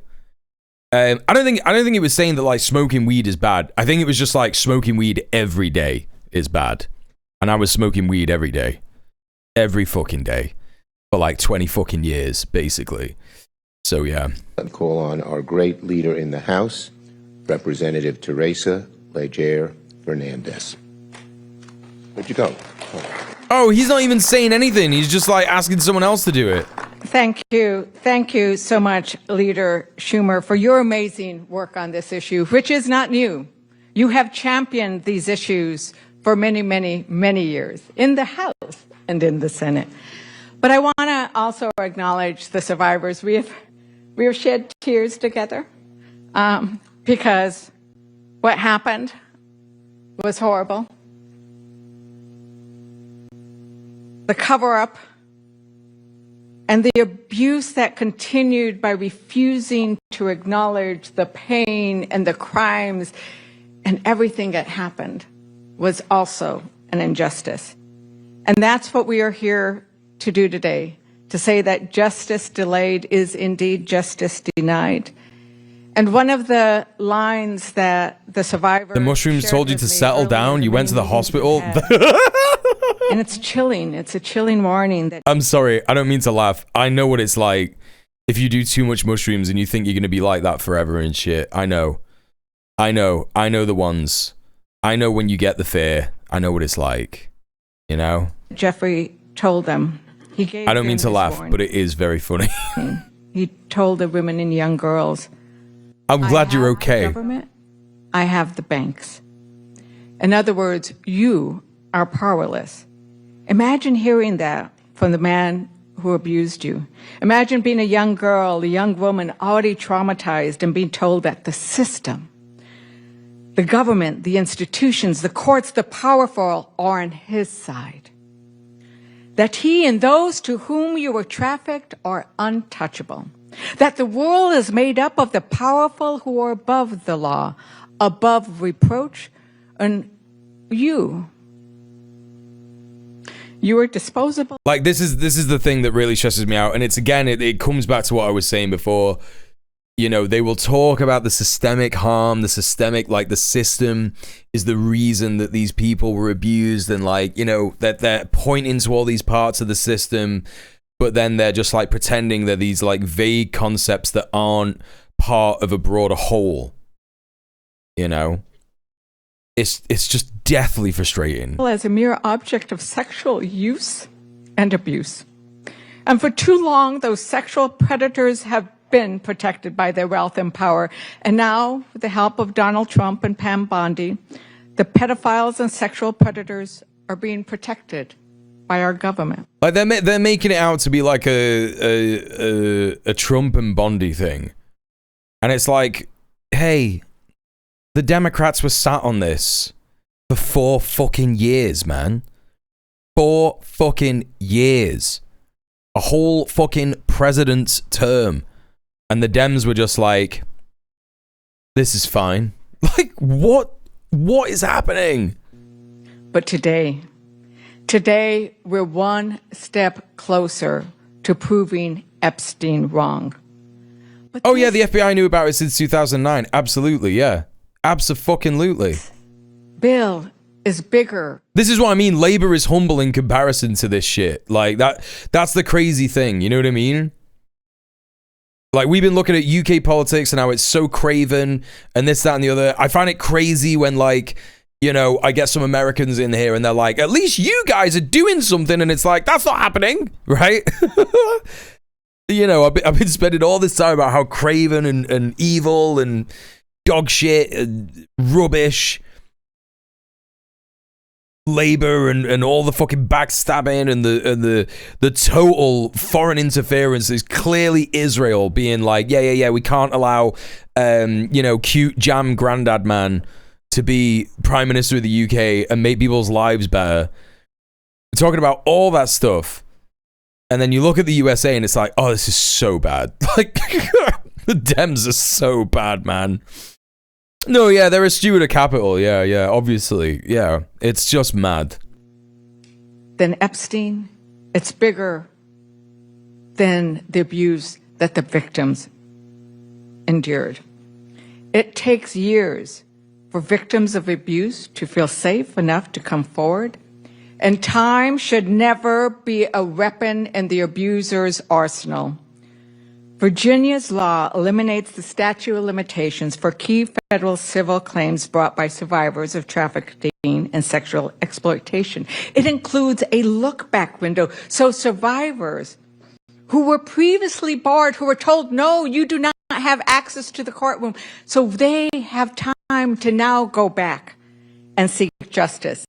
And it clarifies that traffickers cannot escape accountability by committing abuses in another jurisdiction. What's going on with the fee? You don't get to escape prosecution by simply putting predators and victims on a plane to a private island or a mansion in Florida or a ranch in New Mexico. Because justice should not depend on a calendar. Justice should not depend on geography, and it should never depend on how powerful your abuser is. To Virginia Giuffre's family, thank you for letting us use her name in this law. It's her courage that we are honoring. That's feeling bad.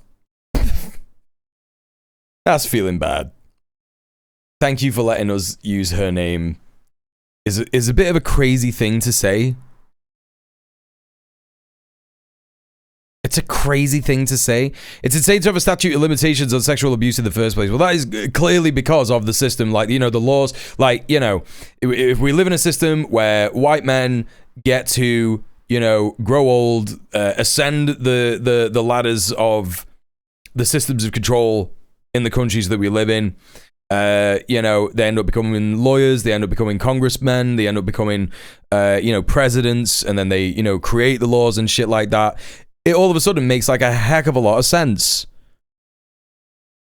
Because that same system is like, hey, you should take a child bride, because women, oh, they're crazy when they get older. You need someone that you could control, like a baby, right? They were real specific. Does this not extend to victims of sexual abuse who weren't trafficked? They are implying, it seems, that it is just the generalized statute of limitations regarding child sex abuse. But I don't know. Let's see. Let's see if we can figure out any more from this presser. Today, with Virginia's law, her courage unlocked the first set of gates that were protecting the rich and powerful. This bill will unlock the doors to the courthouse for the survivors. And to every Epstein co-conspirator and sexual predator, we're coming for you. And to Donald Trump and Pam Bondi, how dare you? How dare you use the Department of Justice, a government agency which by its name is intended to bring justice? Oh, man. The Dems sat on this information for 4 years. The FBI knew about it since 2009. Again, just repeating that. The Dems sat on this information for 4 years. If you're going to say that the Department of Justice should be focused on bringing justice to people, Democrats are also guilty of the thing that you've just admonished Pam Bondi and Donald Trump for. So, you know, make it make sense, lady. Make it make sense, Chuck. What's going on? You have to call the Baileys and get some advice. Use it to prevent justice, to protect yourself and that predatory circle of abusers. And so I join with the senator and with the leader. Yes, let's pass this bill. Let's prove Epstein wrong.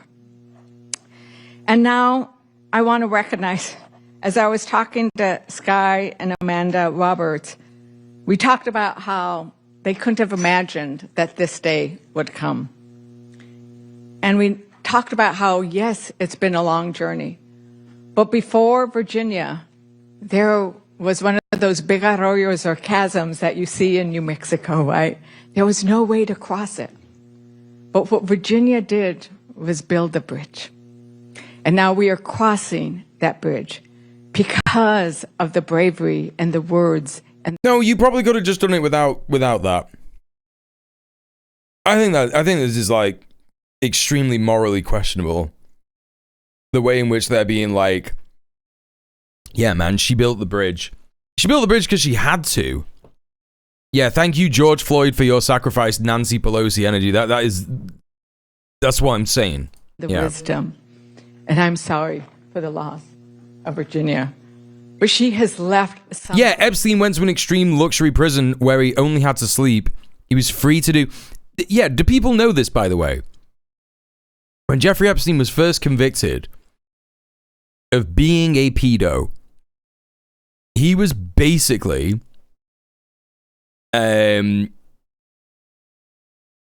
only had to go to prison at night to go to bed. He like checked in and checked out like a hotel. What about the bravery of that trans girl who came out first and was ignored or mocked by everyone? Yeah. Exactly. It's crazy. This is crazy shit. For all victims. And so I now like to recognize Sky and Amanda Roberts.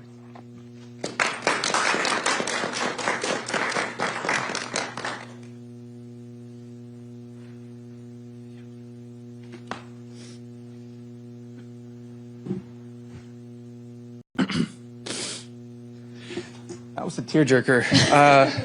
I am the crier in my family. I'm just going to throw that out there. So, all right. Hello, everyone.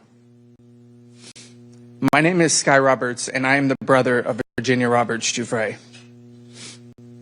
I am deeply honored to stand here today alongside some of the most extraordinary people you will ever meet, including World Without Exploitation, Congressman Chuck Schumer, Congresswoman Teresa Ledger Fernandez, survivors of Jeffrey Epstein, and the legendary Sigrid McCauley,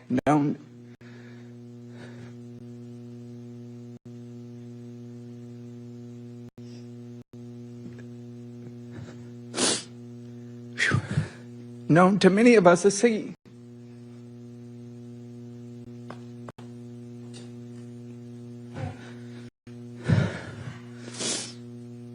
I want to begin with a single word. A word that meant everything to my sister. A word we will not stop fighting for until real justice is served. And that word is change. Virginia's dream was to inspire and empower survivors to come forward. In a world that too often turns away from abuse and pushes it into the shadows. Hume shouldn't even be allowed to be there. Yeah, it does feel like that. That light is change. Virginia's dream was to inspire and empower survivors to come forward. One of the main missions of her nonprofit SOAR was to eliminate the statute of limitations on adult sex trafficking. She talked about it all the time while elevating the voices of survivors, alongside her publicist and dear friend, Deanie Von Muffling. Today, we give Virginia her voice back. We amplify the voices of survivors around the world. Today, we send a clear message to perpetrators everywhere by introducing Virginia's law. We are introducing Virginia's law because survivors deserve justice, not expiration dates. Change must mean justice, not someday, not in speeches, not in private settlements, justice in law, justice in court, and justice in the form of consequence. Virginia's law is more than legislation. It is a change in the truest form. It challenges how we see, how we confront, and how we respond to sexual abuse and sex trafficking, not just in theory, but in reality. We do not take this moment lightly. We are holding an overwhelming mix of grief, loss, and pride. And if our voices shake and our tears fall, it is only because of the depth of our love for our sister. Grief without action is another kind of silence, and Virginia did not survive what she survived just to be silenced again. And with that, I'd like to turn that over to my wife, Amanda.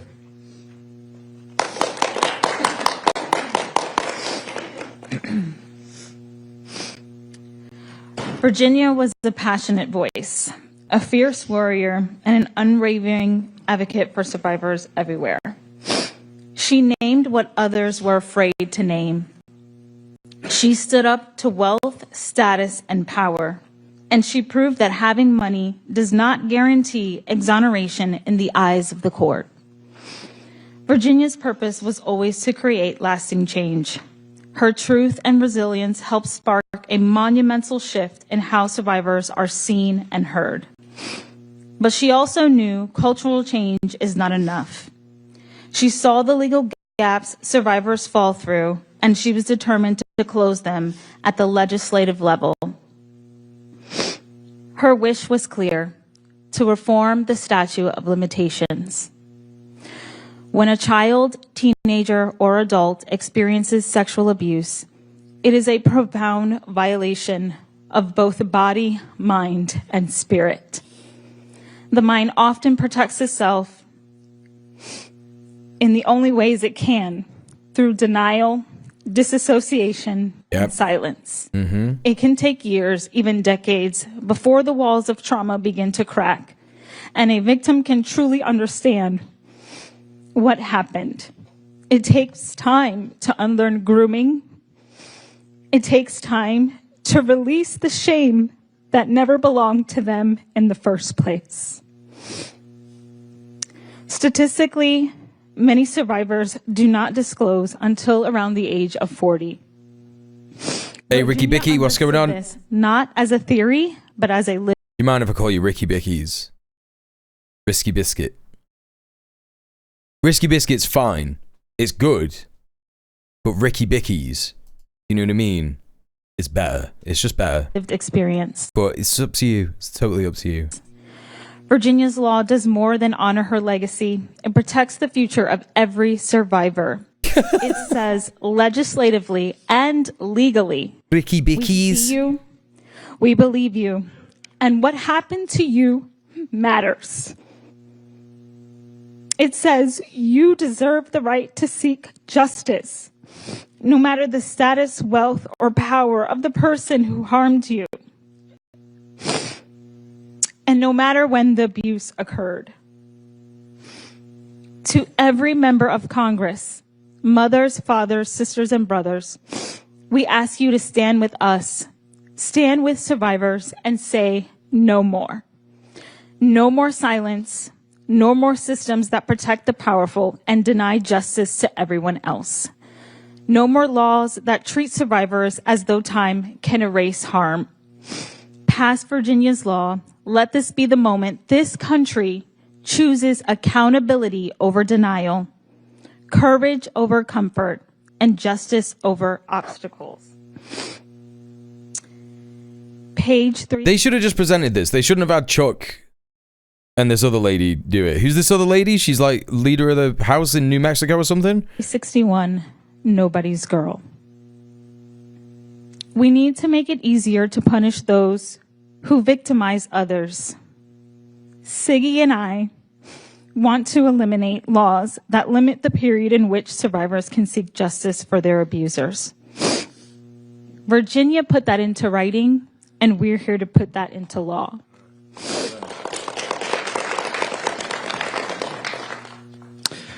And with that, Siggy, that's what What's the chance this bill doesn't go through? Unfortunately, very high. Because the Dems don't have a fucking majority, right? So, you know, it's like what Chuck Schumer said at the start. We're doing something very simple and long overdue. Yeah, man, you could have done something about this when you had a fucking majority, man. When you had a fucking ridiculous majority.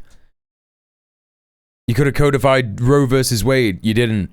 You could have done something about this. You could have removed the statute of limitations. You didn't. So many things that they could have fucking done. And it's all just like coulda, shoulda, woulda with the Dems, you know? And now they're here with this family that is obviously emotionally fucking traumatized about the death of their fucking family member, their fucking relative, who was literally probably fucking killed by someone that Donald Trump, you know, knows, or the royal fucking family. Like, it's insane. It's completely insane. And the Dems are just like, oh, here we are to do this, and it might not go through, but we're going to try. You're due today. I mean, I know that there's an amount of Republicans who are pissed off with the Epstein stuff, right? But is it enough to pass the bill? Who fucking knows? And then will the Dems do it if they get in power next time? Which they probably won't, because Donald Trump's trying to fucking end elections, you know? Even if they do get in, will they be able to do it then? Everybody knows my nickname. This is really a watershed moment for survivor rights. The announcement of Virginia's law. And as you heard today, the genesis of that law is to get rid of the statute of limitations so that survivors can work on their own timeline. With the passage of this law, no longer can abusers weaponize the clock. Survivors can act when they're ready to act. As you heard, and as Virginia and I both experienced together, many survivors don't come to terms with their abuse until many, many years later. And they deserve the right to be able to bring an action when they're ready. That's what this law does. It is hard. I mean, you know, again, like I said, as someone who refused to prosecute either of my abusers, who were two separate adults when I was a kid,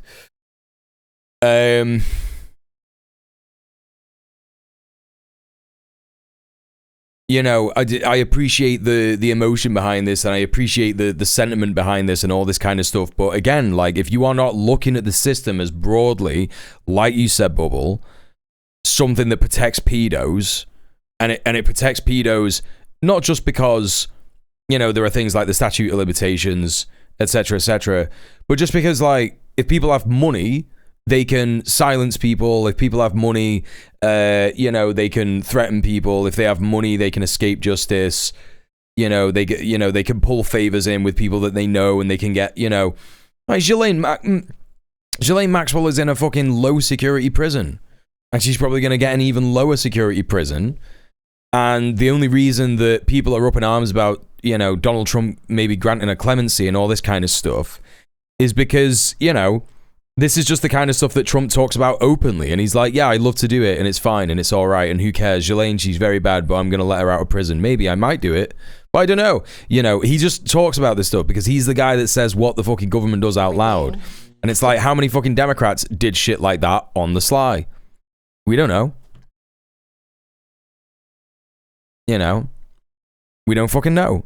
These things either don't get investigated or they get forgotten about, or, you know, people don't look at this stuff, you know, because it would probably be on some kind of public record, right? And either people do report on it and it gets forgotten about because people are like, oh, well, it was Joe Biden, so it was probably fine. You know, or they just don't get investigated at all. Announcing I should this say. without her. But I will tell you that her voice is being heard loud and clear. She is saying all Americans. But what I was saying, I think I might have stopped explaining my point there. Apologies if I did that. What I'm saying is that, like, the system needs to be burnt to the fucking ground. You know? You need to have a system that values kids. You need to look at the family law in Cuba and just copy that. And also, we need to have a system that doesn't protect rich people, because ultimately it's rich people. There are a bunch of fucking pedos who are like poor and working class, who've been to jail, who've been, through the carceral punishment system and stuff like that. I'm not saying that it's the exact amount of people who've committed pedophilia or anything like that. I'm sure there are loads of instances of even working class pedophiles not getting sentenced, not getting convicted and shit like that because of the way that the fucking the system works. But broadly, all the ruling class ones who happen to have a lot of money just aren't getting any of this stuff. They're being treated completely differently. They say money doesn't buy you happiness, but man, it buys you a whole lot more. Correct. That's right. Democrats, Republicans, independents, all Americans. Respect to the victims. They also don't understand how much damage it's doing to political institutions. They might as well burn it down themselves. Yeah, that's the thing as well, right? To come together and pass this law. It's the right thing to do. It's the thing. Or they might get a conviction resulting in disgustingly low punishment, yeah. Pass Virginia's law. Now I'm going to let Rebecca Zipkin come up from World We. Without this group, we wouldn't be here, so we're all very grateful for that.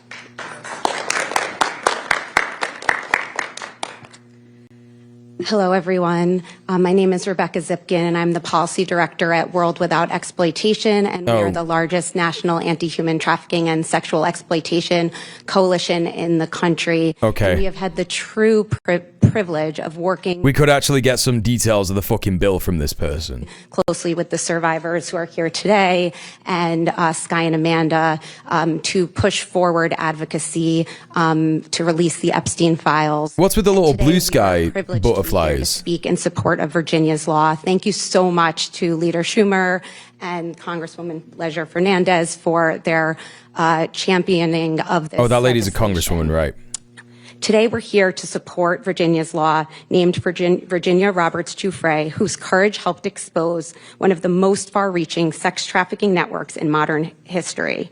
Virginia's story is not just about one man. It's about a system of wealth, power, and protection that allowed abuse to continue for years while survivors were silenced, disbelieved, or legally shut down. Virginia spoke the truth, and she paid the price for it. She did so knowing that accountability might never come, not because the abuse didn't happen, but because the law said it was too late.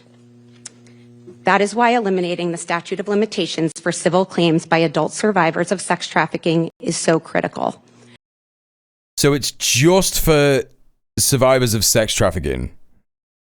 Okay. Trafficking is not a single moment of harm. It is a prolonged, coercive, and deeply traumatizing experience. Survivors often cannot name what happened. The literal translation of privilege is private law. Well, it kind of is, isn't it? If we're looking at the Latin origins of the word, there you go. Happened to them as abuse until years later. They may be threatened, manipulated, financially dependent, or psychologically trapped. Many are children when the abuse begins. Others are groomed into believing they consented when in reality, consent was impossible. Yeah. The statute of limitations does not account for this reality. Instead, it functions as a legal shield for abusers and the institutions that enabled them. It cuts off accountability before survivors ever had the meaningful chance to come forward. Virginia's law recognizes a simple truth. Healing does not follow a legal deadline. Eliminating the statute of limitations does not guarantee survivors will sue. It simply gives them the choice. It restores agency, and it sends a clear message that time does not. Hang on. She also said for civil claims.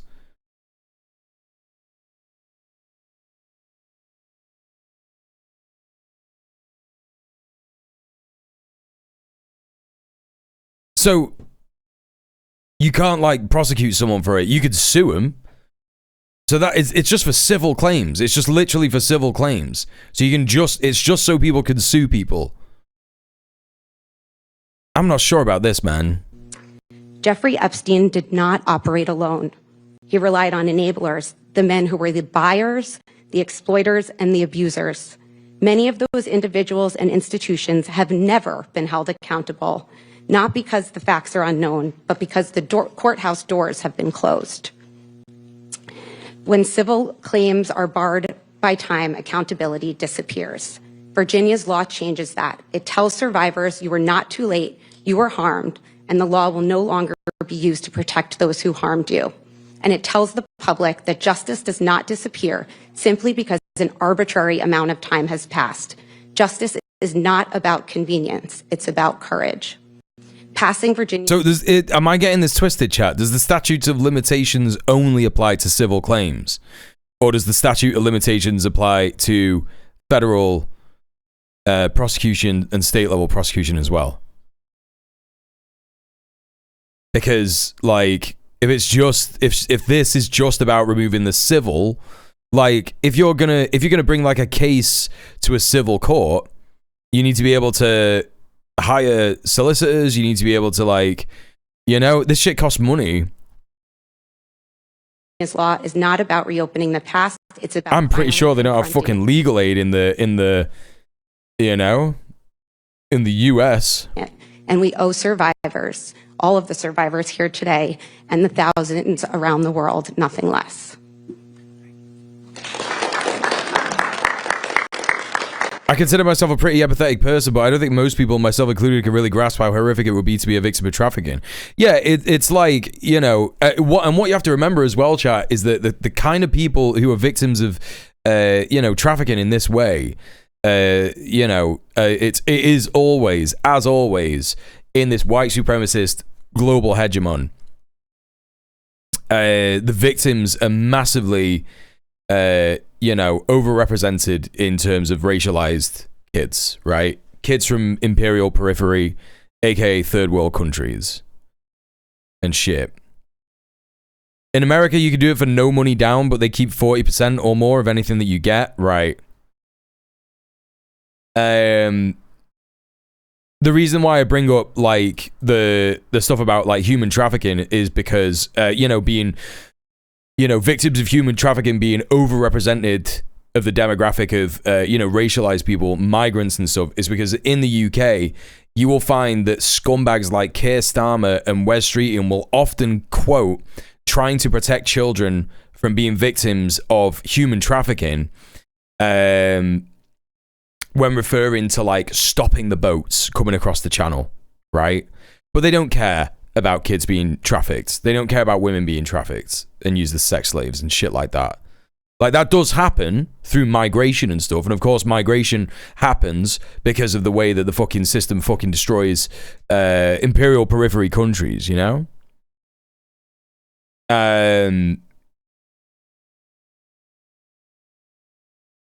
So, yeah, it's just like, yeah, it's so fucking depraved when politicians talk about this stuff and they just, like, they miss the mark so much and they just use victims as, like, a shield from criticism, and no one else wants to talk about it because they know that no one else wants to fucking criticize them for it because they know that they can use the same arguments when they inevitably do the same thing if they get into power, like, you know, the Tories and Farage and shit like that. So, yeah, it just fucking sucks. The expressed intent is to make it safe to walk around without being sued for everything, however far back, but a lot of the time it takes years to even bring a case to its mixed benefit disadvantage anyway. A crime is a crime. Shouldn't have been a limitation anyway, civil or criminal. Well, we need to figure out, right? We need to figure out if the statute of limitations applies to every kind of prosecution, like, or every kind of court proceeding. Like, we need to figure that out. I don't know if any American chatters are here to help. I wonder if people abused via the foster system will have a shot. It's organized. Right, yeah.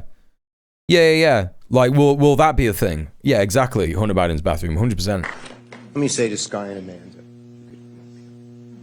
So the Bible tells us something terrible happens to people. the natural inclination is to curse the darkness, to turn inward, be angry. But the Bible also tells us it's like angelic to light a candle, to create light, to prevent what happened to your loved one from it happening to anyone else. You are lighting a candle. We thank you. Okay, we'll take questions on this Pretty subject. weak. Yes. Thank you very much. Mark Stone from Sky News in the United Kingdom. Thank you for inviting me today. That's very powerful. I have a question for you, Mr. Roberts, if that's right, and also for you, Senator Schumer. Mr. Roberts, the photograph of American chatters don't know either. This shit is always worded so precariously. Yeah. You need a degree to know what they mean before it's signed, right? Expletives were mentally verbalized. Hey Baldwin, what's up? It is the sound of a haunting. Yeah, you're right.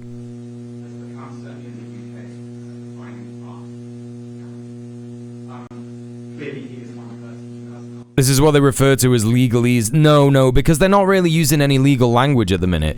If they were using legal language, I might be able to parse some kind of meaning from it. But they're not really talking about the ins and outs of the law and what it means and shit. You know what I mean? They're just being like, statutes of limitations for civil suits. And it's like, okay. Well, are you gonna remove it for state and national law? Like, I don't understand. Well, how does this make things better? I think he should show up in front of our Congress and answer questions. I think that he has a lot of questions he needs to answer, and he has been exploited through these files to have inconsistencies in his own messaging. So, okay, they're talking about Prince Andrew now. This is crazy that this is to do with Prince Andrew as well, man. I think statute of limitations applies to everything. That's what I thought. So it's crazy that they're just going like, oh, you know, that must be fucking Schumer and what's her face Fernandez. Like they've probably like spoken to these guys and be like, oh, I don't know if we can remove it for every law. I don't know if we can remove the statute of limitations in every field. He's talking to Epstein's victims' family. Every time I've seen Chuck Schumer, he's telling some random Israelis he loves them. Yeah, this is, yeah, it's interesting. But he's also very bad at what he does. I want today to be about Virginia's law, to not allowing this to happen again. But to Prince Andrew, former Prince Andrew Mountbatten Windsor, to be specific, he needs to show up. He needs to show up, and he needs to answer questions in front of our Congress. He'll just plead the fifth. He'll do the Ghislaine Maxwell shit. Same thing as what Sky said. He ought to show up and show up now. So extradite him or something, man. I don't know. Can't you like pass a bill to like get him extradited to the UK, the US or something? Yes. They're just like, he should come of his own volition. He's not going to do that. He's already said he's not going to do that.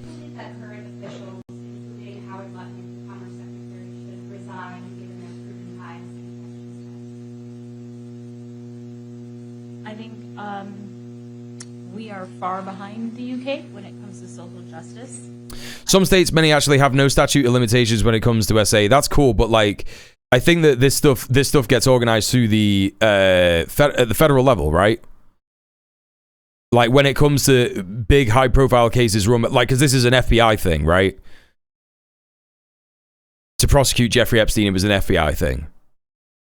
So, like, does the state, does the national level have statute of limitations on it? I think that. Okay. You could just send some Marines in and kidnap him. I mean, yeah, Trump obviously like could do that, but he won't, will he? Because he's one of his mates. I think that we are starting to see a form of social justice here, and this is exactly why Virginia's law is so important. Because certainly the FBI want a word or five with Andrew. I don't think they do, man. I don't think you're talking about Kash Patel's FBI. They're probably all mates with him. Like, they're all like, you know? legislatively, it says that I don't think they want to deal with this at all. And that's where we're going to focus, the change that we can create. Yes.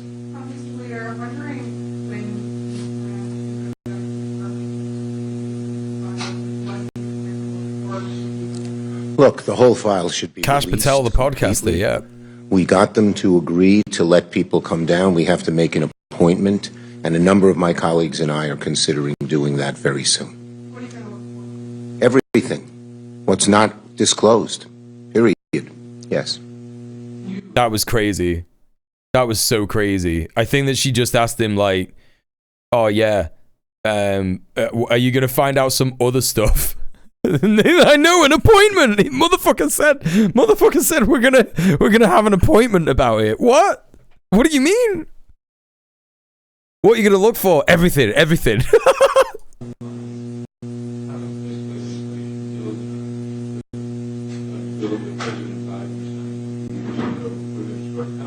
Not even an appointment. They're thinking about having an appointment. Yeah.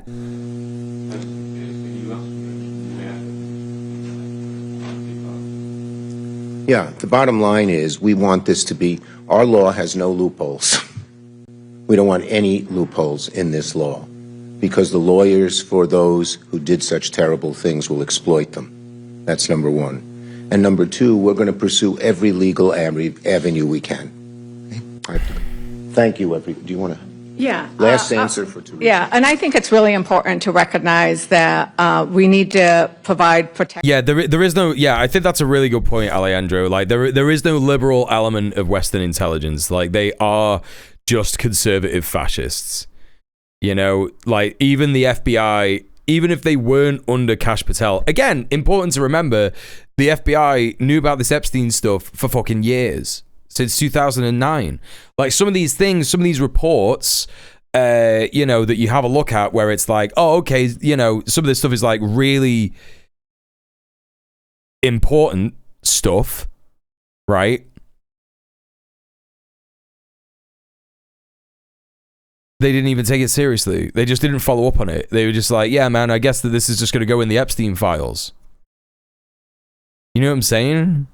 Like there is just no justice that can be found, I don't think, under a capitalist system. I don't know anybody, I seriously don't know anybody who has had like a horrible thing happen to them and then there's been some kind of punishment in this system that we live in and they've gone, yes, it's really good that that's happened.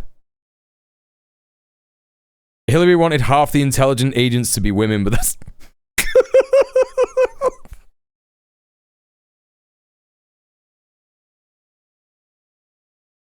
That's not true. That's not true. She didn't say that.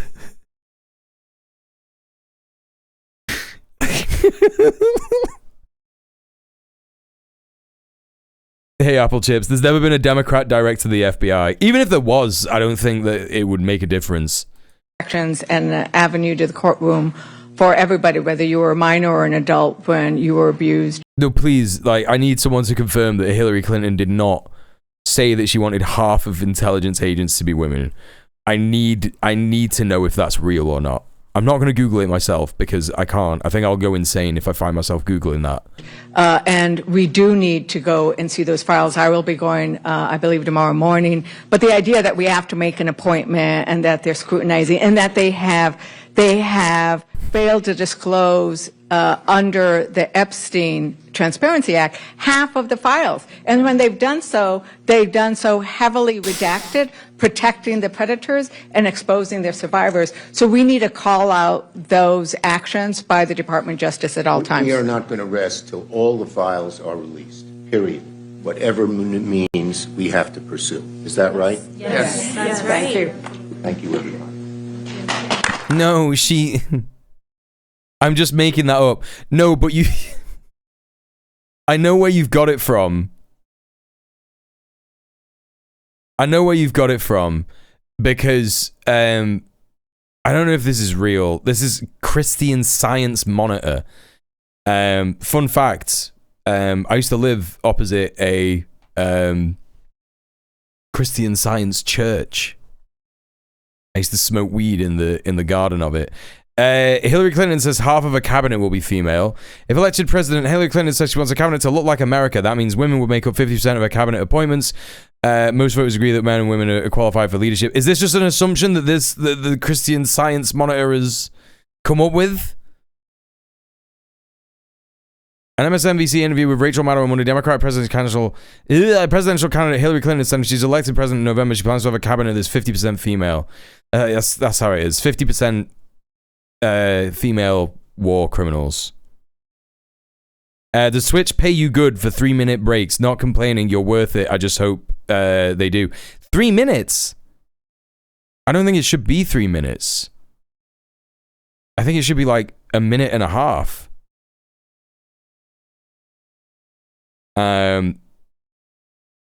Yeah, this is where you've got this from. It's reports about her saying stuff like this, and it's like, yeah, just 50% women war criminals as well. We've had enough of men having all the war criminal fun, and now the only way that we can get woke is if women are also war criminals. Yours was 3 minutes earlier, I think. Maybe that's something to do with the fucking VPN thing that I fucked up earlier.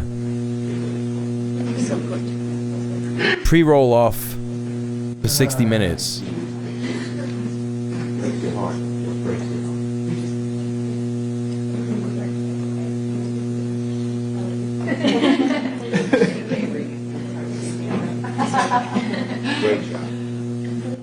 I get like paid by the amount of people who are not subbed who are watching the ads. So I only got 15-second ads before. I think that's because you got a gift, right? You got a gift sub earlier. So however many people are in the chat and not subbed who watch the ads, I think that they pay me based on that. This is one of the only 2 streams I'll sit through ads for. I really appreciate that, Hunter Biden's bathroom. I hope to get to a point where I'm not running ads. I would love to just turn off ads. But unfortunately, having ads on does a number of things for your stream. Yes, it does give you money, and it also pushes you up in the algo. And it does, unfortunately, inspire people to subscribe, which means that I get money and I need money to live. It kind of sucks. This is what we got.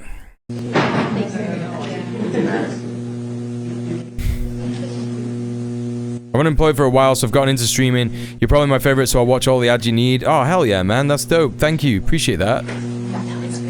Didn't you say that you were going to be like you're learning to be a tattoo artist? That's pretty dope, man.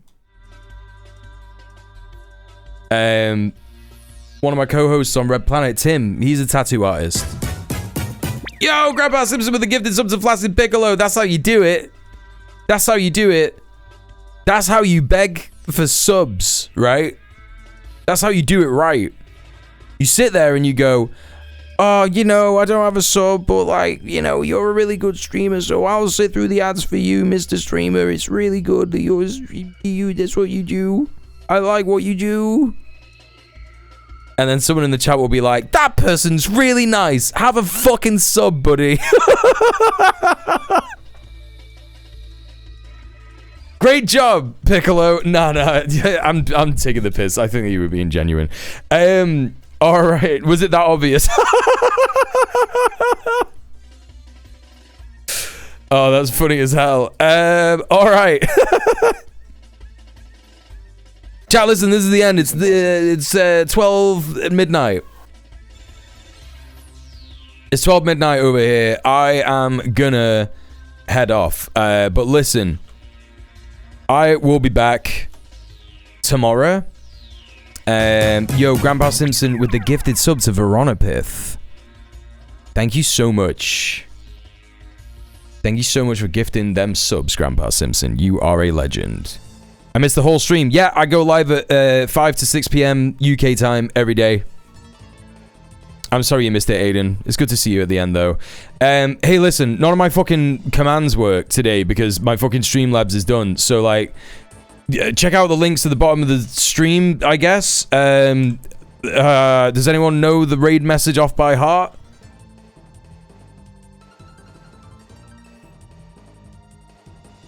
We are gonna raid Feek.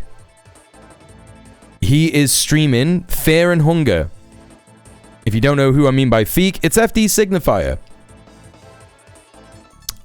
He's a good lad. No, like I said, one who reads all of the raid command, all of the commands are dead. So just put this in the chat. We will win if we organize. djmuel 1. djmuel 2. djmuel 3. There you go. Just copy and paste that. If you don't have a sub, I don't know, just do something else. Use the Tomb Raid emote or something. Oh, wait. He's ending the stream. He literally just fucking ended the stream. Oh, dude, are you joking me? That's so annoying, man. That's so fucking annoying. Okay, instead we're gonna raid VO. We're raiding VO instead. Okay. There's your, yeah, there you go. Do the one that PvP did. Do the one that PvP said. The PvP did. I believe that we will win 100-100. We will win if we organize. Yeah, there you go. There's the raid message. There's the raid message. Chat, I'll be back tomorrow, 5 or 6 p.m. UK time, in between them hours. I know it was a little bit late today, but hopefully I won't be tomorrow.